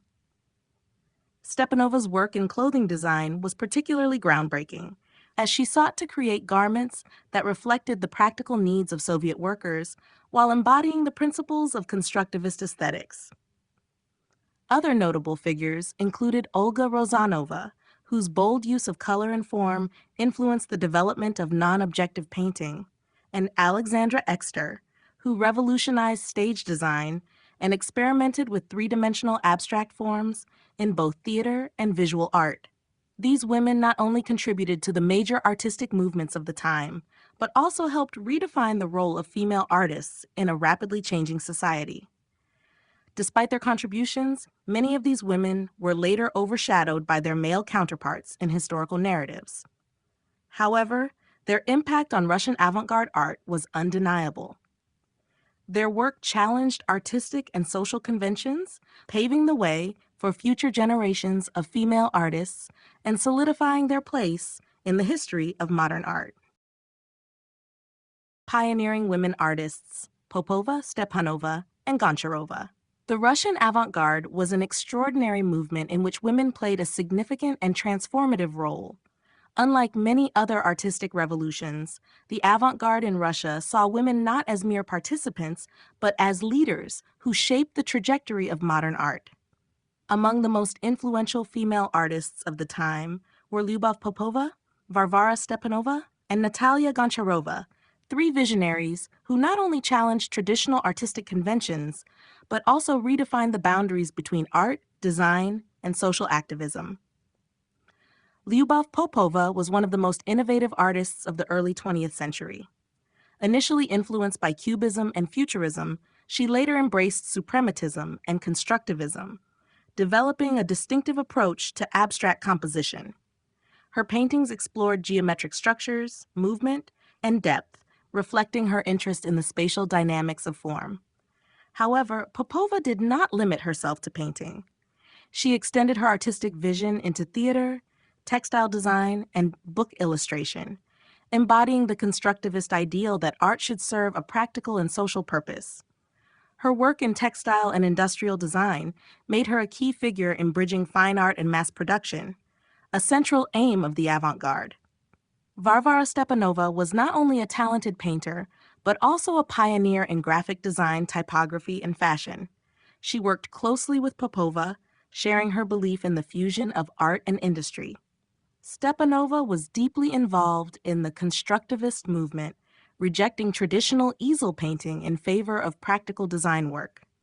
She became known for her avant-garde textile patterns and her innovative clothing designs, which reflected the functional needs of Soviet workers while maintaining an artistic edge. Her approach to clothing was revolutionary, as she sought to create garments that were not only practical, but also embodied the principles of modernist abstraction. Additionally, her work in photography and book design helped define the bold visual style of Soviet propaganda in the 1920s. Natalia Goncharova, in contrast, had a broader and more eclectic artistic approach. She was a foundational figure in Russian Futurism and Cubo-Futurism, but was also deeply influenced by Russian folk traditions, icon painting, and Eastern aesthetics. Goncharova's work often combined the energy of modernism with the vibrancy of traditional motifs, creating a distinctive visual language. She was a prolific painter, illustrator, costume designer, and set designer, and her influence extended beyond Russia into the European art scene. Her involvement in radical artistic movements and her role as a theorist and manifesto writer made her a key figure in shaping the intellectual and aesthetic framework of the Russian avant-garde. Together, Popova, Stepanova, and Goncharova helped define a new artistic language that merged innovation with social engagement. Their work was not only groundbreaking in form, but also instrumental in expanding the role of women in modern art, setting the stage for future generations of female artists. The intersection of feminism and art. The Russian avant-garde was a rare moment in history when women artists gained significant visibility and influence, challenging the traditional gender roles that had long constrained their creative potential. The movement coincided with the broader feminist awakening in Russia, as women sought greater rights and participation in society. Unlike in many Western artistic circles, where women often struggled for recognition, the avant-garde provided a relatively open space for female artists, allowing them to take on leadership roles and make substantial contributions to the visual and ideological landscape of modernism. One of the defining aspects of the avant-garde was its radical rejection of outdated artistic and societal conventions. This spirit of rebellion extended to gender roles, as many women artists used their work to challenge patriarchal structures. Artists like Varvara Stepanova and Lyubov Popova did not simply create art for art's sake. They embraced the constructivist belief that art should serve a social function. By engaging in practical fields such as industrial design, textile production, and typography, they actively participated in reshaping society in ways that aligned with the early Soviet ideals of gender equality. Their involvement in functional art and mass production demonstrated that creativity was not confined to elite, male-dominated spheres, but could be integrated into everyday life. Natalia Goncharova, a leading figure of the Russian avant-garde, embodied the intersection of feminism and art through both her work and her personal philosophy.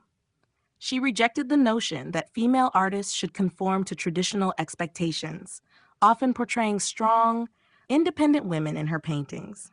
Her embrace of Russian folk art and religious iconography was also a feminist statement, as it reasserted the value of indigenous artistic traditions that had often been dismissed by male-dominated academic institutions. Goncharova's bold persona, willingness to cross artistic boundaries, and rejection of restrictive gender norms made her a trailblazer in both the art world and the broader feminist movement. The intersection of feminism and art in the Russian avant-garde was also evident in the ways women artists embraced new forms of visual expression. Many experimented with abstraction, typography, and non-traditional materials, breaking away from the rigid structures of academic painting. They did not see themselves merely as painters or illustrators, but as innovators, creating work that blended art, design, and political engagement. Their participation in manifestos and exhibitions helped redefine what it meant to be a female artist, positioning them as equals to their male counterparts in the struggle for artistic and social revolution. While the increasing control of the Soviet state in the late 1920s ultimately curtailed many of the freedoms women had gained during the early years of the avant-garde, the legacy of these artists remained influential. Their work not only contributed to the development of modern art, but also laid the foundation for future discussions on gender, creativity, and social change. Women's role in constructivist design and fashion. Women played a crucial role in shaping the aesthetics and practical applications of constructivist design and fashion, demonstrating how art could intersect with everyday life. In the early Soviet era, constructivism sought to merge artistic innovation with functionality, rejecting traditional bourgeois aesthetics in favor of practical mass-produced designs. Women artists such as Varvara Stepanova, Lyubov Popova, and Alexandra Exter were at the forefront of this movement, using their creativity to redefine clothing, textile design, and industrial aesthetics. Their contributions were not merely decorative, but were deeply tied to the ideological shifts of the time, as they sought to create fashion that reflected the values of the new socialist society. One of the defining characteristics of constructivist fashion was its emphasis on practicality and efficiency. Instead of catering to aristocratic luxury or purely aesthetic concerns, constructivist designers aimed to create clothing that was comfortable, utilitarian, and suited to the demands of modern labor. Varvara Stepanova, for example, designed workers' uniforms that embraced geometric patterns and simple, functional cuts. Her approach rejected traditional tailoring in favor of unstructured, flexible garments that allowed freedom of movement, an essential consideration for the new Soviet citizen, who was expected to be both a productive worker and an active participant in the collective society. Lyubov Popova also played a significant role in transforming constructivist ideals into wearable designs. She saw clothing as an extension of modernity, using bold geometric forms and primary colors to create striking, avant-garde patterns.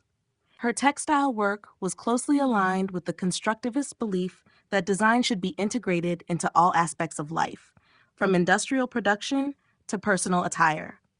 By using abstract compositions and rejecting ornate embellishments, Popova's designs symbolized the break from the past and the embrace of a new, dynamic era. Beyond fashion, women artists also contributed significantly to constructivist graphic and industrial design. Alexandra Exter was instrumental in bridging the gap between theater, fashion, and constructivist ideology. She designed costumes for avant-garde theater productions that blurred the lines between clothing and sculpture, incorporating bold geometric forms that echoed the principles of modernist abstraction. Her work demonstrated how constructivism could be applied not only to everyday garments, but also to performance and visual storytelling, reinforcing the movement's interdisciplinary nature. Women in constructivist design were not merely participants, but pioneers who reshaped the way fashion and industrial aesthetics were perceived. They rejected the notion of art as an elite pursuit and instead championed designs that were accessible, functional, and reflective of socialist ideals. Their legacy remains influential, as their ideas laid the groundwork for modernist approaches to fashion, graphic design, and the integration of art into daily life. Collaborative art practices in the avant-garde movement. The Russian avant-garde was deeply rooted in collaboration, with artists, poets, designers, and architects working together to push the boundaries of artistic expression. Unlike traditional artistic movements that often emphasize the individual genius of a single creator, the avant-garde embraced collective work as a means of achieving a radical transformation of society. This spirit of collaboration was not just ideological, but also practical, as artists sought to integrate different disciplines to create a total artistic experience that blurred the lines between painting, sculpture, architecture, theater, and design. One of the earliest and most influential examples of collaboration in the Russian avant-garde was the partnership between artists and poets in the Futurist movement. Groups such as Hyleia, which included poets like Vladimir Mayakovsky and artists like David Berliuk, merged visual art with radical literary experimentation. They developed manifestos, designed books, and staged performances that combined spoken word, typography, and visual composition. Their work was not merely about creating art, but about challenging conventions and provoking new ways of seeing and thinking. The constructivist movement also embodied this collaborative ethos, particularly in its approach to architecture and industrial design. Artists such as Alexander Rodchenko and Varvara Stepanova worked together on projects that combined graphic design, photography, and typography, creating striking visual identities for Soviet propaganda and commercial products. They sought to eliminate the divide between fine art and applied art, advocating for a utilitarian aesthetic that served a greater social purpose. Their collaboration extended to theater, where designers worked closely with playwrights and directors to produce visually innovative stage sets that reinforced the ideological messages of their performances. Collaboration was also central to the development of suprematism, particularly through the work of Kazimir Malevich and his students at the U-Novus group, affirmers of the new art. This collective, based in Vitebsk, saw art as a shared endeavor rather than an individual pursuit. Together, they experimented with abstract forms and sought to apply suprematist principles beyond the canvas into architecture, urban planning, and textile design. Their work demonstrated how artistic collaboration could extend beyond galleries and into the lived environment, reinforcing the movement's revolutionary aspirations. The collaborative nature of the avant-garde was a direct response to the social and political upheavals of the time. These artists believed that working together, rather than in isolation, was essential in building a new, modern society. While individual figures like Malevich, Tatlin, and Rodchenko are often celebrated, their innovations were the result of dynamic exchanges with their peers. This collective spirit remains one of the defining characteristics of the Russian avant-garde, influencing later movements in art, design, and performance worldwide. The legacy of women artists in Soviet art. The contributions of women artists to the Russian avant-garde and Soviet art as a whole were profound, yet their legacy has often been overshadowed by their male counterparts. Artists such as Lyubov Popova, Varvara Stepanova, and Natalia Goncharova played a crucial role in shaping the direction of modern art, pioneering new forms and challenging traditional gender roles in the process. Their work extended beyond painting into design, theater, fashion, and architecture, reflecting the multidisciplinary nature of the avant-garde. In the early years of the Soviet Union, women artists found unprecedented opportunities to engage in large-scale artistic projects, largely due to the revolutionary government's emphasis on gender equality. Popova and Stepanova, for example, became leading figures in constructivism, a movement that sought to merge art with industrial production. Their work in textile design, stage design, and graphic arts demonstrated a commitment to functional, socially engaged art that aligned with the Soviet vision of a new collective society. They rejected the notion of art as an individual expression and instead embraced collaboration, producing designs that were meant for mass production rather than private galleries. Natalia Goncharova, though associated more with pre-revolutionary avant-garde movements, left an enduring influence on Soviet art through her innovative approach to primitivism and futurism. Her bold use of color and dynamic compositions challenged traditional artistic norms, paving the way for later developments in abstraction. Similarly, Alexandra Exter made significant contributions to both theater and cinema, designing some of the most striking stage and costume designs of the early Soviet era. Her ability to synthesize elements of Cubism and Futurism into three-dimensional space helped revolutionize Soviet visual culture, particularly in film set design. Despite their immense contributions, many women artists saw their influence diminish as the Soviet Union moved towards socialist realism in the 1930s. The avant-garde ideals they had championed were gradually replaced by state-controlled narratives that favored heroic, figurative depictions of workers and leaders. While some women, such as Vera Mukina, adapted to these new artistic demands, her monumental sculpture, Worker and Kolkhoz Woman, remains one of the most iconic images of Soviet art. Others found their experimental work sidelined or erased from official histories. Nevertheless, the legacy of women artists in Soviet art endures. Their innovations in abstraction, design, and interdisciplinary practice continue to inspire contemporary artists and scholars. Their work challenged gender norms, expanded the possibilities of artistic expression, and contributed to a broader vision of a revolutionary society where art was meant to be an integral part of daily life. Today, renewed interest in their contributions has led to greater recognition of their impact, ensuring that their role in shaping modern art is no longer overlooked.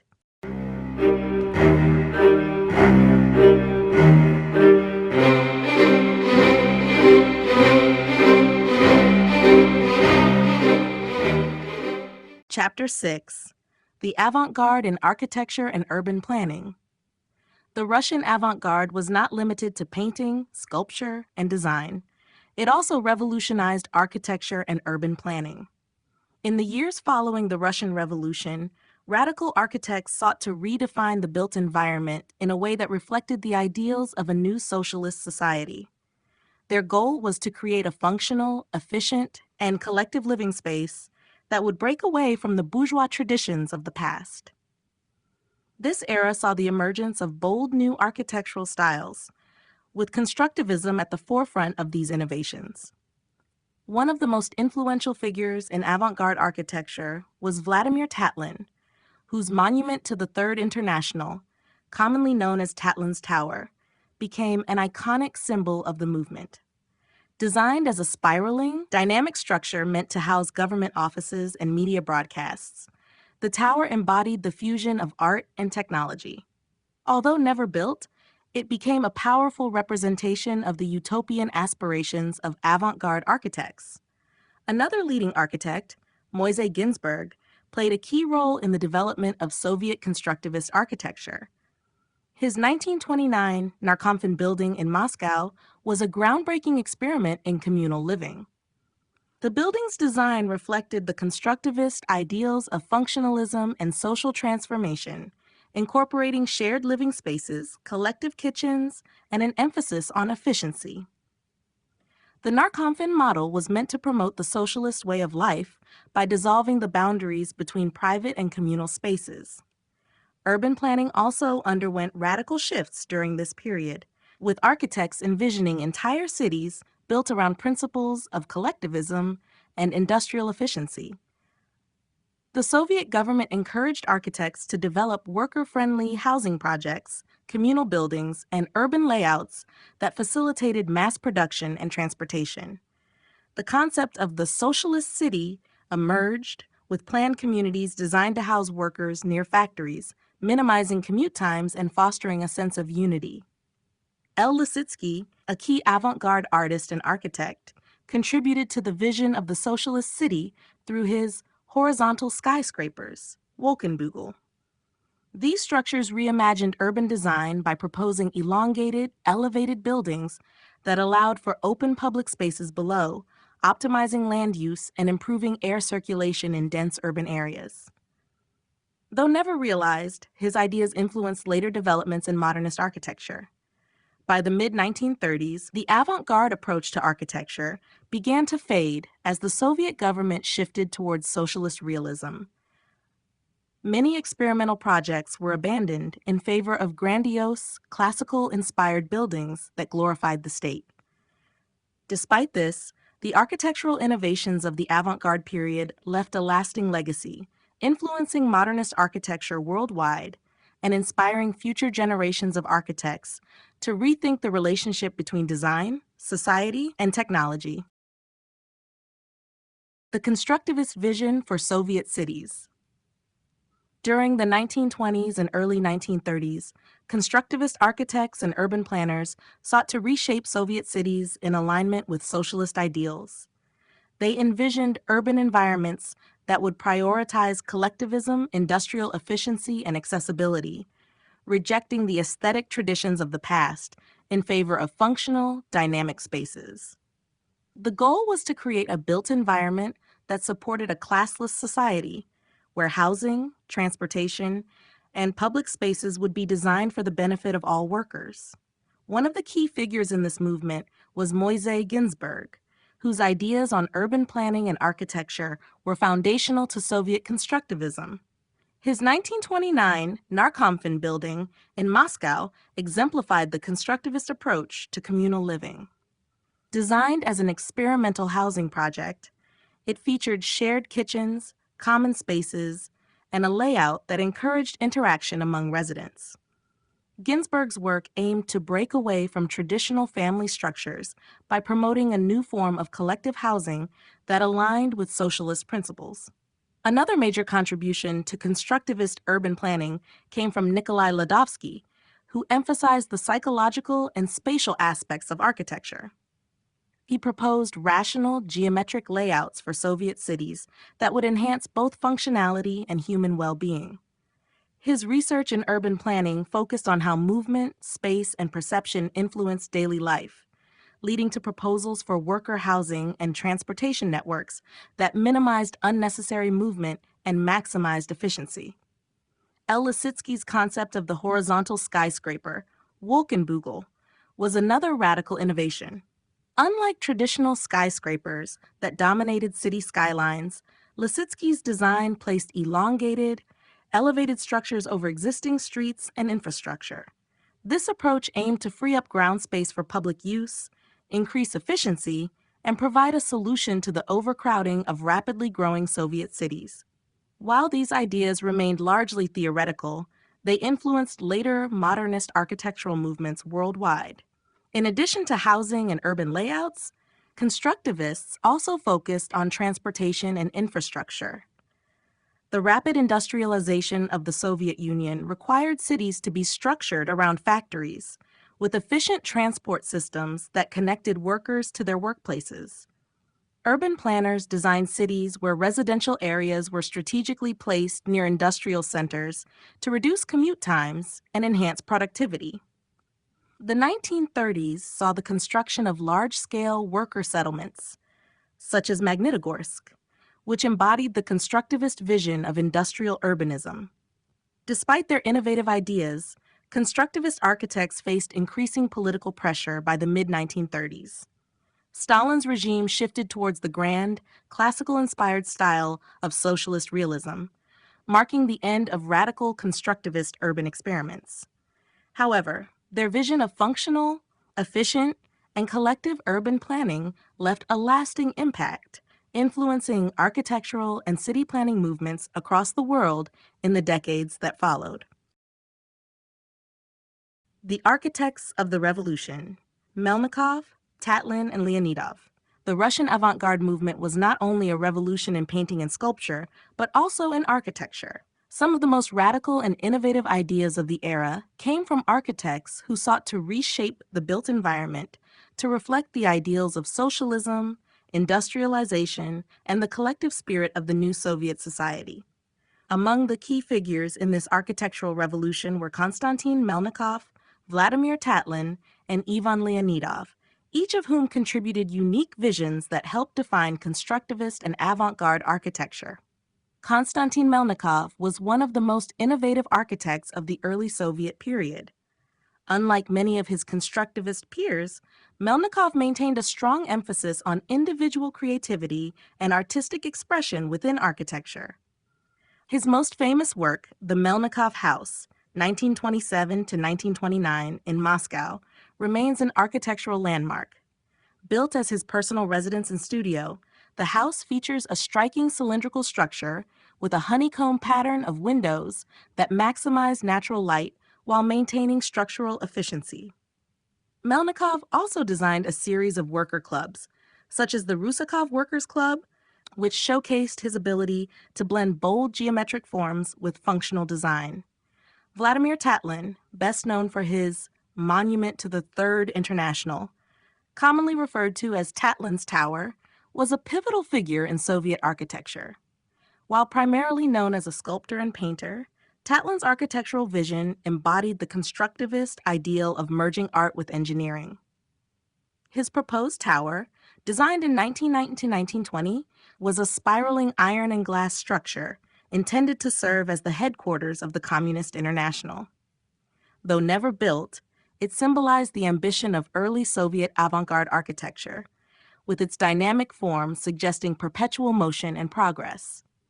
Tatlin's work pushed the boundaries of what architecture could be, shifting focus from static structures to functional, kinetic designs that engaged with modern technology. Ivan Leonidov, a visionary architect and urban planner, played a crucial role in shaping constructivist architectural theory.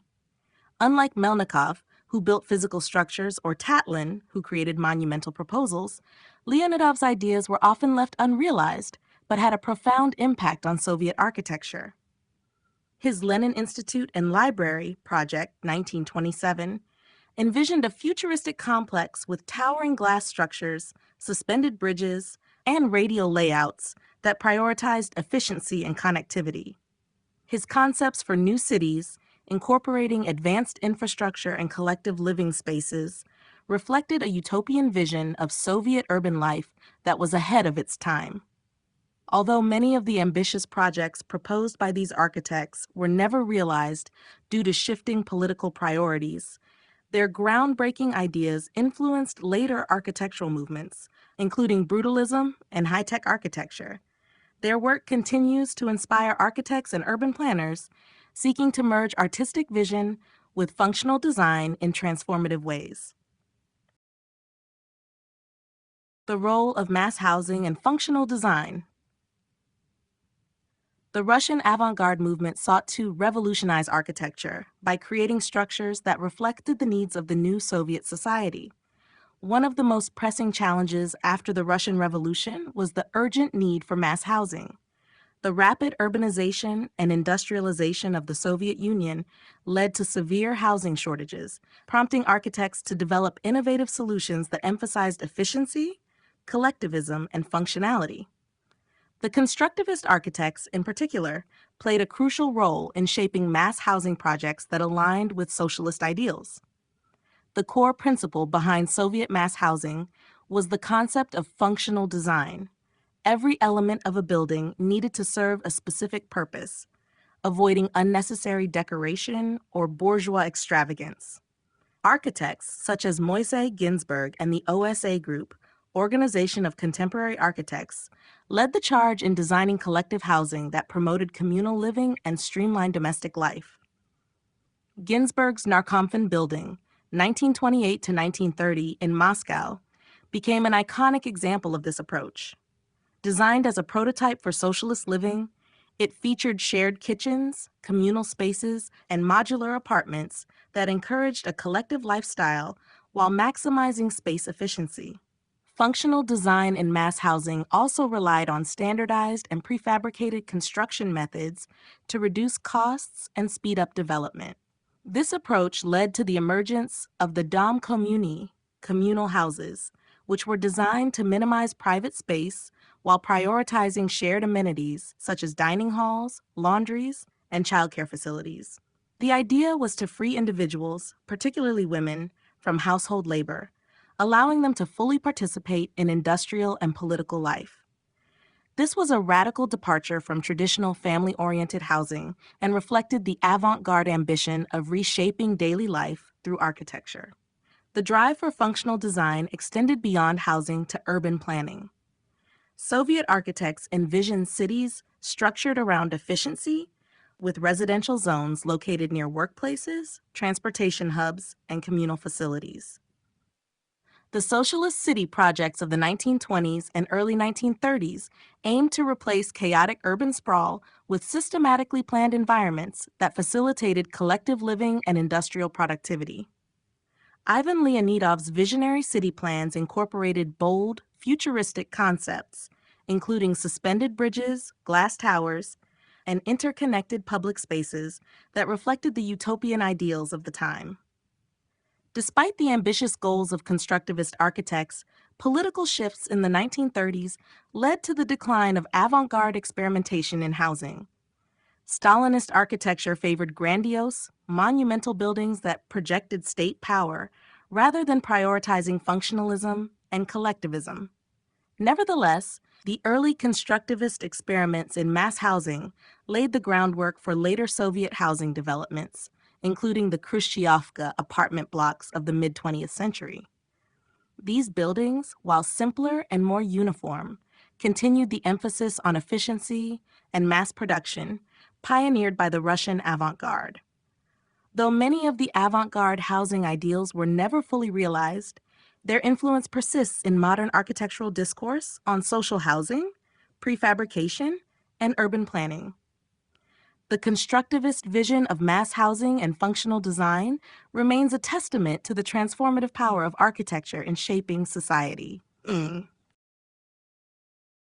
Futurist proposals for Soviet infrastructure. The Russian avant-garde movement was not only concerned with painting, sculpture, and architecture, but also with radically transforming infrastructure to align with the ideals of the new Soviet state. Influenced by futurism, constructivism, and suprematism, Soviet architects and urban planners proposed ambitious projects that envisioned a technologically advanced, highly efficient, and collectivized society.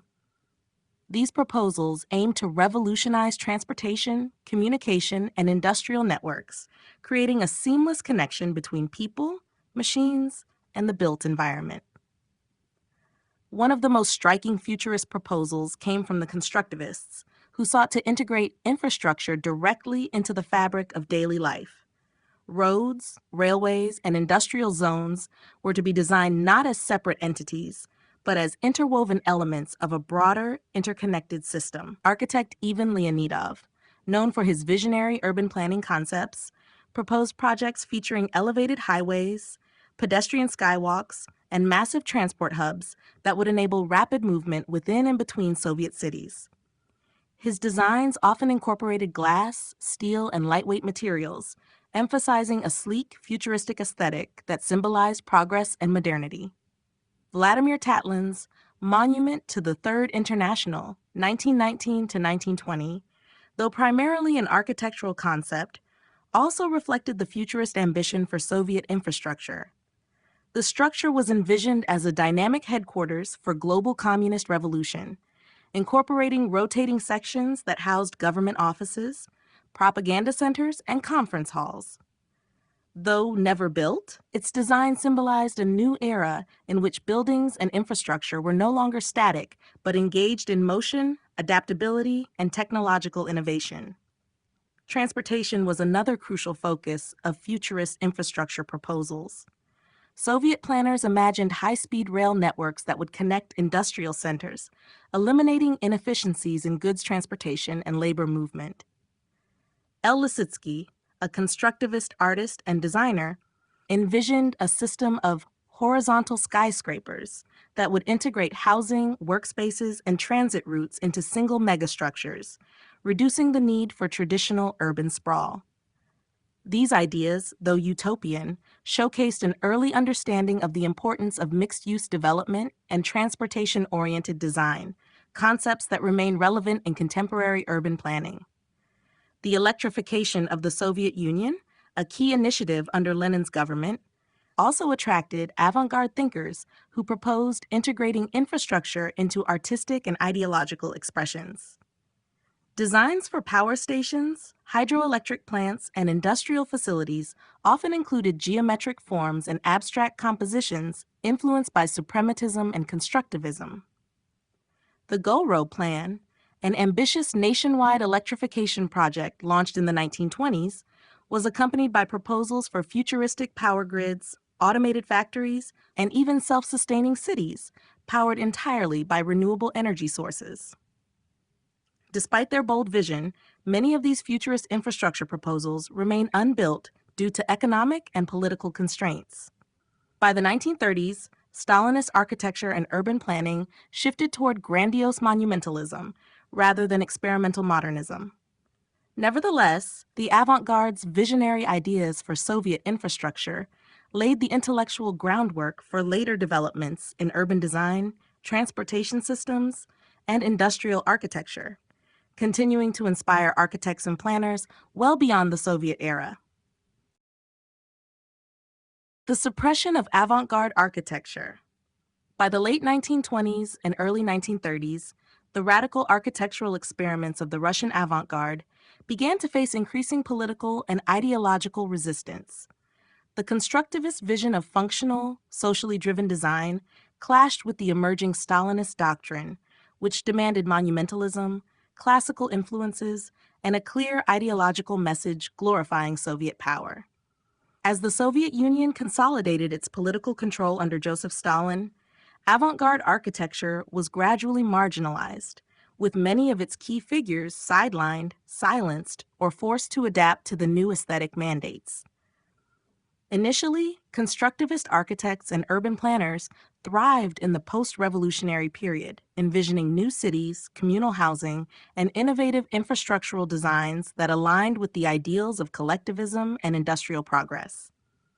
Figures like Moise Ginsburg, Ivan Leonidov, and Konstantin Melnikov designed groundbreaking projects that redefined modern architecture. However, as the Soviet government became more authoritarian, these radical ideas were increasingly seen as impractical, elitist, or even counter-revolutionary. The shift in artistic policy culminated in the early 1930s when the avant-garde was officially denounced in favor of socialist realism, a style that emphasized grandeur, historicist references, and ideological clarity. One of the most significant casualties of this shift was the constructivist movement's architectural legacy. Many of its most daring proposals, including Leonidov's futuristic urban designs and Melnikov's innovative housing concepts, were never realized. Instead, new construction projects adhered to rigid, hierarchical designs that reflected state authority rather than experimental modernism. The once thriving architectural debates of the 1920s were suppressed, and many avant-garde architects found themselves unable to work or forced to conform to the new stylistic mandates. Melnikov, whose cylindrical house in Moscow remains an icon of avant-garde architecture, was gradually pushed out of professional practice. Leonidov, once celebrated for his utopian visions, was left to work on more conventional projects.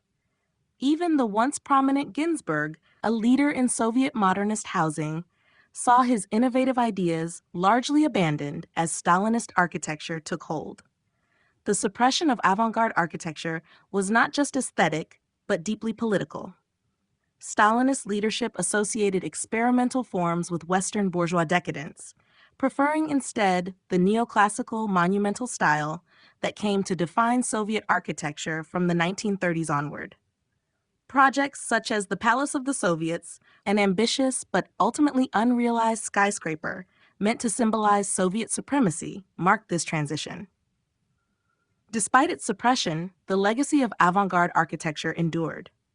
Many of its principles, including prefabrication, functionalism, and integrated urban planning, resurfaced in later Soviet and even global architectural trends. Though the movement was stifled, its influence persisted, shaping modernist architecture worldwide and inspiring later generations of designers who sought to balance innovation with social responsibility.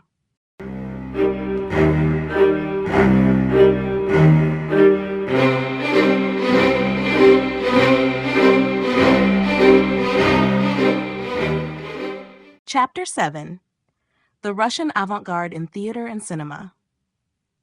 The Russian avant-garde was not confined to painting, sculpture, and architecture. It also found a powerful outlet in theater and cinema. During the early Soviet period, experimental artists sought to revolutionize performance in film, breaking away from traditional forms to create dynamic, politically charged, and visually striking works. Theater directors like Vsevolod Meyerhold and film pioneers like Sergei Eisenstein and Dziga Vertov transformed their respective fields, introducing radical techniques that would influence generations of artists worldwide. In theater, Meyerhold became one of the most influential figures of the avant-garde movement, rejecting the naturalistic performances of the 19th century in favor of an abstract, highly stylized approach. His theory of biomechanics emphasized physical movement, rhythm, and expressive gestures as key elements of acting. Meyerhold's productions incorporated constructivist set designs, often using geometric shapes, industrial materials, and multi-level staging to create a visually dynamic performance space. His reimagining of classic plays and new Soviet works aligned with the revolutionary spirit of the time, aiming to engage audiences intellectually and emotionally rather than merely entertain. However, as Stalinism tightened its grip, his radical methods were increasingly seen as subversive. By the late 1930s, Meyerhold was arrested and executed, marking the tragic suppression of avant-garde theater. In cinema, the Russian avant-garde had an equally profound impact. Sergei Eisenstein pioneered the theory of montage, in which rapid, juxtaposed edits created powerful emotional and ideological effects. His films, such as Battleship Potemkin, 1925, and October, 1928, used montage to intensify dramatic tension and convey revolutionary themes. Eisenstein's work was both innovative and deeply political, aligning with Soviet propaganda efforts while pushing the boundaries of film as an artistic medium. Dziga Vertov took a more radical approach, rejecting narrative storytelling entirely in favor of pure visual experimentation. His concept of the kino eye promoted the idea that film could capture reality in a way the human eye could not, and his documentary, Man with a Movie Camera, 1929, remains a landmark in avant-garde cinema. Through rapid editing, double exposures, and unconventional camera angles, Vertov sought to depict Soviet life as an interconnected, mechanized system, an approach that resonated with constructivist ideals. Despite the artistic breakthroughs of these filmmakers and theater directors, Soviet avant-garde performance in cinema eventually faced the same political suppression as other experimental movements. By the 1930s, socialist realism became the mandated artistic style, and the bold innovations of Meyerhold, Eisenstein, and Vertov were either repressed or reinterpreted to fit state propaganda. However, their contributions left a lasting impact on global theater and film, influencing everything from modernist stage design to the editing techniques of contemporary cinema. Meyerhold and the biomechanics of performance. Vsevolod Meyerhold was one of the most revolutionary figures in early 20th century theater, redefining the way actors approached performance through his theory of biomechanics. Rejecting the psychological realism of Stanislavski's system, Meyerhold believed that acting should be rooted in physicality, rhythm, and movement, rather than in emotional introspection. His method emphasized precision, efficiency, and expressive gestures, treating the human body as a dynamic instrument for storytelling. Biomechanics was influenced by a variety of sources, including commedia dell'arte, kabuki theater, and the physical training techniques of circus performers.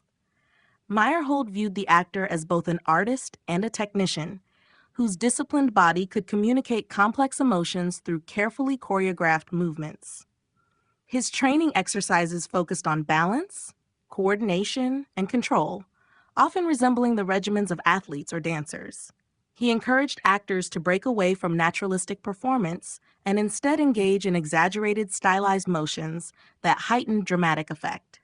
One of Meyerhold's central concepts was the idea of preparation, action, and reaction, a rhythmic sequence that dictated how actors moved and responded on stage. Every action was deliberately structured to create maximum impact, with actors using their entire bodies to express emotion rather than relying on dialogue alone. This approach aligned with the constructivist movement, which sought to break down art into its fundamental components and rebuild it with function and efficiency in mind. Meyerhold's productions often featured constructivist set designs, incorporating industrial materials, geometric forms, and multi-level staging to enhance the physical dynamism of the performance. His most famous productions included reinterpretations of classic plays, such as The Government Inspector and The Magnificent Cuckold, in which he applied biomechanics to create fast-paced, highly visual performances. These productions rejected traditional stage conventions, replacing ornate sets with minimalist, functional designs that emphasized movement and interaction between actors in space. Despite its innovation, Meyerhold's work faced increasing resistance as Soviet cultural policies shifted towards socialist realism. His avant-garde methods were deemed too experimental and disconnected from the ideological goals of the state. By the 1930s, he was under constant scrutiny, and his theater was eventually shut down. In 1939, he was arrested, tortured, and executed by Soviet authorities, marking a tragic end to his artistic career. Although biomechanics was largely suppressed in the Soviet Union, its influence persisted in global theater and performance art. Modern practitioners of physical theater, including directors and movement-based acting schools, continue to draw inspiration from Meyerhold's ideas. His belief in the expressive power of the human body remains a cornerstone of experimental theater, cementing his legacy as one of the most innovative figures in stage performance. Constructivist stage design and experimental sets. Constructivist stage design emerged as a radical departure from traditional theater aesthetics, embracing industrial materials, geometric forms, and functional structures to create dynamic, immersive environments. Rooted in the broader constructivist movement, which prioritized utility and mechanization, theater designers sought to strip away unnecessary ornamentation and instead focus on structures that enhanced movement, energy, and audience engagement. One of the pioneers of constructivist stage design was Lyubov Popova, whose work in the 1920s redefined the relationship between actors and their environment. She rejected painted backdrops in favor of three-dimensional, modular sets made of scaffolding, ladders, platforms, and wheels, allowing for rapid transformations between scenes. These elements were not merely decorative, but actively shaped the physicality of the performances, with actors climbing, jumping, and interacting with the set in a way that integrated movement into storytelling. Another key figure was Varvara Stepanova, who collaborated with directors like Vsevolod Meyerhold to create innovative, highly adaptable stage environments. She designed sets that blurred the line between performance and machinery, reflecting the constructivist fascination with industry and technology. The goal was to eliminate the illusionistic qualities of traditional theater and instead emphasize the mechanical precision of the human body in motion, reinforcing Meyerhold's biomechanics acting techniques. Meyerhold himself played a central role in advancing experimental stage design, particularly in productions like The Magnificent Cuckold, 1922, and The Government Inspector, 1926. He worked closely with constructivist designers to develop sets that functioned as active components of the performance rather than passive backdrops. These sets often featured rotating platforms, pulleys, and collapsible structures that actors could manipulate in real time, creating a constantly shifting stage space that heightened dramatic tension. Beyond individual productions, constructivist stage design also influenced Soviet propaganda theater, known as agitprop. Mobile stages were constructed using lightweight materials, allowing performances to travel to factories, military bases, and rural villages. This democratization of theater aligned with the Soviet vision of bringing art to the masses and fostering political engagement through performance. However, the rise of socialist realism in the 1930s led to the suppression of constructivist stage design. Soviet authorities deemed it too abstract and avant-garde, favoring more literal and ideologically driven artistic expressions. Despite its decline, the principles of constructivist theater left a lasting impact on modern stage design, influencing contemporary set construction, multimedia performance, and experimental theater worldwide. The movement's emphasis on function, movement, and interaction continues to inspire directors and designers seeking to break conventional theatrical boundaries. Eisenstein and Vertov, film as a revolutionary medium. Sergei Eisenstein and Dziga Vertov were two of the most influential filmmakers of the Russian avant-garde, using cinema as a tool for revolution both in form and content. Their innovative approaches to editing, narrative structure, and visual composition helped shape modern filmmaking while aligning with the ideological goals of the Soviet state. Eisenstein, best known for films like Battleship Potemkin, 1925, and Strike, 1925, developed the theory of montage, a technique that emphasized the juxtaposition of images to create meaning and evoke emotional responses. Unlike traditional continuity editing, Eisenstein's montage relied on rapid cuts and visual contrasts to heighten tension and reinforce revolutionary themes. His most famous sequence, the Odessa Steppes Massacre in Battleship Potemkin, demonstrated the power of montage to create a visceral and emotionally charged cinematic experience. By using fragmented shots of terrified citizens, advancing soldiers, and a baby carriage tumbling down the steps, Eisenstein manipulated time and space to emphasize the brutality of oppression and the need for collective uprising. Vertov, on the other hand, rejected narrative-driven cinema in favor of documentary realism. His film, Man with a Movie Camera, 1929, is a groundbreaking exploration of urban life, labor, and mechanization, crafted without actors, sets, or a traditional script. Vertov believed in the power of cinema to reveal truth, advocating for a style he called kino eye, which sought to capture reality from perspectives impossible for the human eye alone. By using techniques such as double exposure, split screens, and superimpositions, he transformed ordinary moments into dynamic, rhythmic visual compositions that celebrated Soviet progress and industrialization. Both Eisenstein and Vertov saw film as more than entertainment. It was a means of political education and social transformation. Their works aimed to galvanize the masses, presenting revolutionary struggle not just as an abstract ideal, but as a tangible and urgent necessity. They also challenged conventional storytelling, introducing radical visual styles that broke from Western cinematic traditions. However, as Stalin's grip on Soviet culture tightened in the 1930s, their experimental approaches came under scrutiny. Socialist realism, which prioritized clear narratives and ideological clarity, became the mandated artistic style. Eisenstein was forced to adapt, producing more state-approved films like Alexander Nevsky, 1938, while Vertov's career declined due to his rejection of traditional storytelling. Despite this, their contributions to film theory and practice remain foundational.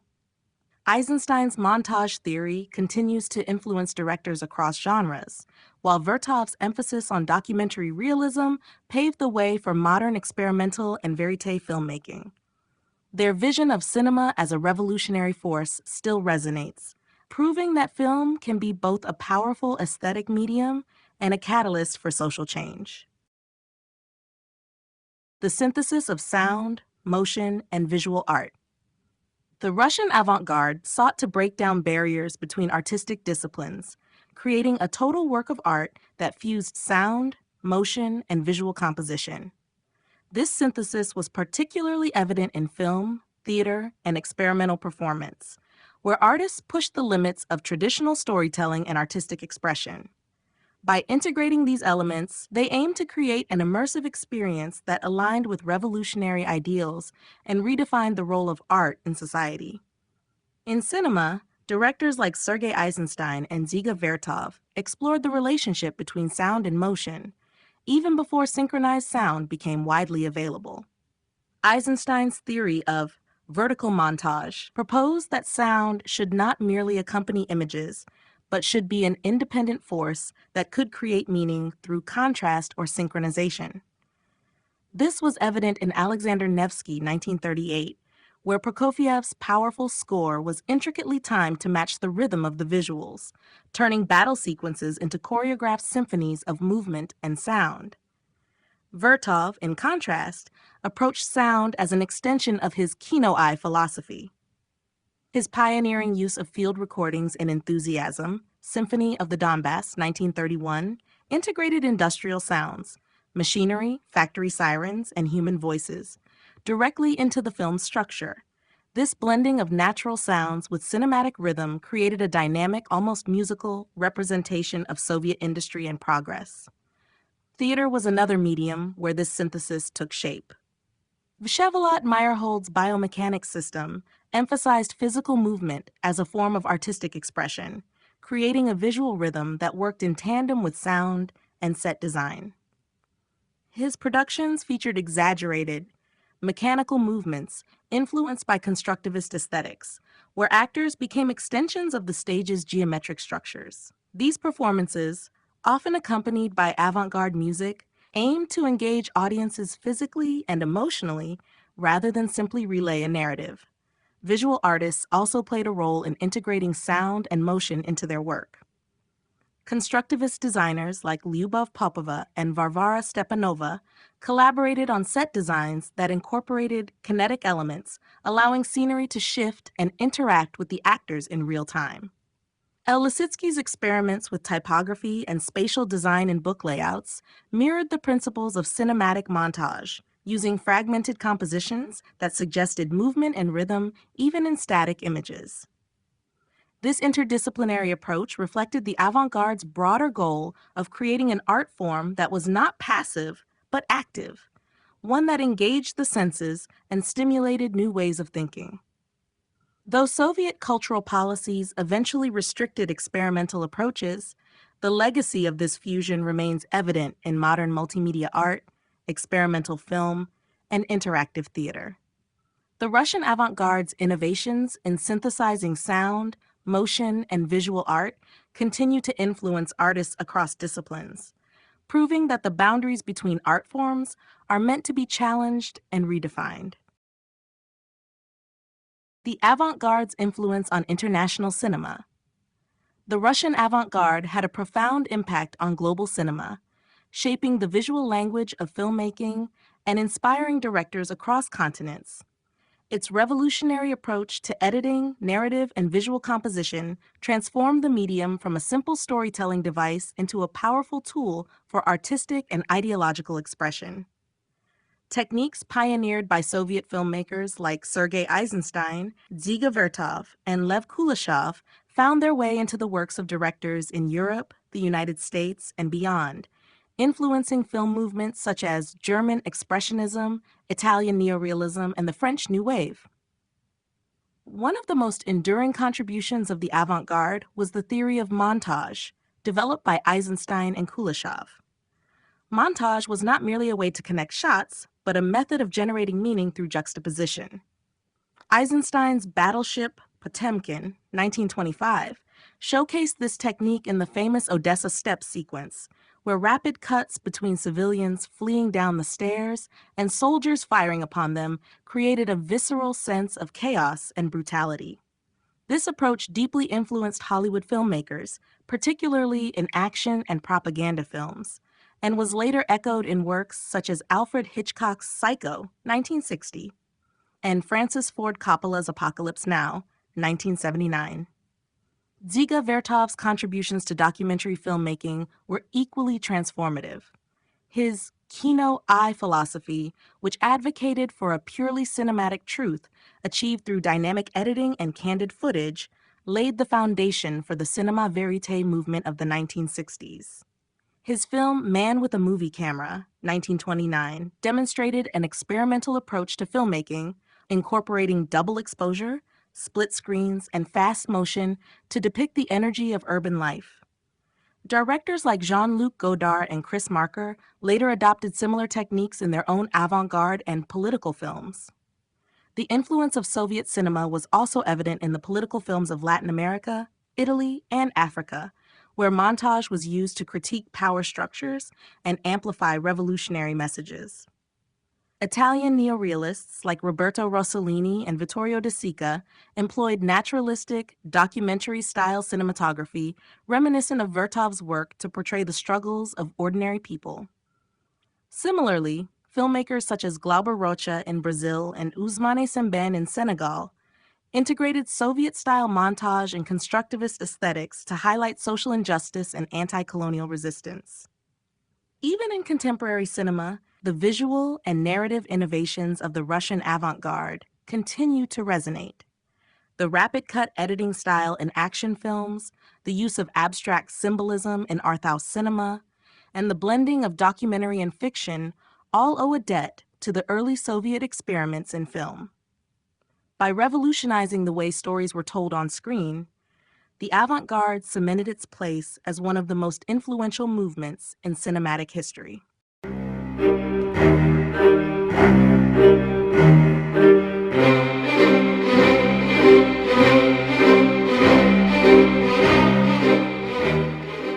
Chapter 8: Photography and Graphic Design in the Avant-Garde.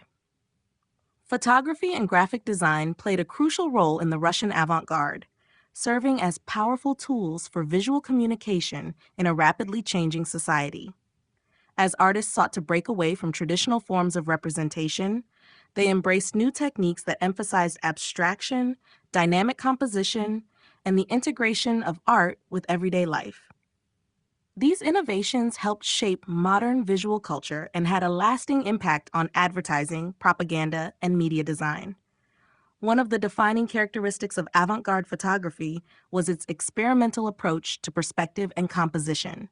Artists like Alexander Rodchenko, El Lissitzky, and Gustav Klutzis used unusual angles, photomontage, and stark contrast to create striking images that captured the energy of the modern age. Rodchenko, in particular, was known for his dramatic overhead shots and extreme close-ups, which transformed ordinary subjects into bold, geometric compositions. His work rejected traditional pictorialism in favor of a constructivist aesthetic that aligned with the revolutionary spirit of the time. Graphic design, too, underwent a radical transformation under the influence of avant-garde artists. The fusion of typography, photography, and geometric abstraction gave rise to a dynamic visual language that was both functional and politically charged. El Lissitzky's Pround series and his famous Beat the Whites with the Red Wedge, 1919, exemplified this new approach, using bold shapes and asymmetrical layouts to convey movement and ideological struggle. His designs for books, posters, and exhibitions revolutionized the use of text and image in communication, laying the groundwork for modern graphic design. Photomontage emerged as one of the most influential techniques of the period, allowing artists to combine multiple photographic elements into a single composition. This method was used extensively in political propaganda, as seen in the work of Gustav Klutzis, who created powerful posters promoting Soviet industrialization and collectivization. By layering images of workers, machinery, and revolutionary slogans, photomontage reinforced the message of progress and unity, making it an effective tool for shaping public perception. The impact of avant-garde photography and design extended beyond the Soviet Union, influencing movements such as Bauhaus in Germany and Daystyle in the Netherlands. The emphasis on clean lines, functionality, and integration with architecture and industrial design resonated with modernist designers worldwide, setting the stage for the development of commercial advertising and corporate branding in the 20th century. Although many of these radical artistic experiments were later suppressed under Stalin's regime, their legacy continues to inspire contemporary photographers, designers, and visual artists.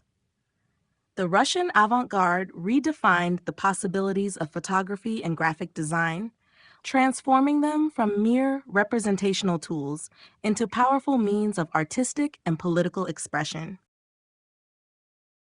Rodchenko and the language of constructivist photography. Alexander Rodchenko was one of the most influential figures in constructivist photography, redefining the role of the camera as a tool for revolutionary visual expression. Rejecting traditional artistic conventions, he sought to create a new photographic language that aligned with the principles of constructivism, functionality, objectivity, and a focus on modern industrial society. His innovative compositions, unusual perspectives, and bold geometric framing became hallmarks of constructivist photography and shaped the visual culture of the Soviet Union. Rodchenko's approach was characterized by extreme angles, unexpected viewpoints, and a sense of dynamism. He often shot from above or below, emphasizing height, movement, and abstraction. His famous works, such as Pioneer Girl with a Trumpet, 1930, and Stairs, 1929, demonstrate his ability to transform everyday subjects into striking, almost architectural compositions. By using diagonal lines, fragmented perspectives, and strong contrasts, he created images that conveyed energy and modernity, breaking away from static, traditional portraiture. One of Rodchenko's most significant contributions was his development of photomontage, a technique that involved cutting and assembling multiple photographic elements into a single composition. This method allowed for the creation of complex narratives and political messaging. He worked closely with Vladimir Mayakovsky, designing bold, typographic posters and advertisements that combined text and image in innovative ways. His work in graphic design, particularly in magazine layouts for USSR in construction, revolutionized Soviet propaganda, making it visually engaging and ideologically powerful. Rodchenko also believed that photography should serve a social function rather than be purely aesthetic. He rejected the notion of photography as an art form meant for individual expression, instead advocating for its use as a means of documenting Soviet progress. His images of workers, athletes, and industrial landscapes aimed to present a vision of the Soviet Union as a thriving, collective society. His photograph, Shukov Tower, 1929, with its striking upward perspective, symbolized the Soviet commitment to technological advancement and innovation. Despite his early success, Rodchenko faced increasing restrictions as Stalinist policies tightened artistic expression.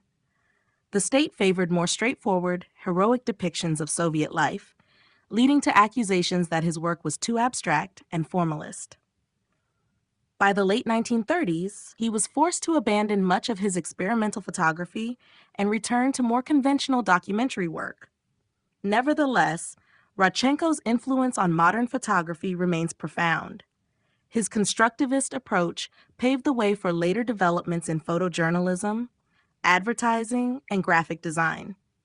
His radical reimagining of perspective and composition continues to inspire contemporary photographers and designers, securing his place as a pioneer in the history of visual culture. The impact of avant-garde typography and propaganda posters. Avant-garde typography and propaganda posters played a crucial role in shaping Soviet visual culture, merging radical artistic innovation with political messaging. The Russian avant-garde, particularly constructivist designers like Alexander Rodchenko, L. Lisitsky, and Gustav Klutzis, developed a bold new typographic style that rejected decorative flourishes in favor of clarity, geometric precision, and functional communication. Their designs aimed to energize the masses, visually reinforcing the ideals of the Soviet state through striking compositions, dynamic angles, and the strategic use of text and imagery.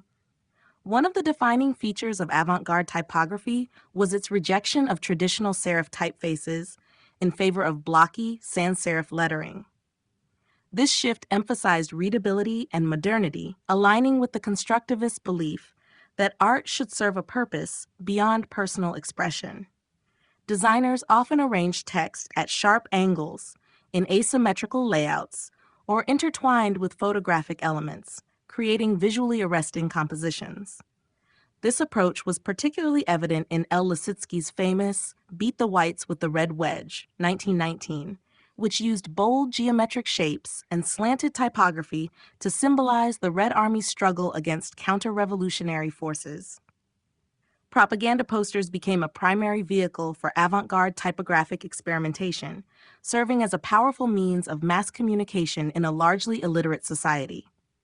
These posters, often produced in lithographic or photomontage formats, combine bold slogans, dynamic figures, and constructivist design principles to instill a sense of unity, progress, and revolutionary zeal. Rodchenko's collaboration with poet Vladimir Mayakovsky led to some of the most iconic advertising and political posters of the era, where words and images worked together seamlessly to deliver clear, impactful messages. Photomontage became another essential technique in Soviet propaganda, allowing artists to blend photography with typography in a way that appeared both realistic and ideologically charged. Gustav Klutzis mastered this method, creating posters that featured cutout images of workers, soldiers, and industrial machinery, interwoven with bold slogans in red and black. His works, such as We Will Fulfill the Plan of Great Works, 1930, reinforced the idea of collective labor and Soviet industrial expansion. However, as Stalin consolidated power, avant-garde typography and constructivist poster design were increasingly deemed too experimental and abstract for state propaganda. By the mid-1930s, socialist realism became the dominant artistic style, favoring more naturalistic depictions of Soviet life with straightforward, legible typography. Avant-garde designers were either forced to conform or sidelined altogether. Despite this suppression, the impact of avant-garde typography and propaganda posters remained significant. Their radical design principles influenced later movements in graphic design, advertising, and political messaging, demonstrating the power of typography as a tool for both artistic innovation and ideological persuasion. The role of photography in Soviet visual culture. Photography played a central role in shaping Soviet visual culture, serving as both an artistic medium and a tool for propaganda. In the early years of the Soviet Union, avant-garde artists embraced photography as a means of documenting social change, constructing a new visual language that aligned with revolutionary ideals. Innovators like Alexander Rodchenko, L. Lissitzky, and Gustav Klutzis experimented with photomontage, unconventional angles, and dynamic compositions to create striking images that conveyed the energy of the new socialist society. One of the key aspects of Soviet photography was its ability to merge art with ideology. Constructivist artists viewed photography as a way to replace traditional, subjective forms of representation with an objective, mechanized vision of reality. Rodchenko, for example, rejected classical perspectives in favor of extreme angles, unusual viewpoints, and bold contrasts that made the viewer see the world from a fresh perspective. His images of workers, athletes, and urban landscapes celebrated the collective spirit of the Soviet Union, reinforcing the idea that photography could serve a social function beyond mere documentation. Photomontage became one of the most powerful techniques in Soviet photography, allowing artists to construct composite images that blended reality with ideological messaging. Gustav Klutzis, one of the most influential photomontage artists, created powerful political posters that combined photographic elements with typography and graphic design. His works often depicted Soviet leaders, industrial workers, and grand architectural projects, symbolizing the unity between the people and the state. Through strategic editing and juxtaposition, photomontage allowed artists to manipulate reality, creating idealized visions of progress and modernity. Photography also played a crucial role in Soviet journalism and mass media. Publications such as USSR in Construction, a lavishly designed magazine published in multiple languages, showcased the achievements of Soviet industry, agriculture, and technological progress through dramatic photographic spreads. Edited by leading avant-garde artists, the magazine presented highly stylized images of workers and infrastructure, reinforcing the narrative of a powerful and efficient socialist state. Despite its early experimentation and innovation, Soviet photography eventually became constrained by political pressures. By the 1930s, as socialist realism became the official state aesthetic, avant-garde photography was increasingly seen as too abstract and disconnected from the needs of the people. Artists were required to produce more straightforward, heroic images that glorified Soviet leadership and everyday workers in an idealized manner. Many avant-garde photographers either adapted to these demands or found themselves marginalized. Nevertheless, the influence of Soviet photography extended beyond its political context. The experimental techniques pioneered by constructivist photographers inspired generations of graphic designers, filmmakers, and artists around the world. Their work demonstrated how photography could be used as both an artistic medium and a powerful instrument of social transformation. The intersection of art and political messaging. The Russian avant-garde movement demonstrated how art and political messaging could merge to shape public perception and reinforce ideological narratives. In the aftermath of the Russian Revolution, artists saw their work as a means of constructing a new society, using visual language to communicate socialist ideals to the masses. This intersection of art and politics was particularly evident in propaganda posters, photo montage, graphic design, and experimental film, all of which played a crucial role in promoting the goals of the Soviet state. One of the most effective tools for political messaging was the propaganda poster. Avant-garde artists like Gustav Klutzis and L. Lisitsky created dynamic compositions that combined bold typography, geometric forms, and photo montage to deliver powerful ideological statements. These posters often depicted heroic workers, industrial progress, and Soviet leaders in a manner that reinforced themes of unity, progress, and collective strength. Through vibrant colors, striking contrasts, and simplified yet compelling imagery, they captured the revolutionary spirit and made complex political ideas accessible to a largely illiterate population. Photo montage became another essential technique in blending art with political messaging.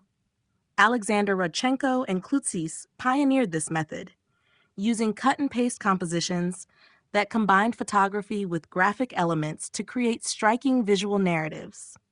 By manipulating and assembling images, artists could construct idealized visions of Soviet progress, often exaggerating industrial achievements or portraying workers and leaders in a glorified light. These montages were widely used in posters, newspapers, and state-sponsored magazines, reinforcing the government's vision of a socialist utopia. Cinema also played a significant role in uniting artistic innovation with political propaganda. Filmmakers like Sergei Eisenstein and Dziga Vertov developed revolutionary editing techniques, such as montage, to create emotionally charged films that aligned with Soviet ideology. Eisenstein's Battleship Potemkin and Vertov's Man with a Movie Camera were not just artistic achievements, but also tools of political persuasion, using visual storytelling to glorify the workers' struggle and celebrate the efficiency of the socialist state. These films were carefully crafted to inspire, educate, and mobilize audiences, emphasizing the power of collective action. While avant-garde artists initially enjoyed creative freedom, their work eventually became subject to strict ideological control. As socialist realism became the official art form of the Soviet Union in the 1930s, experimental and abstract styles were increasingly suppressed in favor of more direct, heroic representations of Soviet life. Despite this shift, the avant-garde's early experiments with art as a vehicle for political messaging had a lasting impact on global design, influencing movements such as Bauhaus, modernist graphic design, and political art worldwide. The fusion of aesthetics and ideology, pioneered by the Russian avant-garde, remains a powerful example of how visual culture can be harnessed to shape political thought and social transformation. The avant-garde's influence on modern graphic design. The innovations of the Russian avant-garde had a profound and lasting impact on modern graphic design, shaping the way artists and designers approach typography, composition, and visual communication. The movement's emphasis on abstraction, geometric precision, and the integration of text and image laid the foundation for many of the design principles still in use today. Avant-garde artists like El Lissitzky, Alexander Rodchenko, and Gustav Klutzis revolutionized the field by breaking away from traditional artistic conventions and embracing a bold, functional approach to visual messaging. One of the most significant contributions of the avant-garde to modern graphic design was the use of asymmetry and dynamic compositions. Prior to this period, design was largely centered on balanced classical layouts.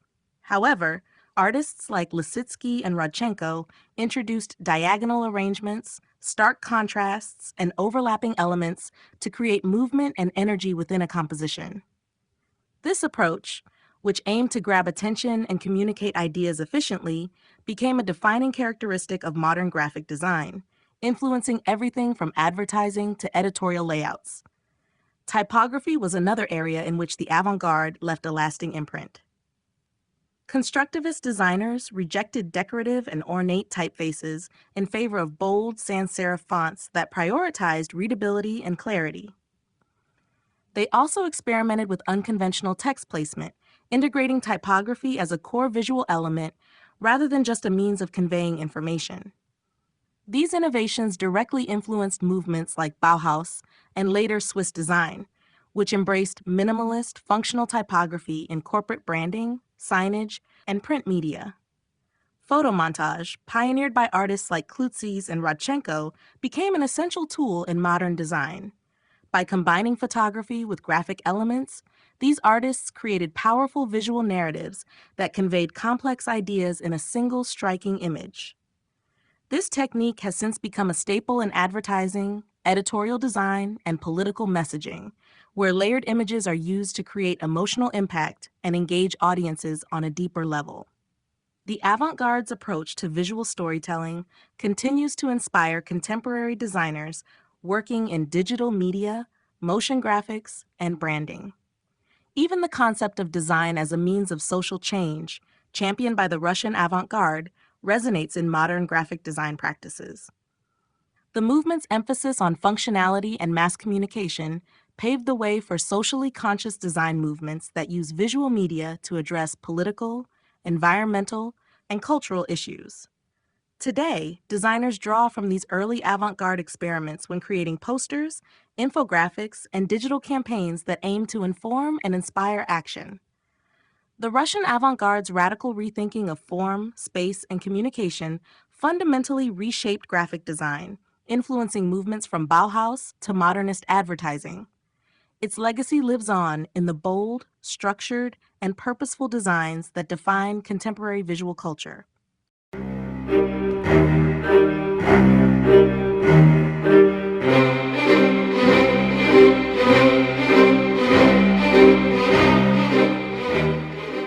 Chapter 9. The Decline of the Avant-Garde and the Rise of Socialist Realism. As the Soviet Union moved into the 1930s, the radical experimentation of the Russian avant-garde gave way to a new, state-mandated artistic doctrine, socialist realism. Once celebrated for their bold innovations, avant-garde artists found themselves increasingly marginalized as the Soviet government sought to establish a more controlled and ideologically driven artistic style. The shift marked the end of a vibrant period of artistic freedom and the beginning of an era where art was strictly aligned with political propaganda. The decline of the avant-garde was largely driven by political changes under Joseph Stalin. While Lenin's early years in power allowed room for artistic experimentation, Stalin's vision for the Soviet Union demanded a more direct and easily understood form of art that would serve as a tool for shaping public consciousness. The avant-garde, with its abstract forms, geometric compositions, and non-traditional methods, was seen as too obscure for mass consumption. By the early 1930s, Soviet authorities began suppressing movements like suprematism and constructivism in favor of a more figurative and accessible artistic style. Socialist realism became the official artistic style of the Soviet Union in 1934. It was characterized by highly realistic depictions of workers, soldiers, and farmers portrayed as heroic figures engaged in the construction of a socialist utopia. Unlike the avant-garde's abstract and experimental approach, socialist realism emphasized clarity, optimism, and direct messaging. Art was no longer an arena for personal or intellectual exploration, but a tool to reinforce the ideals of the state. This shift affected all artistic disciplines, from painting and sculpture to literature, film, and architecture. For many avant-garde artists, this transition was devastating. Some, like Kazimir Malevich and Alexander Rodchenko, attempted to adapt, creating works that aligned with the new aesthetic while still incorporating elements of modernist design. Others, like Vladimir Tatlin, faded into obscurity as their visionary ideas no longer fit within the ideological framework of the Soviet state. A number of artists were arrested, exiled, or executed during Stalin's purges, further cementing the avant-garde's decline. Despite its suppression in the Soviet Union, the influence of the Russian avant-garde lived on beyond its borders. The bold experiments of constructivism, suprematism, and futurism inspired international movements like the Bauhaus, De Style, and later minimalist and abstract design trends. While socialist realism dominated Soviet art for decades, the avant-garde's legacy resurfaced in the late 20th century as artists and historians rediscovered its groundbreaking contributions to modern art and design. The political shifts in Soviet cultural policy. Soviet cultural policy underwent significant transformations throughout the early 20th century, reflecting the shifting political landscape of the USSR. In the years following the Russian Revolution of 1917, the Bolsheviks initially embraced radical artistic movements, viewing them as allies in the creation of a new socialist society. Avant-garde artists, including constructivists and suprematists, were encouraged to experiment with new visual languages that aligned with revolutionary ideals. This period saw the proliferation of bold, abstract works that rejected traditional aesthetics in favor of innovation and modernism. However, as the Soviet state consolidated its power under Joseph Stalin in the late 1920s and early 1930s, the government's attitude toward art and culture changed drastically. The avant-garde, once seen as a valuable force for progress, was now regarded as too experimental and inaccessible for mass audiences. Stalin's vision for the Soviet Union emphasized unity, order, and ideological conformity, leading to a crackdown on artistic movements that did not serve the state's propagandistic needs. The rise of socialist realism as the official artistic doctrine in 1934 marked the end of this experimental era. Under socialist realism, art was no longer an arena for individual expression, but a tool for reinforcing Soviet ideology. Artists were expected to depict workers, soldiers, and peasants as heroic figures engaged in the collective effort of building socialism.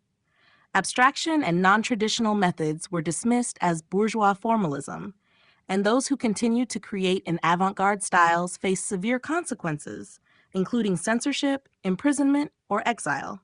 Institutions that had once fostered innovation, such as the Institute of Artistic Culture, NKUK, were dismantled, and state-controlled unions took their place to oversee artistic production.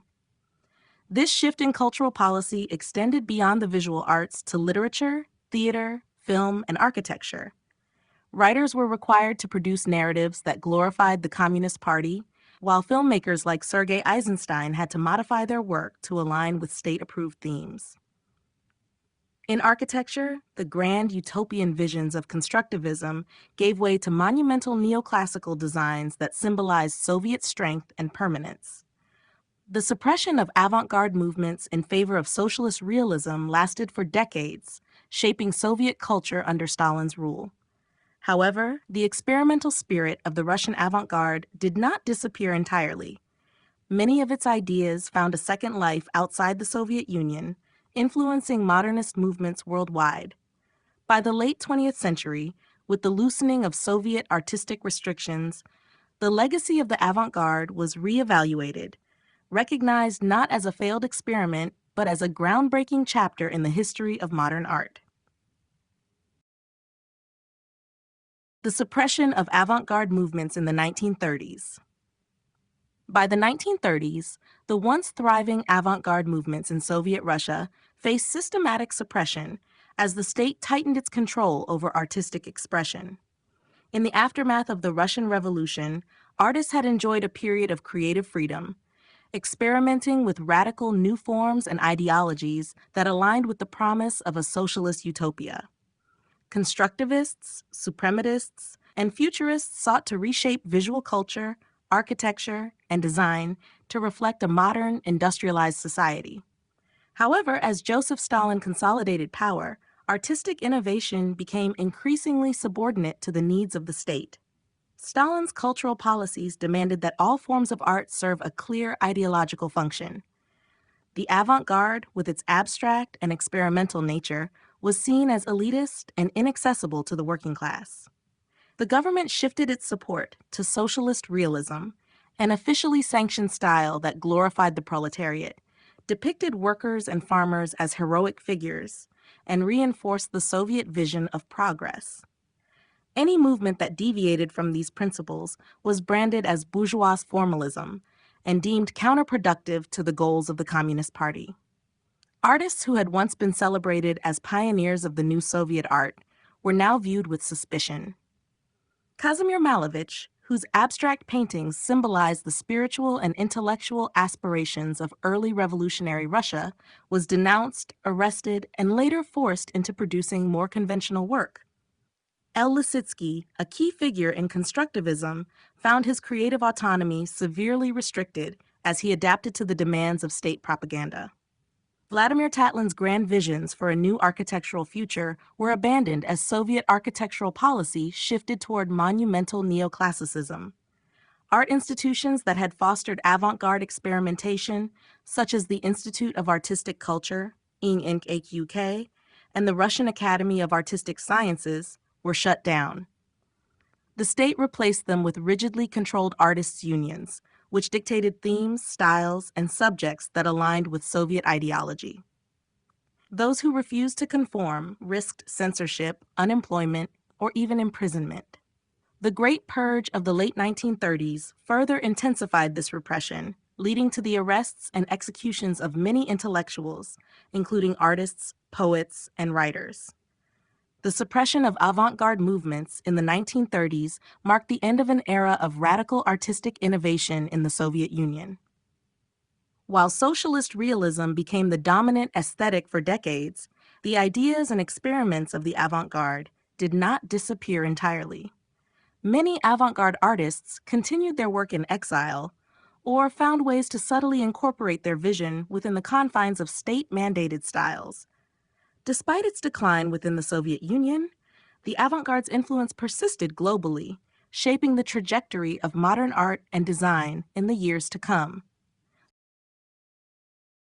Stalin's doctrine of socialist realism. Under Joseph Stalin, socialist realism became the official artistic doctrine of the Soviet Union, dictating the content and style of all creative expression. Formalized in 1934 at the First Congress of Soviet Writers, this doctrine required artists, writers, filmmakers, and musicians to depict an idealized version of Soviet life that aligned with the state's political goals. The avant-garde experimentation that had once defined early Soviet art was deemed incompatible with the needs of the Communist Party, and art was transformed into a tool for ideological control. Socialist realism was characterized by its highly representational and optimistic depictions of Soviet workers, leaders, and industrial progress. Artists were expected to portray subjects that glorified the state, celebrated the heroism of labor, and reinforced Stalin's vision of a prosperous, unified society. The doctrine rejected abstract, avant-garde, and formalist tendencies, labeling them as decadent and bourgeois. Instead, paintings, literature, and sculptures had to be easily understandable by the masses, reinforcing Soviet values and instilling a sense of patriotism. One of the primary functions of socialist realism was to cultivate a cult of personality around Stalin. Portraits of Stalin often depicted him as a benevolent yet powerful leader, guiding the Soviet people toward a utopian future. Literature and film followed similar themes, presenting Soviet life as an unending march of progress under the Communist Party. Films by directors such as Sergei Eisenstein were reoriented to align with state-approved narratives, while writers like Maxim Gorky were tasked with producing works that depicted the struggles and triumphs of Soviet workers. The enforcement of socialist realism was strict, with state-controlled artistic unions overseeing all creative output. Artists who failed to conform to the doctrine faced severe consequences, including censorship, exile, imprisonment, or execution. Those who complied, however, were rewarded with state-sponsored commissions, prestigious positions, and national recognition. As a result, many artists adapted their work to fit within the ideological framework, often sacrificing artistic integrity in the process. While socialist realism dominated Soviet culture for decades, it stifled artistic innovation and led to a homogenized aesthetic across all mediums. It was not until Stalin's death in 1953 and the subsequent political thaw under Nikita Khrushchev that alternative artistic expressions began to reemerge. Despite its rigid constraints, socialist realism left a lasting impact on Soviet culture, shaping the visual and literary landscape of the USSR and influencing state-controlled art in other communist nations. The fate of avant-garde artists under Soviet rule. The early Soviet period was a time of radical artistic experimentation, with avant-garde artists playing a key role in shaping the visual and ideological landscape of the new socialist state. However, as Stalin consolidated power in the late 1920s and early 1930s, the political climate shifted dramatically, and the state's tolerance for artistic innovation waned. Avant-garde artists, once celebrated for their revolutionary spirit, found themselves increasingly marginalized, persecuted, or forced to conform to the rigid dictates of socialist realism. Many artists who had thrived in the dynamic years following the Russian Revolution, such as Kazimir Malevich, Alexander Rodchenko, and El Lissitzky, struggled under the new artistic policies. Malevich, a leading figure in suprematism, was stripped of his position and forbidden from creating abstract art. He was forced to paint in a representational style, producing works that barely concealed his avant-garde roots. Rodchenko, once a pioneer of constructivist photography and design, abandoned radical experimentation and turned to state-approved projects to avoid repression. Lissitzky, despite initially adapting his work to Soviet propaganda, saw his influence wane as artistic independence was curtailed. For others, the consequences were even more severe. Vladimir Tatlin, known for his monument to the Third International, was effectively erased from Soviet cultural history, his architectural visions deemed impractical and counter to the state's pragmatic needs. Avant-garde theater director Vsevolod Meyerhold faced the harshest fate. His continued commitment to experimental performance techniques led to his arrest, torture, and execution in 1940. Writers and poets associated with the avant-garde, such as Osip Mandelstam and Daniil Karms, were either imprisoned or died under state repression. By the 1930s, the Union of Soviet Artists and other state-controlled institutions ensured that only those who adhered to socialist realism could work professionally. Artists who resisted faced exile, imprisonment, or death. Some, like Wassily Kandinsky and Marc Chagall, had already emigrated in the 1920s, avoiding the tightening grip of Soviet cultural policy. Others, like Gustav Klutzis, a constructivist graphic designer, were arrested and executed during Stalin's purges. The suppression of avant-garde artists marked a significant loss for Soviet culture, as the creative energy that had once flourished was extinguished in favor of state propaganda. While some artists survived by adapting, the era of bold experimentation had come to an end. It was not until the late Soviet period that interest in the avant-garde was cautiously revived, as later generations rediscovered the suppressed legacy of these once revolutionary creators. The long-term impact on Russian art. The suppression of the avant-garde and the rise of socialist realism had a lasting impact on Russian art, shaping its trajectory for decades. The radical experimentation of the early Soviet period was replaced with rigid artistic control, limiting creative freedom and forcing artists to conform to state-sanctioned ideals. While socialist realism dominated Soviet visual culture well into the 20th century, the influence of the avant-garde persisted beneath the surface, resurfacing in later artistic movements both within and outside Russia. One of the most significant consequences of the crackdown on the avant-garde was the stagnation of artistic innovation in the Soviet Union. By enforcing socialist realism as the only acceptable style, the state restricted artistic expression to idealized depictions of workers, peasants, and Soviet leaders. This approach left little room for abstraction, experimentation, or personal interpretation. Many artists who had been part of the avant-garde either abandoned their modernist approaches, emigrated, or worked in obscurity. As a result, Soviet art became more uniform, serving as a tool of political propaganda rather than a space for creative exploration. Despite this suppression, the avant-garde never fully disappeared. In the post-Stalin era, particularly during Khrushchev's thaw in the 1950s and 1960s, there was a renewed interest in modernist aesthetics. Soviet artists, inspired by the rediscovery of early avant-garde works, began incorporating abstract elements into their practice. Underground art movements, such as the Moscow conceptualists of the 1970s and 1980s, drew upon the suppressed legacy of the avant-garde, using irony and abstraction to critique Soviet ideology. Internationally, the Russian avant-garde continued to exert influence long after its decline in the Soviet Union. The ideas of suprematism, constructivism, and futurism were absorbed into Western modernist and postmodernist movements. The Bauhaus school, De Style, and brutalist architecture all drew inspiration from Russian avant-garde theories, ensuring that the movement's legacy extended far beyond the borders of the Soviet state. With the collapse of the Soviet Union in 1991, Russian artists gained the freedom to openly engage with the avant-garde tradition once more. Museums and scholars began re-evaluating the contributions of figures like Malevich, Tatlin, and Rodchenko, restoring them to their rightful place in art history. Today, contemporary Russian artists frequently reference avant-garde aesthetics, blending them with new media and digital art forms to create a dialogue between past and present. Ultimately, while the Soviet government sought to erase the avant-garde, its impact proved too powerful to be forgotten. The movement's radical ideas and visual language continue to shape both Russian and global art, demonstrating that true artistic innovation can never be fully suppressed.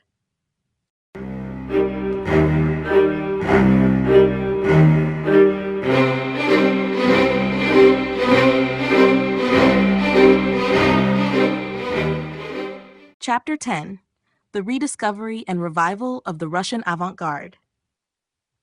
The Russian avant-garde, long buried under decades of Soviet cultural suppression, experienced a significant rediscovery in the late 20th and early 21st centuries. Scholars, curators, and contemporary artists began to reassess the movement's impact, unearthing forgotten works and re-examining its radical contributions to modern art, design, and architecture. This revival not only restored the avant-garde's place in art history, but also influenced new generations of creators, both in Russia and internationally. The first steps toward rediscovery occurred during the Khrushchev thaw of the 1950s and 1960s, when restrictions on artistic expression temporarily eased. Artists and intellectuals began revisiting the works of figures like Kazimir Malevich, El Lissitzky, and Alexander Rodchenko, recognizing their relevance to contemporary artistic debates. However, it was not until the late Soviet period, and especially after the collapse of the USSR in 1991, that a full-scale reevaluation took place. With greater access to archives, researchers uncovered suppressed works, while museums and galleries began to exhibit avant-garde pieces that had been hidden for decades. One of the most significant aspects of this revival was the restoration of avant-garde architecture and design principles. Many unfinished projects from the 1920s, once dismissed as impractical, gained new appreciation for their visionary qualities. Architects and urban planners revisited constructivist concepts, and the bold geometric designs of the avant-garde found a place in contemporary graphic design, fashion, and advertising. The global art world also played a crucial role in bringing the Russian avant-garde back into focus. Major exhibitions in institutions such as the Museum of Modern Art in New York, the Tate Modern in London, and the State Tretyakov Gallery in Moscow introduced international audiences to the movement's groundbreaking innovations. Auction houses saw a rise in demand for avant-garde artworks, with collectors eager to acquire pieces that had once been hidden from public view. Contemporary Russian artists, too, have embraced the avant-garde's legacy, drawing inspiration from its radical aesthetics and revolutionary spirit. Movements in digital and conceptual art often reference the bold typographic designs of the constructivists or the abstract forms of suprematism. The avant-garde's emphasis on the intersection of art, technology, and politics continues to resonate, proving that its ideas remain as relevant today as they were a century ago. Ultimately, the rediscovery and revival of the Russian avant-garde affirm its lasting significance. Once suppressed by political forces, the movement has reclaimed its place as one of the most influential artistic currents of the 20th century, inspiring new creative explorations and ensuring its impact endures well into the future. The avant-garde in Western collections and exhibitions. The Russian avant-garde, once suppressed and largely forgotten within the Soviet Union, found a second life in Western collections and exhibitions. As early as the 1920s, some avant-garde works made their way to Europe and the United States, thanks to private collectors, forward-thinking museums, and artists who had connections abroad. However, it was not until the late 20th century that Western institutions fully embraced the movement, leading to a global reevaluation of its artistic and historical significance. During the early years of the avant-garde, artists such as Kazimir Malevich, El Lissitzky, and Alexander Rodchenko exhibited their work internationally, introducing European modernists to new radical approaches in abstraction, typography, and design. The Bauhaus school in Germany, for example, took inspiration from constructivism and incorporated its functional, geometric aesthetic into its teachings. However, as Stalinist policies in the 1930s suppressed avant-garde movements in the Soviet Union, many artworks disappeared from public view, hidden away in Soviet archives or destroyed. Despite the suppression, some avant-garde pieces had already reached private collectors and institutions in the West. The Museum of Modern Art, MoMA, in New York and the Stedelijk Museum in Amsterdam were among the first to acquire works from Russian avant-garde artists, recognizing their groundbreaking contributions to modernism. European galleries also played a role in preserving these works, even as their creators faced censorship and persecution in their homeland. The late 20th century saw a surge of interest in the Russian avant-garde, driven by major retrospectives and scholarly research. Exhibitions at the Tate Modern in London, the Pompidou Center in Paris, and MoMA brought these forgotten masterpieces to the attention of a new generation of artists and historians. The fall of the Soviet Union in 1991 further opened access to previously restricted archives, allowing for more comprehensive exhibitions and academic studies. Today, the Russian avant-garde holds a prominent place in Western art collections, with institutions continuously reassessing its impact on global modernism. Major auctions have also contributed to its revival, with works by Malevich and Rodchenko fetching high prices, reflecting a growing appreciation for their historical and artistic value. The avant-garde's presence in Western exhibitions has not only preserved its legacy, but has also ensured its lasting influence on contemporary art, design, and architecture. By securing a place in prestigious collections and exhibitions, the Russian avant-garde has transcended its early political struggles, proving its enduring relevance and revolutionary spirit. Once silenced within its own country, It now stands as a key movement in the history of global modernism, celebrated and studied worldwide. The reassessment of Malevich, Rodchenko, and Tatlin. The late 20th and early 21st centuries have seen a profound reassessment of the works and legacies of Kazimir Malevich, Alexander Rodchenko, and Vladimir Tatlin. Once marginalized and censored within the Soviet Union, their contributions to modernism have been reevaluated as pivotal in shaping the trajectory of 20th century art, design, and architecture. This renewed interest has led to major exhibitions, scholarly research, and increased recognition of their innovative approaches. Kazimir Malevich, the founder of suprematism, is now widely acknowledged as a visionary who pushed abstraction to its conceptual limits. His painting Black Square, 1915, has become an icon of modernist art, often compared to the works of Mondrian and Kandinsky. For decades, Soviet authorities dismissed Malevich's radical ideas in favor of socialist realism, relegating his work to storage. However, with the collapse of the Soviet Union, institutions such as the State Tretyakov Gallery in Moscow and the Stedelijk Museum in Amsterdam began restoring his place in art history. The rediscovery of his theoretical writings further deepened scholarly appreciation for his philosophical approach to non-objective art. Alexander Rodchenko's contributions to constructivist photography, design, and graphic arts have also been reassessed as groundbreaking. Initially trained as a painter, Rodchenko abandoned traditional media in favor of functional design and experimental photography, believing that art should serve a social purpose. His innovative use of typography and geometric composition in posters, book covers, and advertisements has been recognized as a precursor to modern graphic design. The renewed interest in his photography, particularly his bold angles and dynamic perspectives, has cemented his status as a pioneer of visual storytelling.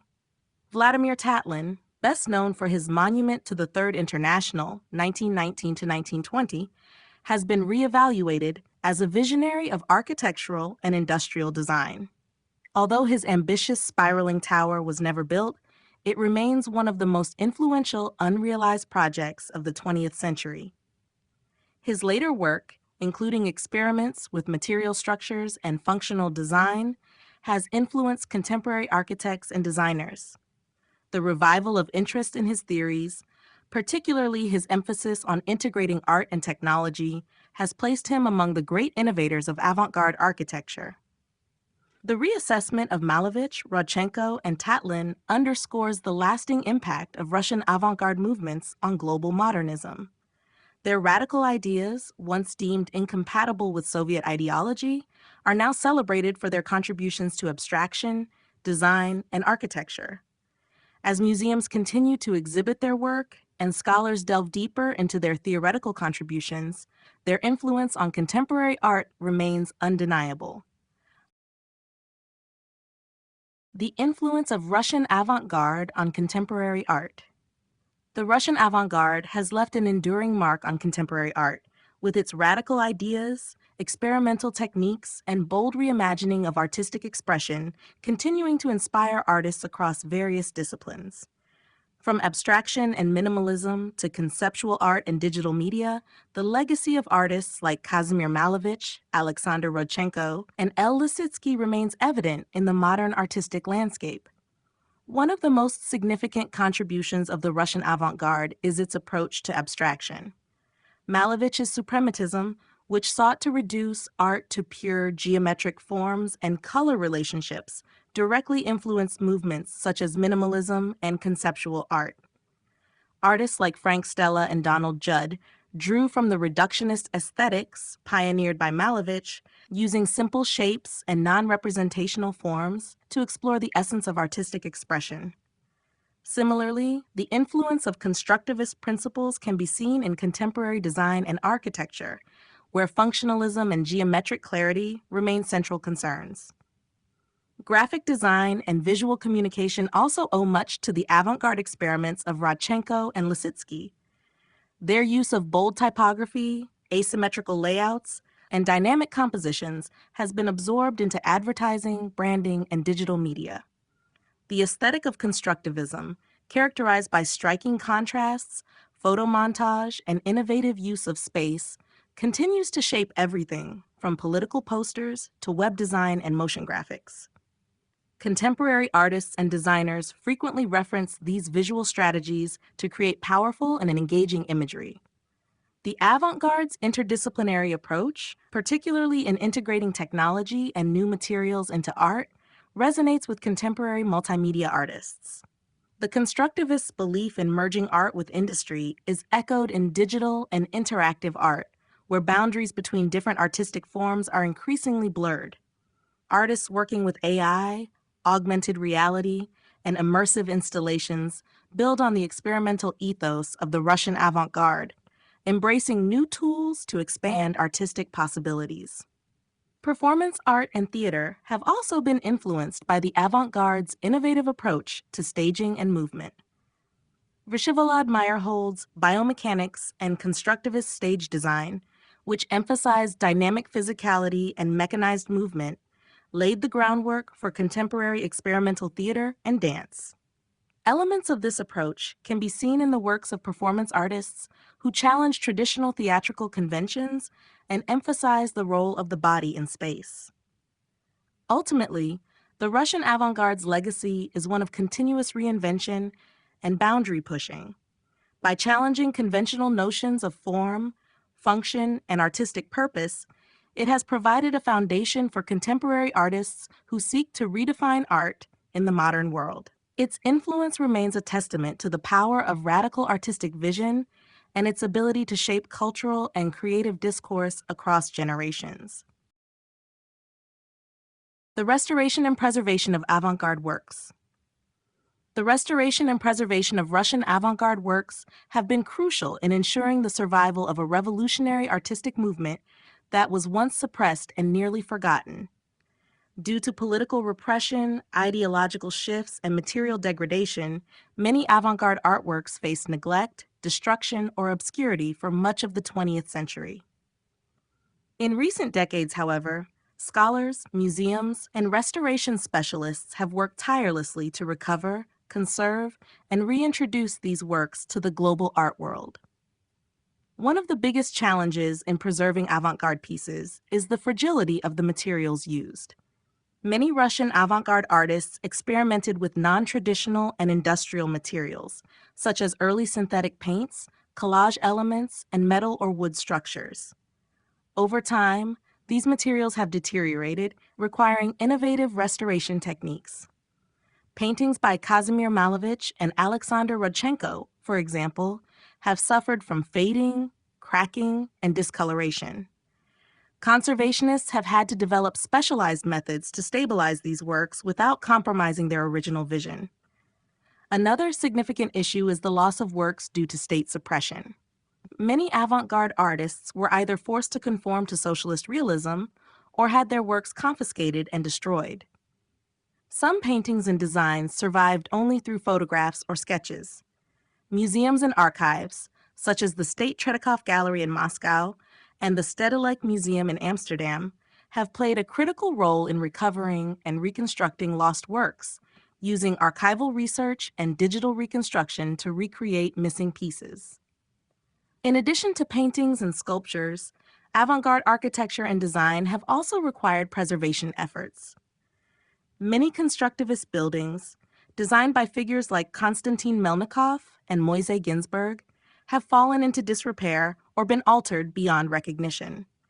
Organizations such as Docomomo and various architectural conservation groups have campaigned to protect these structures from demolition and promote their historical significance. Some buildings have been restored and repurposed, preserving their avant-garde legacy while adapting them for contemporary use. International collaborations have been instrumental in the restoration process. Museums and research institutions across Europe and the United States have worked with Russian curators to conserve and exhibit avant-garde art. Exhibitions in major institutions like the Tate Modern, the Museum of Modern Art, and the Centre Pompidou have helped generate awareness and funding for restoration projects. The renewed appreciation for avant-garde art underscores its lasting impact and importance. Through careful conservation, digital technology, and scholarly research, these radical works continue to inspire new generations, ensuring that the spirit of innovation and artistic experimentation remains alive. The legacy of the movement in post-Soviet Russia. The collapse of the Soviet Union in 1991 brought renewed interest in the Russian avant-garde, a movement that had been marginalized and suppressed for much of the 20th century.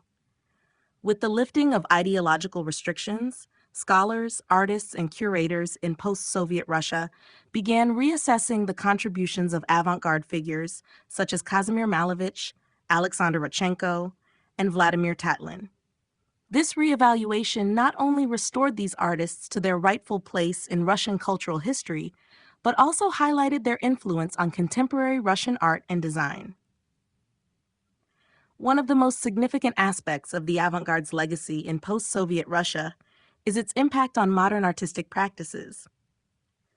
The radical experimentation and utopian vision of the movement resonate strongly with contemporary Russian artists, many of whom draw inspiration from constructivism, suprematism, and futurism. The geometric abstraction of Malevich's works, the photomontage techniques pioneered by Rodchenko, and the architectural innovations of the constructivists continue to inform new artistic expressions, both in traditional visual arts and in digital media. In addition to influencing individual artists, the avant-garde has also shaped Russia's approach to architecture and urban design in the post-Soviet era. While much of the constructivist architectural heritage was neglected or altered during the Soviet period, there has been a growing movement to preserve and restore these structures. Several key constructivist buildings, including Melnikov House in Moscow, have undergone restoration efforts, and there is increasing recognition of their historical and artistic value. This revival is part of a broader trend in post-Soviet Russia to reclaim the avant-garde's contributions to modernism. The renewed appreciation for the avant-garde is also evident in the country's major museums and cultural institutions. The State Tretyakov Gallery, the Russian Museum, and other leading art institutions have dedicated exhibitions to avant-garde artists, showcasing works that were once hidden from public view.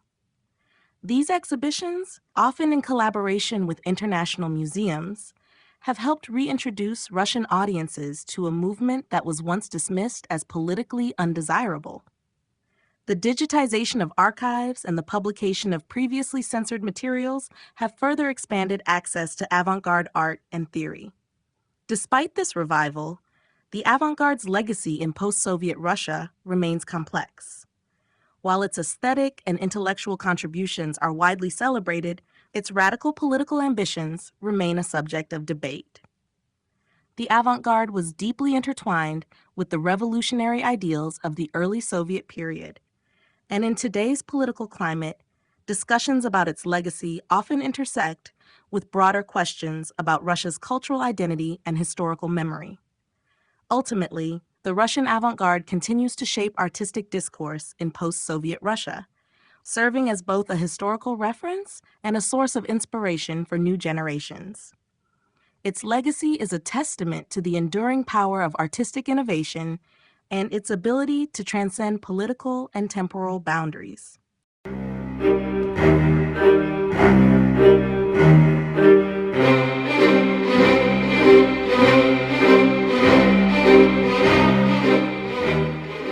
Chapter 11. The Russian Avant-Garde and Global Art Movements. The Russian avant-garde was not an isolated phenomenon, but a movement that had profound interactions with and influences on global art. Emerging in the early 20th century, it developed alongside and often in conversation with European modernist movements such as Cubism, Futurism, Dadaism, and De-style. The radical experimentation of Russian artists in painting, sculpture, architecture, and graphic design laid the groundwork for many subsequent developments in international art, from Bauhaus principles to mid-century abstraction and contemporary conceptual practices. One of the most direct global impacts of the Russian avant-garde can be seen in the Bauhaus school in Germany. The constructivist emphasis on functionality, industrial materials, and geometric abstraction resonated strongly with Bauhaus artists and architects. Figures like L. Lissitzky, who worked extensively in Europe, helped bridge Russian constructivism with the Bauhaus, influencing designers such as Laszlo Moholy-Nagy. The Bauhaus adopted and refined constructivist ideas, particularly in typography, architecture, and industrial design, which would later shape modernist architecture and graphic design across the world. In addition to the Bauhaus, the Russian avant-garde played a crucial role in the development of abstract expressionism and minimalism. The pure abstraction of Kazimir Malevich's suprematism, particularly his iconic black square, had a lasting impact on later generations of artists, including the American abstract painters of the mid-20th century. Malevich's emphasis on the spiritual and non-objective nature of art found echoes in the works of Mark Rothko and Barnett Newman, who sought to evoke deep emotional responses through simple, bold compositions. Similarly, the geometric rigor and reductionist approach of constructivist design foreshadowed the aesthetics of minimalist sculptors such as Donald Judd and Dan Flavin. The influence of Russian avant-garde film, particularly the works of Sergei Eisenstein and Dziga Vertov, also extended far beyond the Soviet Union. Eisenstein's theories of montage revolutionized editing techniques, influencing filmmakers from Alfred Hitchcock to Jean-Luc Godard. Vertov's experimental approach to documentary filmmaking and his concept of the kino eye paved the way for later developments in cinema verite and avant-garde cinema worldwide. Even as the avant-garde was suppressed in the Soviet Union in the 1930s, its ideas continued to circulate globally, inspiring artists in Latin America, Japan, and beyond. The movement's legacy can be seen in contemporary digital art, graphic design, and architecture, where constructivist aesthetics remain a strong reference point. The Russian avant-garde was a catalyst for artistic innovation, and its reach continues to shape global visual culture today. The influence of Russian avant-garde on Bauhaus and de style. The Russian avant-garde played a critical role in shaping the aesthetics and philosophies of two of the most influential modernist movements in Europe, Bauhaus and de style. Emerging in the early 20th century, Russian avant-garde artists sought to break from traditional artistic conventions and embraced abstraction, geometric forms, and functional design. These same principles became fundamental to Bauhaus in Germany and de style in the Netherlands, creating a shared language of modernist expression that transcended national borders. Bauhaus, founded by Walter Gropius in 1919, was deeply influenced by the constructivist ideals that had taken root in Soviet Russia. Russian avant-garde artists such as L. Lissitzky and Alexander Rodchenko championed the idea of art serving a social and industrial function rather than being a purely decorative endeavor. This aligned closely with Bauhaus principles, which sought to integrate art, architecture, and design into a unified approach to modern living. Lissitzky's Proun series, which explored the relationship between space and form, directly influenced Bauhaus artists like Laszlo Moholy-Nagy, who incorporated constructivist-inspired compositions into photography and typography. Additionally, the constructivists' embrace of industrial materials and mass production mirrored Bauhaus's drive to design objects that could be widely manufactured for practical use. Similarly, de style, led by Theo van Doesburg and Piet Mondrian, found common ground with the Russian avant-garde in its commitment to geometric abstraction and a utopian vision for art's role in society. Mondrian's neoplasticism, with its emphasis on primary colors and strict geometric grids, was reminiscent of Kazimir Malevich's suprematism, which sought to achieve pure abstraction through simple shapes and limited color palettes. Both movements rejected representational art in favor of an idealized, universal visual language that could transcend cultural and political boundaries. Van Doesburg's interactions with constructivist artists further strengthened this connection, as he advocated for the fusion of Russian avant-garde principles with de style's strict formalism. Despite their differences in execution, Bauhaus, de style, and the Russian avant-garde all shared a belief in the power of abstraction and the potential for art and design to transform society. The cross-pollination of ideas between these movements helped to shape the visual culture of the 20th century, influencing architecture, graphic design, and industrial design on a global scale. The avant-garde's bold experimentation with form and function laid the foundation for the modernist aesthetics that continue to shape contemporary design today. The connection to abstract expressionism and minimalism. The Russian avant-garde played a foundational role in shaping the aesthetics and philosophies of both abstract expressionism and minimalism, two of the most significant art movements of the 20th century. While originating in different cultural and historical contexts, these movements share a lineage that can be traced back to the radical experiments of artists like Kazimir Malevich, L. Lissitzky, and Alexander Rodchenko, who pioneered non-objective art, geometric abstraction, and an emphasis on pure form. Abstract expressionism, which emerged in the United States in the 1940s and 1950s, was heavily influenced by the spiritual and theoretical approaches of Russian avant-garde artists. Malevich's suprematism, which sought to convey pure feeling through abstract forms, found resonance in the gestural and emotive works of painters like Jackson Pollock and Mark Rothko. Rothko's use of floating blocks of color to evoke deep emotional responses parallels Malevich's Black Square, which was intended to transcend material reality and express a higher, universal truth. Additionally, Wassily Kandinsky, who was closely associated with the Russian avant-garde before joining the Bauhaus, contributed significantly to the development of abstract expressionism through his theories on the relationship between color, form, and spirituality. Minimalism, which gained prominence in the 1960s, also owes much to the Russian avant-garde, particularly constructivism. Minimalist artists such as Donald Judd and Frank Stella adopted the constructivist emphasis on geometric purity, industrial materials, and the rejection of traditional artistic illusions. The stark, reduced forms of minimalist sculpture and painting echo the work of Lissitzky and Rodchenko, who explored how art could be stripped down to its essential elements. Lissitzky's Proud compositions, which experimented with spatial relationships and dynamic geometry, prefigured the structured, impersonal approach of minimalist artists who sought to eliminate personal expression in favor of objective visual clarity. Both abstract expressionism and minimalism inherited the avant-garde's commitment to breaking from past artistic traditions and redefining the role of art in society.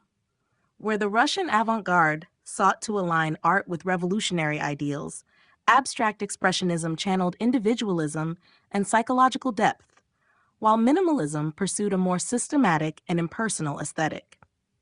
Despite these differences, the fundamental ideas of abstraction, reduction, and formal experimentation remain a lasting legacy of the Russian avant-garde, shaping modern and contemporary art movements long after its suppression in the Soviet Union. The role of Russian artists in the European avant-garde. Russian artists played a crucial role in shaping the European avant-garde, bringing radical new ideas that helped define modernist movements across the continent. Figures such as Kazimir Malevich, Wassily Kandinsky, L. Lissitzky, and Natalia Goncharova were not only integral to the development of Russian avant-garde art, but also made significant contributions to Cubism, Futurism, Constructivism, and other artistic movements that emerged in the early 20th century. One of the most influential Russian artists in Europe was Kandinsky, whose work bridged the divide between Russian and German modernism. As a key member of Der Blaue Reiter in Munich, he was instrumental in the development of abstract art, creating compositions that emphasize spiritual expression through color and form. His theories on abstraction greatly influenced European artists, particularly those associated with the Bauhaus school, where he later became a professor. The Russian Futurists, led by artists such as Goncharova and Mikhail Larionov, were deeply engaged with their Italian counterparts, exchanging ideas about movement, dynamism, and the deconstruction of form. Goncharova's bold, primitivist aesthetic and her innovative work in painting, theater, and fashion had a profound impact on avant-garde circles in Paris, where she collaborated with Sergei Diaghilev's Ballets Russes. The Ballets Russes itself became a major conduit for Russian avant-garde ideas in the West, with artists like Goncharova, Leon Bakst, and Alexandra Exter designing costumes and sets that introduced European audiences to Russian modernist aesthetics. El Lissitzky played a pivotal role in bridging constructivist ideas between Russia and the European avant-garde. His Proun series and work in typography and graphic design influenced movements such as De Stijl and the Bauhaus. He collaborated with key European modernists, including Theo van Doesburg and Laszlo Moholy-Nagy, spreading constructivist principles of geometric abstraction and functional design. Lissitzky's revolutionary approach to art as an agent of social change resonated strongly with European artists seeking to redefine the relationship between art and society. While many Russian avant-garde artists found success in Europe, their contributions were often overshadowed or repressed after the rise of socialist realism in the Soviet Union. Nevertheless, their impact on the European avant-garde was profound, helping to shape the course of modern art and laying the groundwork for future movements such as abstract expressionism and minimalism. Their cross-cultural exchanges ensured that Russian avant-garde ideas remained an essential part of the global modernist discourse, even after their suppression in their homeland. The impact on graphic design and modernist architecture. The Russian avant-garde had a profound influence on both graphic design and modernist architecture, shaping the visual language of the 20th century and beyond. Its emphasis on geometric abstraction, functionalism, and the integration of art with technology laid the foundation for radical transformations in both fields, particularly through movements such as constructivism and suprematism. In graphic design, avant-garde artists like El Lissitzky, Alexander Rodchenko, and Varvara Stepanova pioneered a new visual approach that rejected ornamentation in favor of bold typography, asymmetry, and dynamic compositions. Lissitzky's use of typography as a structural element, evident in works such as Beat the Whites with the Red Wedge, influenced modern advertising, book design, and political propaganda. His collaborations with European modernists helped spread these ideas internationally, particularly to the Bauhaus and De Stijl movements.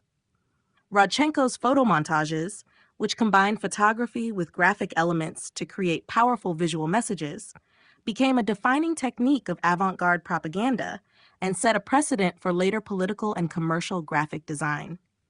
The emphasis on clarity, abstraction, and function in Russian avant-garde design continues to inform contemporary branding, editorial layouts, and digital media. Modernist architecture was similarly transformed by avant-garde ideals, particularly through constructivism's emphasis on structure, utility, and social purpose. Architects such as Vladimir Tatlin, Konstantin Melnikov, and Ivan Leonidov sought to merge art with technology to create a built environment that reflected the dynamism of modern life. Tatlin's unrealized Monument to the Third International became a symbol of this ambition, embodying a utopian vision of architecture as an instrument of political change. Melnikov's cylindrical house and his design for the Rusakov Workers' Club demonstrated innovative approaches to form and function, utilizing bold geometric structures and new construction techniques. Leonidov's futuristic proposals, including his designs for communal housing and city planning, aligned with the avant-garde's vision of architecture as a means of shaping society. His ideas were echoed in later modernist movements, particularly brutalism and high-tech architecture, which shared the constructivist emphasis on raw materials and functionality.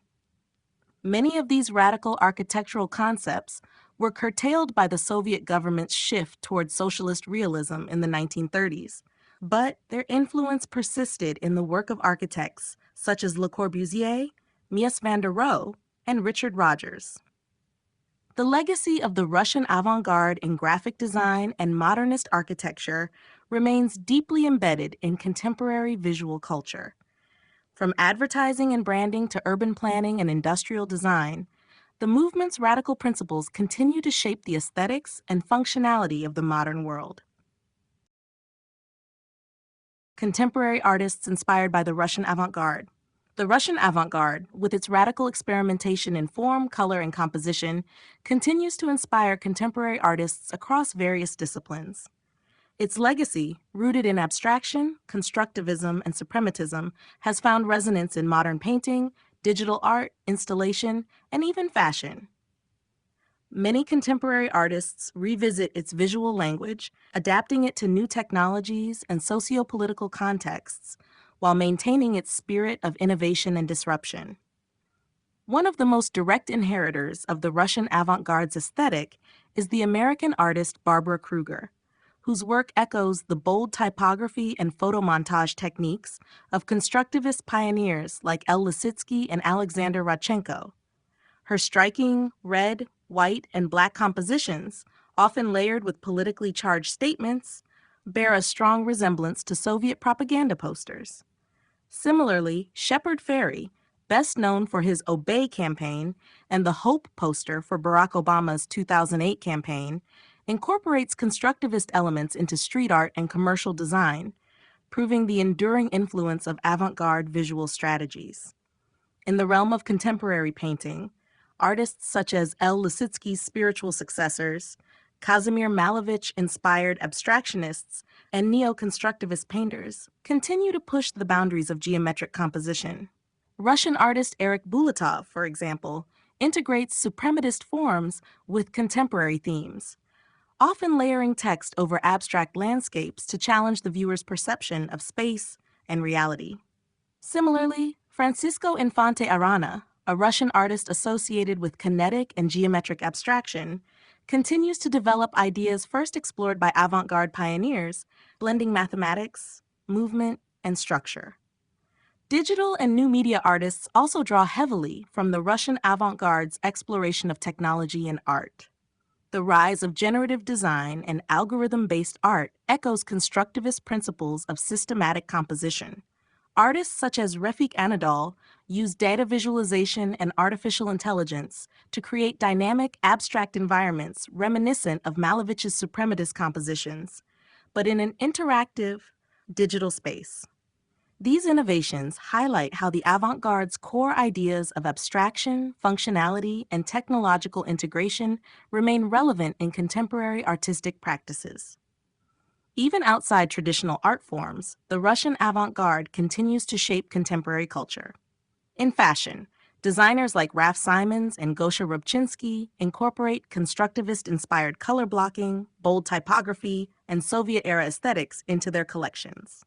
Architectural firms such as Zaha Hadid Architects and Rem Koolhaas's OMA have embraced the experimental, futuristic approach first envisioned by avant-garde architects like Vladimir Tatlin and Ivan Leonidov.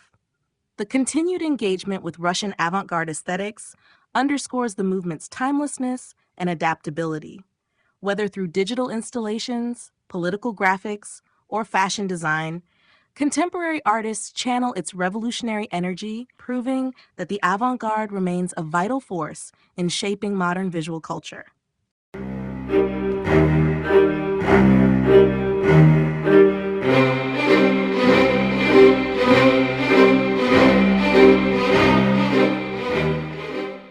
Chapter 12: Collecting and Exhibiting the Russian Avant-Garde. The Russian avant-garde, once suppressed and nearly forgotten within the Soviet Union, has experienced a significant revival through exhibitions and collections worldwide. Museums, galleries, and private collectors have played a crucial role in preserving, studying, and showcasing the radical artistic innovations of the early 20th century.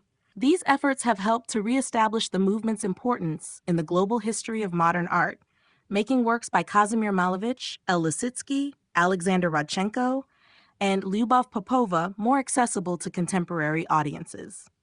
One of the earliest institutions to champion the Russian avant-garde was the Museum of Modern Art in New York, which began acquiring works by suprematist and constructivist artists as early as the 1930s. MoMA's exhibitions have provided crucial visibility to these artists, allowing their work to be studied and appreciated outside of the Soviet Union, where they had been marginalized by the rise of socialist realism. Similarly, the Centre Pompidou in Paris and the Tate Modern in London have dedicated significant exhibitions to the Russian avant-garde, highlighting its connections to European modernist movements such as De Stijl, Bauhaus, and Futurism. In Russia, the State Tretyakov Gallery and the Russian Museum have worked to restore and exhibit avant-garde works that were hidden or neglected during the Soviet era. The Tretyakov's collection includes key pieces by Malevich and Rodchenko, while the Russian Museum in St. Petersburg has sought to integrate avant-garde works into a broader narrative of Russian art history. Despite these efforts, challenges remain, particularly in issues of provenance, authenticity, and legal disputes over ownership. Many works by avant-garde artists were sold or smuggled out of Russia in the 1920s and 1930s, leading to a complex international market for these pieces. Private collectors and foundations have also played a major role in preserving the Russian avant-garde. Institutions such as the Kostakis Collection in Greece and the George Kostakis Archive have amassed significant holdings of early Soviet avant-garde art, ensuring that works which might have been lost or destroyed remain part of the historical record. The Getty Research Institute and other academic institutions have undertaken extensive research to catalog and authenticate avant-garde works, helping to combat forgeries and ensure the integrity of museum collections. Exhibiting the Russian avant-garde today not only celebrates its artistic achievements, but also contextualizes its historical and political significance. Through global exhibitions and scholarship, the movement has been reclaimed as a vital chapter in modern art, bridging the past and present in ongoing discussions about innovation, abstraction, and the intersection of art and ideology. The challenges of authenticity and forgery in avant-garde art. The Russian avant-garde has faced significant challenges in the art market and academic circles due to widespread issues of authenticity and forgery. Many of the movement's most influential works were created during a tumultuous period in Russian history, marked by political upheaval, suppression, and economic instability. As a result, provenance records for many avant-garde pieces are incomplete or unreliable, making it difficult to verify their authenticity. This has opened the door to an influx of forgeries, particularly since the late 20th century, when the avant-garde gained renewed international recognition and commercial value. One of the main reasons for the proliferation of forgeries is the fragmented and chaotic history of the Russian avant-garde. During the Soviet era, many original works were confiscated, destroyed, or left in storage with inadequate documentation. Some artists, such as Kazimir Malevich and L. Lisitsky, saw their works vanish into obscurity as socialist realism took over as the dominant artistic style. After the fall of the Soviet Union, newly accessible archives and previously hidden collections led to a surge in the market for avant-garde art. However, the lack of clear records made it easy for forgers to introduce counterfeit works into the market, exploiting gaps in historical documentation. Forgeries range from outright fabrications to skillful manipulations of existing pieces, such as altering a lesser-known work to resemble a famous artist's style or adding fraudulent signatures to anonymous paintings. Some forgers have gone to great lengths, using old canvases and period-appropriate materials, to mimic the techniques of avant-garde masters. Even museums and reputable galleries have occasionally been deceived, leading to public scandals and legal battles over ownership and authenticity. Efforts to combat forgery have led to increased scientific analysis and forensic techniques in art authentication. Institutions such as the Tretyakov Gallery, the Russian Museum, and the Getty Research Institute have employed infrared imaging, pigment analysis, and carbon dating to verify artworks. Additionally, researchers have been compiling digital archives and catalogs raisonné to establish clearer provenance records for major avant-garde artists. These initiatives aim to create a more reliable foundation for collectors, scholars, and institutions working with avant-garde art. Despite these advancements, the challenge of distinguishing authentic works from forgeries remains a pressing issue. The demand for Russian avant-garde art continues to grow, and with it, the incentive for skilled forgers to produce convincing imitations. As scholarship and technology progress, the hope is that a more definitive understanding of the movement's artistic legacy will emerge, safeguarding its contributions to modern art history from the distortions of forgery and speculation. Major museums and private collections. The Russian avant-garde, once suppressed and overlooked, is now celebrated in major museums and prestigious private collections worldwide.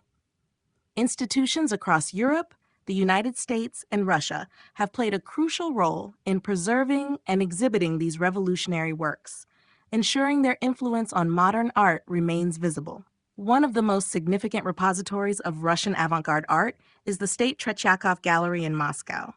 Housing works by Kazimir Malevich, Alexander Rodchenko, Lyubov Popova, and other pioneers, the museum has actively worked to reestablish the movement's historical importance. Similarly, the Russian Museum in St. Petersburg maintains an impressive collection showcasing pieces that span the constructivist and suprematist movements, including Malevich's later works. The Museum of Modern Art, MoMA, in New York has also played a pivotal role in shaping the global perception of the avant-garde. MoMA's collection includes iconic works such as Malevich's Suprematist Composition and El Lisitsky's Proun series. The museum's exhibitions have introduced American audiences to the movement's radical experiments in abstraction, photography, and design. In Europe, the Centre Pompidou in Paris and the Stedelijk Museum in Amsterdam have amassed significant collections, reflecting the avant-garde's impact on international modernism. Private collectors have also contributed to the movement's rediscovery. George Kostikis, a Greek collector based in Moscow, was instrumental in preserving Russian avant-garde works during the Soviet era. His collection, once stored in secret, became one of the most comprehensive private holdings of avant-garde art. After Kostakis emigrated to Greece, a significant portion of his collection was acquired by the State Tretyakov Gallery, while others ended up in international institutions. In addition to established museums, recent efforts to catalog and exhibit the Russian avant-garde have been led by institutions such as the Getty Research Institute and the Tate Modern in London. These efforts have helped bring greater academic scrutiny to the movement and combat the challenges of forgery and misattribution. The legacy of the Russian avant-garde is now firmly cemented in global art history. As major museums continue to acquire and display these groundbreaking works, and as private collectors invest in their preservation, the movement remains a defining force in the evolution of modern and contemporary art. The market for avant-garde art today. The market for Russian avant-garde art has experienced significant growth in recent decades, fueled by a resurgence of scholarly interest, major museum exhibitions, and the increasing demand for historically significant modernist works. Once dismissed or overlooked due to Soviet-era suppression and Cold War biases, avant-garde paintings, sculptures, and design pieces now command high prices in international auctions, with collectors and institutions competing for rare works. One of the main drivers of this market is the scarcity of authentic pieces. Many works were destroyed, lost, or remained hidden in Soviet archives for decades. As a result, verified paintings by Kazimir Malevich, Alexander Rodchenko, El Lisitsky, and Lyubov Popova have become highly sought after. Malevich's Suprematist Composition, 1916, set a record when it sold for $85.8 million at Christie's in 2018, reflecting the strong demand for groundbreaking early 20th century abstraction. Similarly, works by Natalia Goncharova and Wasily Kandinsky, though often associated with European modernism, attract considerable attention from collectors interested in the avant-garde's roots. Despite the growing enthusiasm, the market is plagued by the persistent issue of forgeries. The Russian avant-garde has been one of the most frequently counterfeited art movements, with a surge of dubious works surfacing after the fall of the Soviet Union. Auction houses and collectors must exercise caution, relying on provenance research, expert authentication, and scientific analysis to verify legitimacy. The problem has led to some high-profile legal disputes and museum scandals, which in turn have made institutions more selective in their acquisitions. Beyond traditional paintings and sculptures, the market for avant-garde design, photography, and printed materials has also flourished. Rodchenko's constructivist posters and avant-garde photomontages have seen rising values, especially as interest in early 20th century graphic design grows. Limited edition publications and propaganda posters from the 1920s, which once circulated as mass-produced materials, and are now recognized as vital artifacts of modernist history, fetching substantial prices at art fairs and auctions. Collectors from Russia, Europe, and the United States continue to drive the market, with interest also expanding in Asia, where appreciation for early modernism has grown. Major sales occur through auction houses such as Sotheby's, Christie's, and Phillips, as well as specialized galleries dealing in Russian art. With ongoing research and exhibitions elevating the status of avant-garde artists, the market remains strong, though it is shaped by both the rarity of genuine works and the challenges of authentication. As demand continues to rise, the Russian avant-garde maintains its position as one of the most compelling and valuable segments of the modern art market. The controversy surrounding ownership and provenance. The ownership and provenance of Russian avant-garde art have been subjects of intense debate and legal battles, largely due to the turbulent history of the movement and the political upheavals of the 20th century.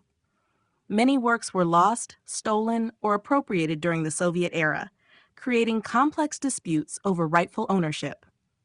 Additionally, the proliferation of forgeries and unverifiable provenance records has further complicated the authentication and sale of these works in the global art market. One of the main sources of controversy is the fate of avant-garde works confiscated or nationalized after the 1917 revolution. The Soviet government seized numerous pieces from private collectors, galleries, and artists themselves, redistributing them to state museums or placing them in storage. Some works disappeared altogether, while others resurfaced under unclear circumstances decades later. After the fall of the Soviet Union, restitution claims emerged as heirs of artists and former owners attempted to recover lost works, often encountering legal obstacles due to the murky documentation of Soviet-era acquisitions. Another issue is the looting and displacement of avant-garde art during World War II. The Nazi invasion led to the destruction or theft of many important pieces, some of which ended up in private collections or foreign museums. The post-war Soviet government, in turn, confiscated and concealed certain artworks as war trophies, leading to disputes over whether these pieces should be returned to their original owners. The international art world has seen growing pressure to address these historical injustices, though legal pathways for restitution remain inconsistent. Forgery and misattribution have also fueled ownership controversies. The Russian avant-garde is one of the most frequently counterfeited movements in art history, with a flood of questionable works entering the market, particularly in the 1990s and 2000s. Many pieces attributed to artists like Kazimir Malevich, Alexander Rodchenko, and L. Lisitsky lack verifiable provenance, making it difficult to distinguish genuine works from high-quality forgeries. Some museums and collectors have unwittingly acquired dubious pieces, leading to scandals and high-profile lawsuits. In response, institutions and auction houses have tightened their authentication processes, relying on scientific analysis, archival research, and expert evaluations. However, even with these measures, disputes over ownership persist, as different parties lay claim to valuable works based on competing historical narratives. As interest in Russian avant-garde art continues to grow, the resolution of these provenance controversies will remain a crucial issue in both the legal and ethical dimensions of the art world. The future of Russian avant-garde art in the global context. The Russian avant-garde, once a movement silenced by Soviet cultural policies, has experienced a resurgence in global recognition. Today, its legacy continues to influence contemporary art, architecture, design, and even digital media. As scholars, collectors, and institutions reevaluate its historical significance, the future of Russian avant-garde art remains a dynamic subject shaped by technological advancements, evolving political landscapes, and shifting cultural perspectives. One of the most significant factors in the movement's future is its increasing presence in major international exhibitions and museum collections. Institutions such as the Tate Modern in London, the Museum of Modern Art in New York, and the Centre Pompidou in Paris have devoted extensive research and exhibition space to Russian avant-garde masters like Malevich, Rodchenko, and Tatlin. This institutional backing not only solidifies the movement's status within the global canon of modern art, but also facilitates scholarly discourse and new discoveries related to lost or misattributed works.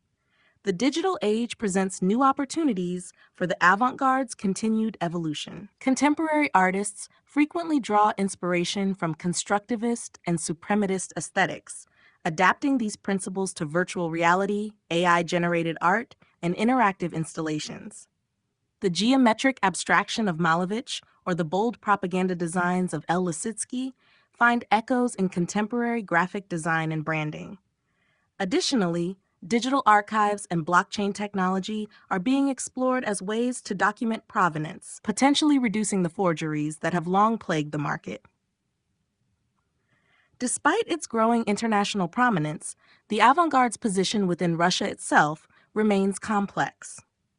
While the movement is celebrated as a key chapter in Russian cultural history, political shifts have influenced how it is framed within state-sponsored exhibitions and academic discourse. Some elements of the avant-garde's radical, utopian ideals remain at odds with contemporary Russian nationalist narratives, leading to selective reinterpretations of its significance. However, independent artists and institutions continue to engage with its legacy, ensuring that its experimental spirit endures. As global art markets continue to expand, the value of Russian avant-garde works is expected to rise, making them even more sought after by collectors. However, this increase in demand also raises ethical questions about the accessibility of these works, particularly as many remain in private hands or subject to ongoing restitution claims. Ultimately, the future of Russian avant-garde art lies in its ability to transcend historical and political boundaries. Whether through academic research, contemporary reinterpretations, or digital innovations, the movement's radical vision of art as a force for transformation continues to resonate, ensuring its influence in the global artistic landscape for years to come.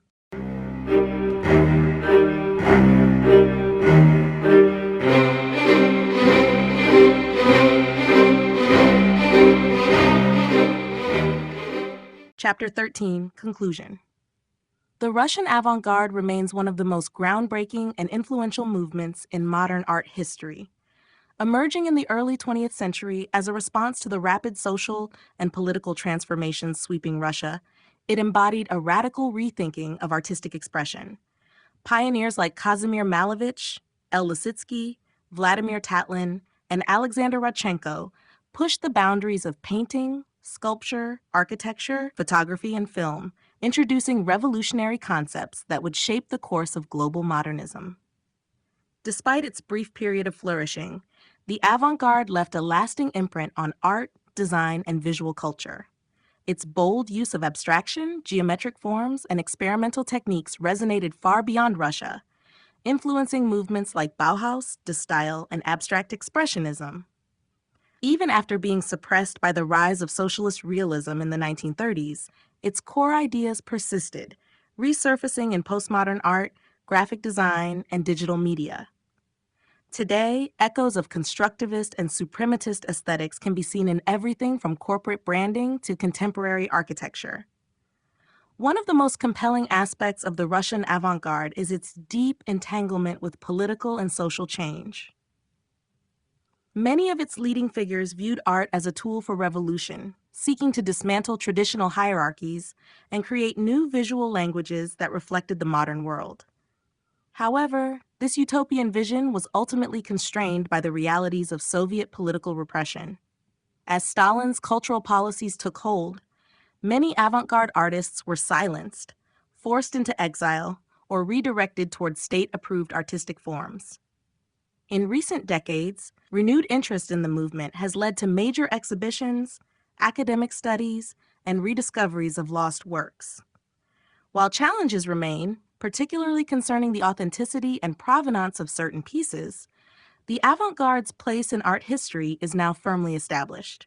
Museums, collectors, and contemporary artists continue to engage with its legacy, ensuring that its influence remains relevant in the 21st century.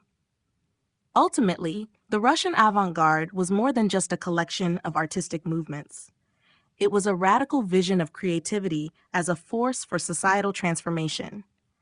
Its bold experimentation, interdisciplinary approach, and commitment to reimagining the world continue to inspire artists, designers, and thinkers across generations. Though shaped by the turbulent political landscape of its time, its legacy transcends borders, serving as a testament to the power of art to challenge, disrupt, and redefine human experience.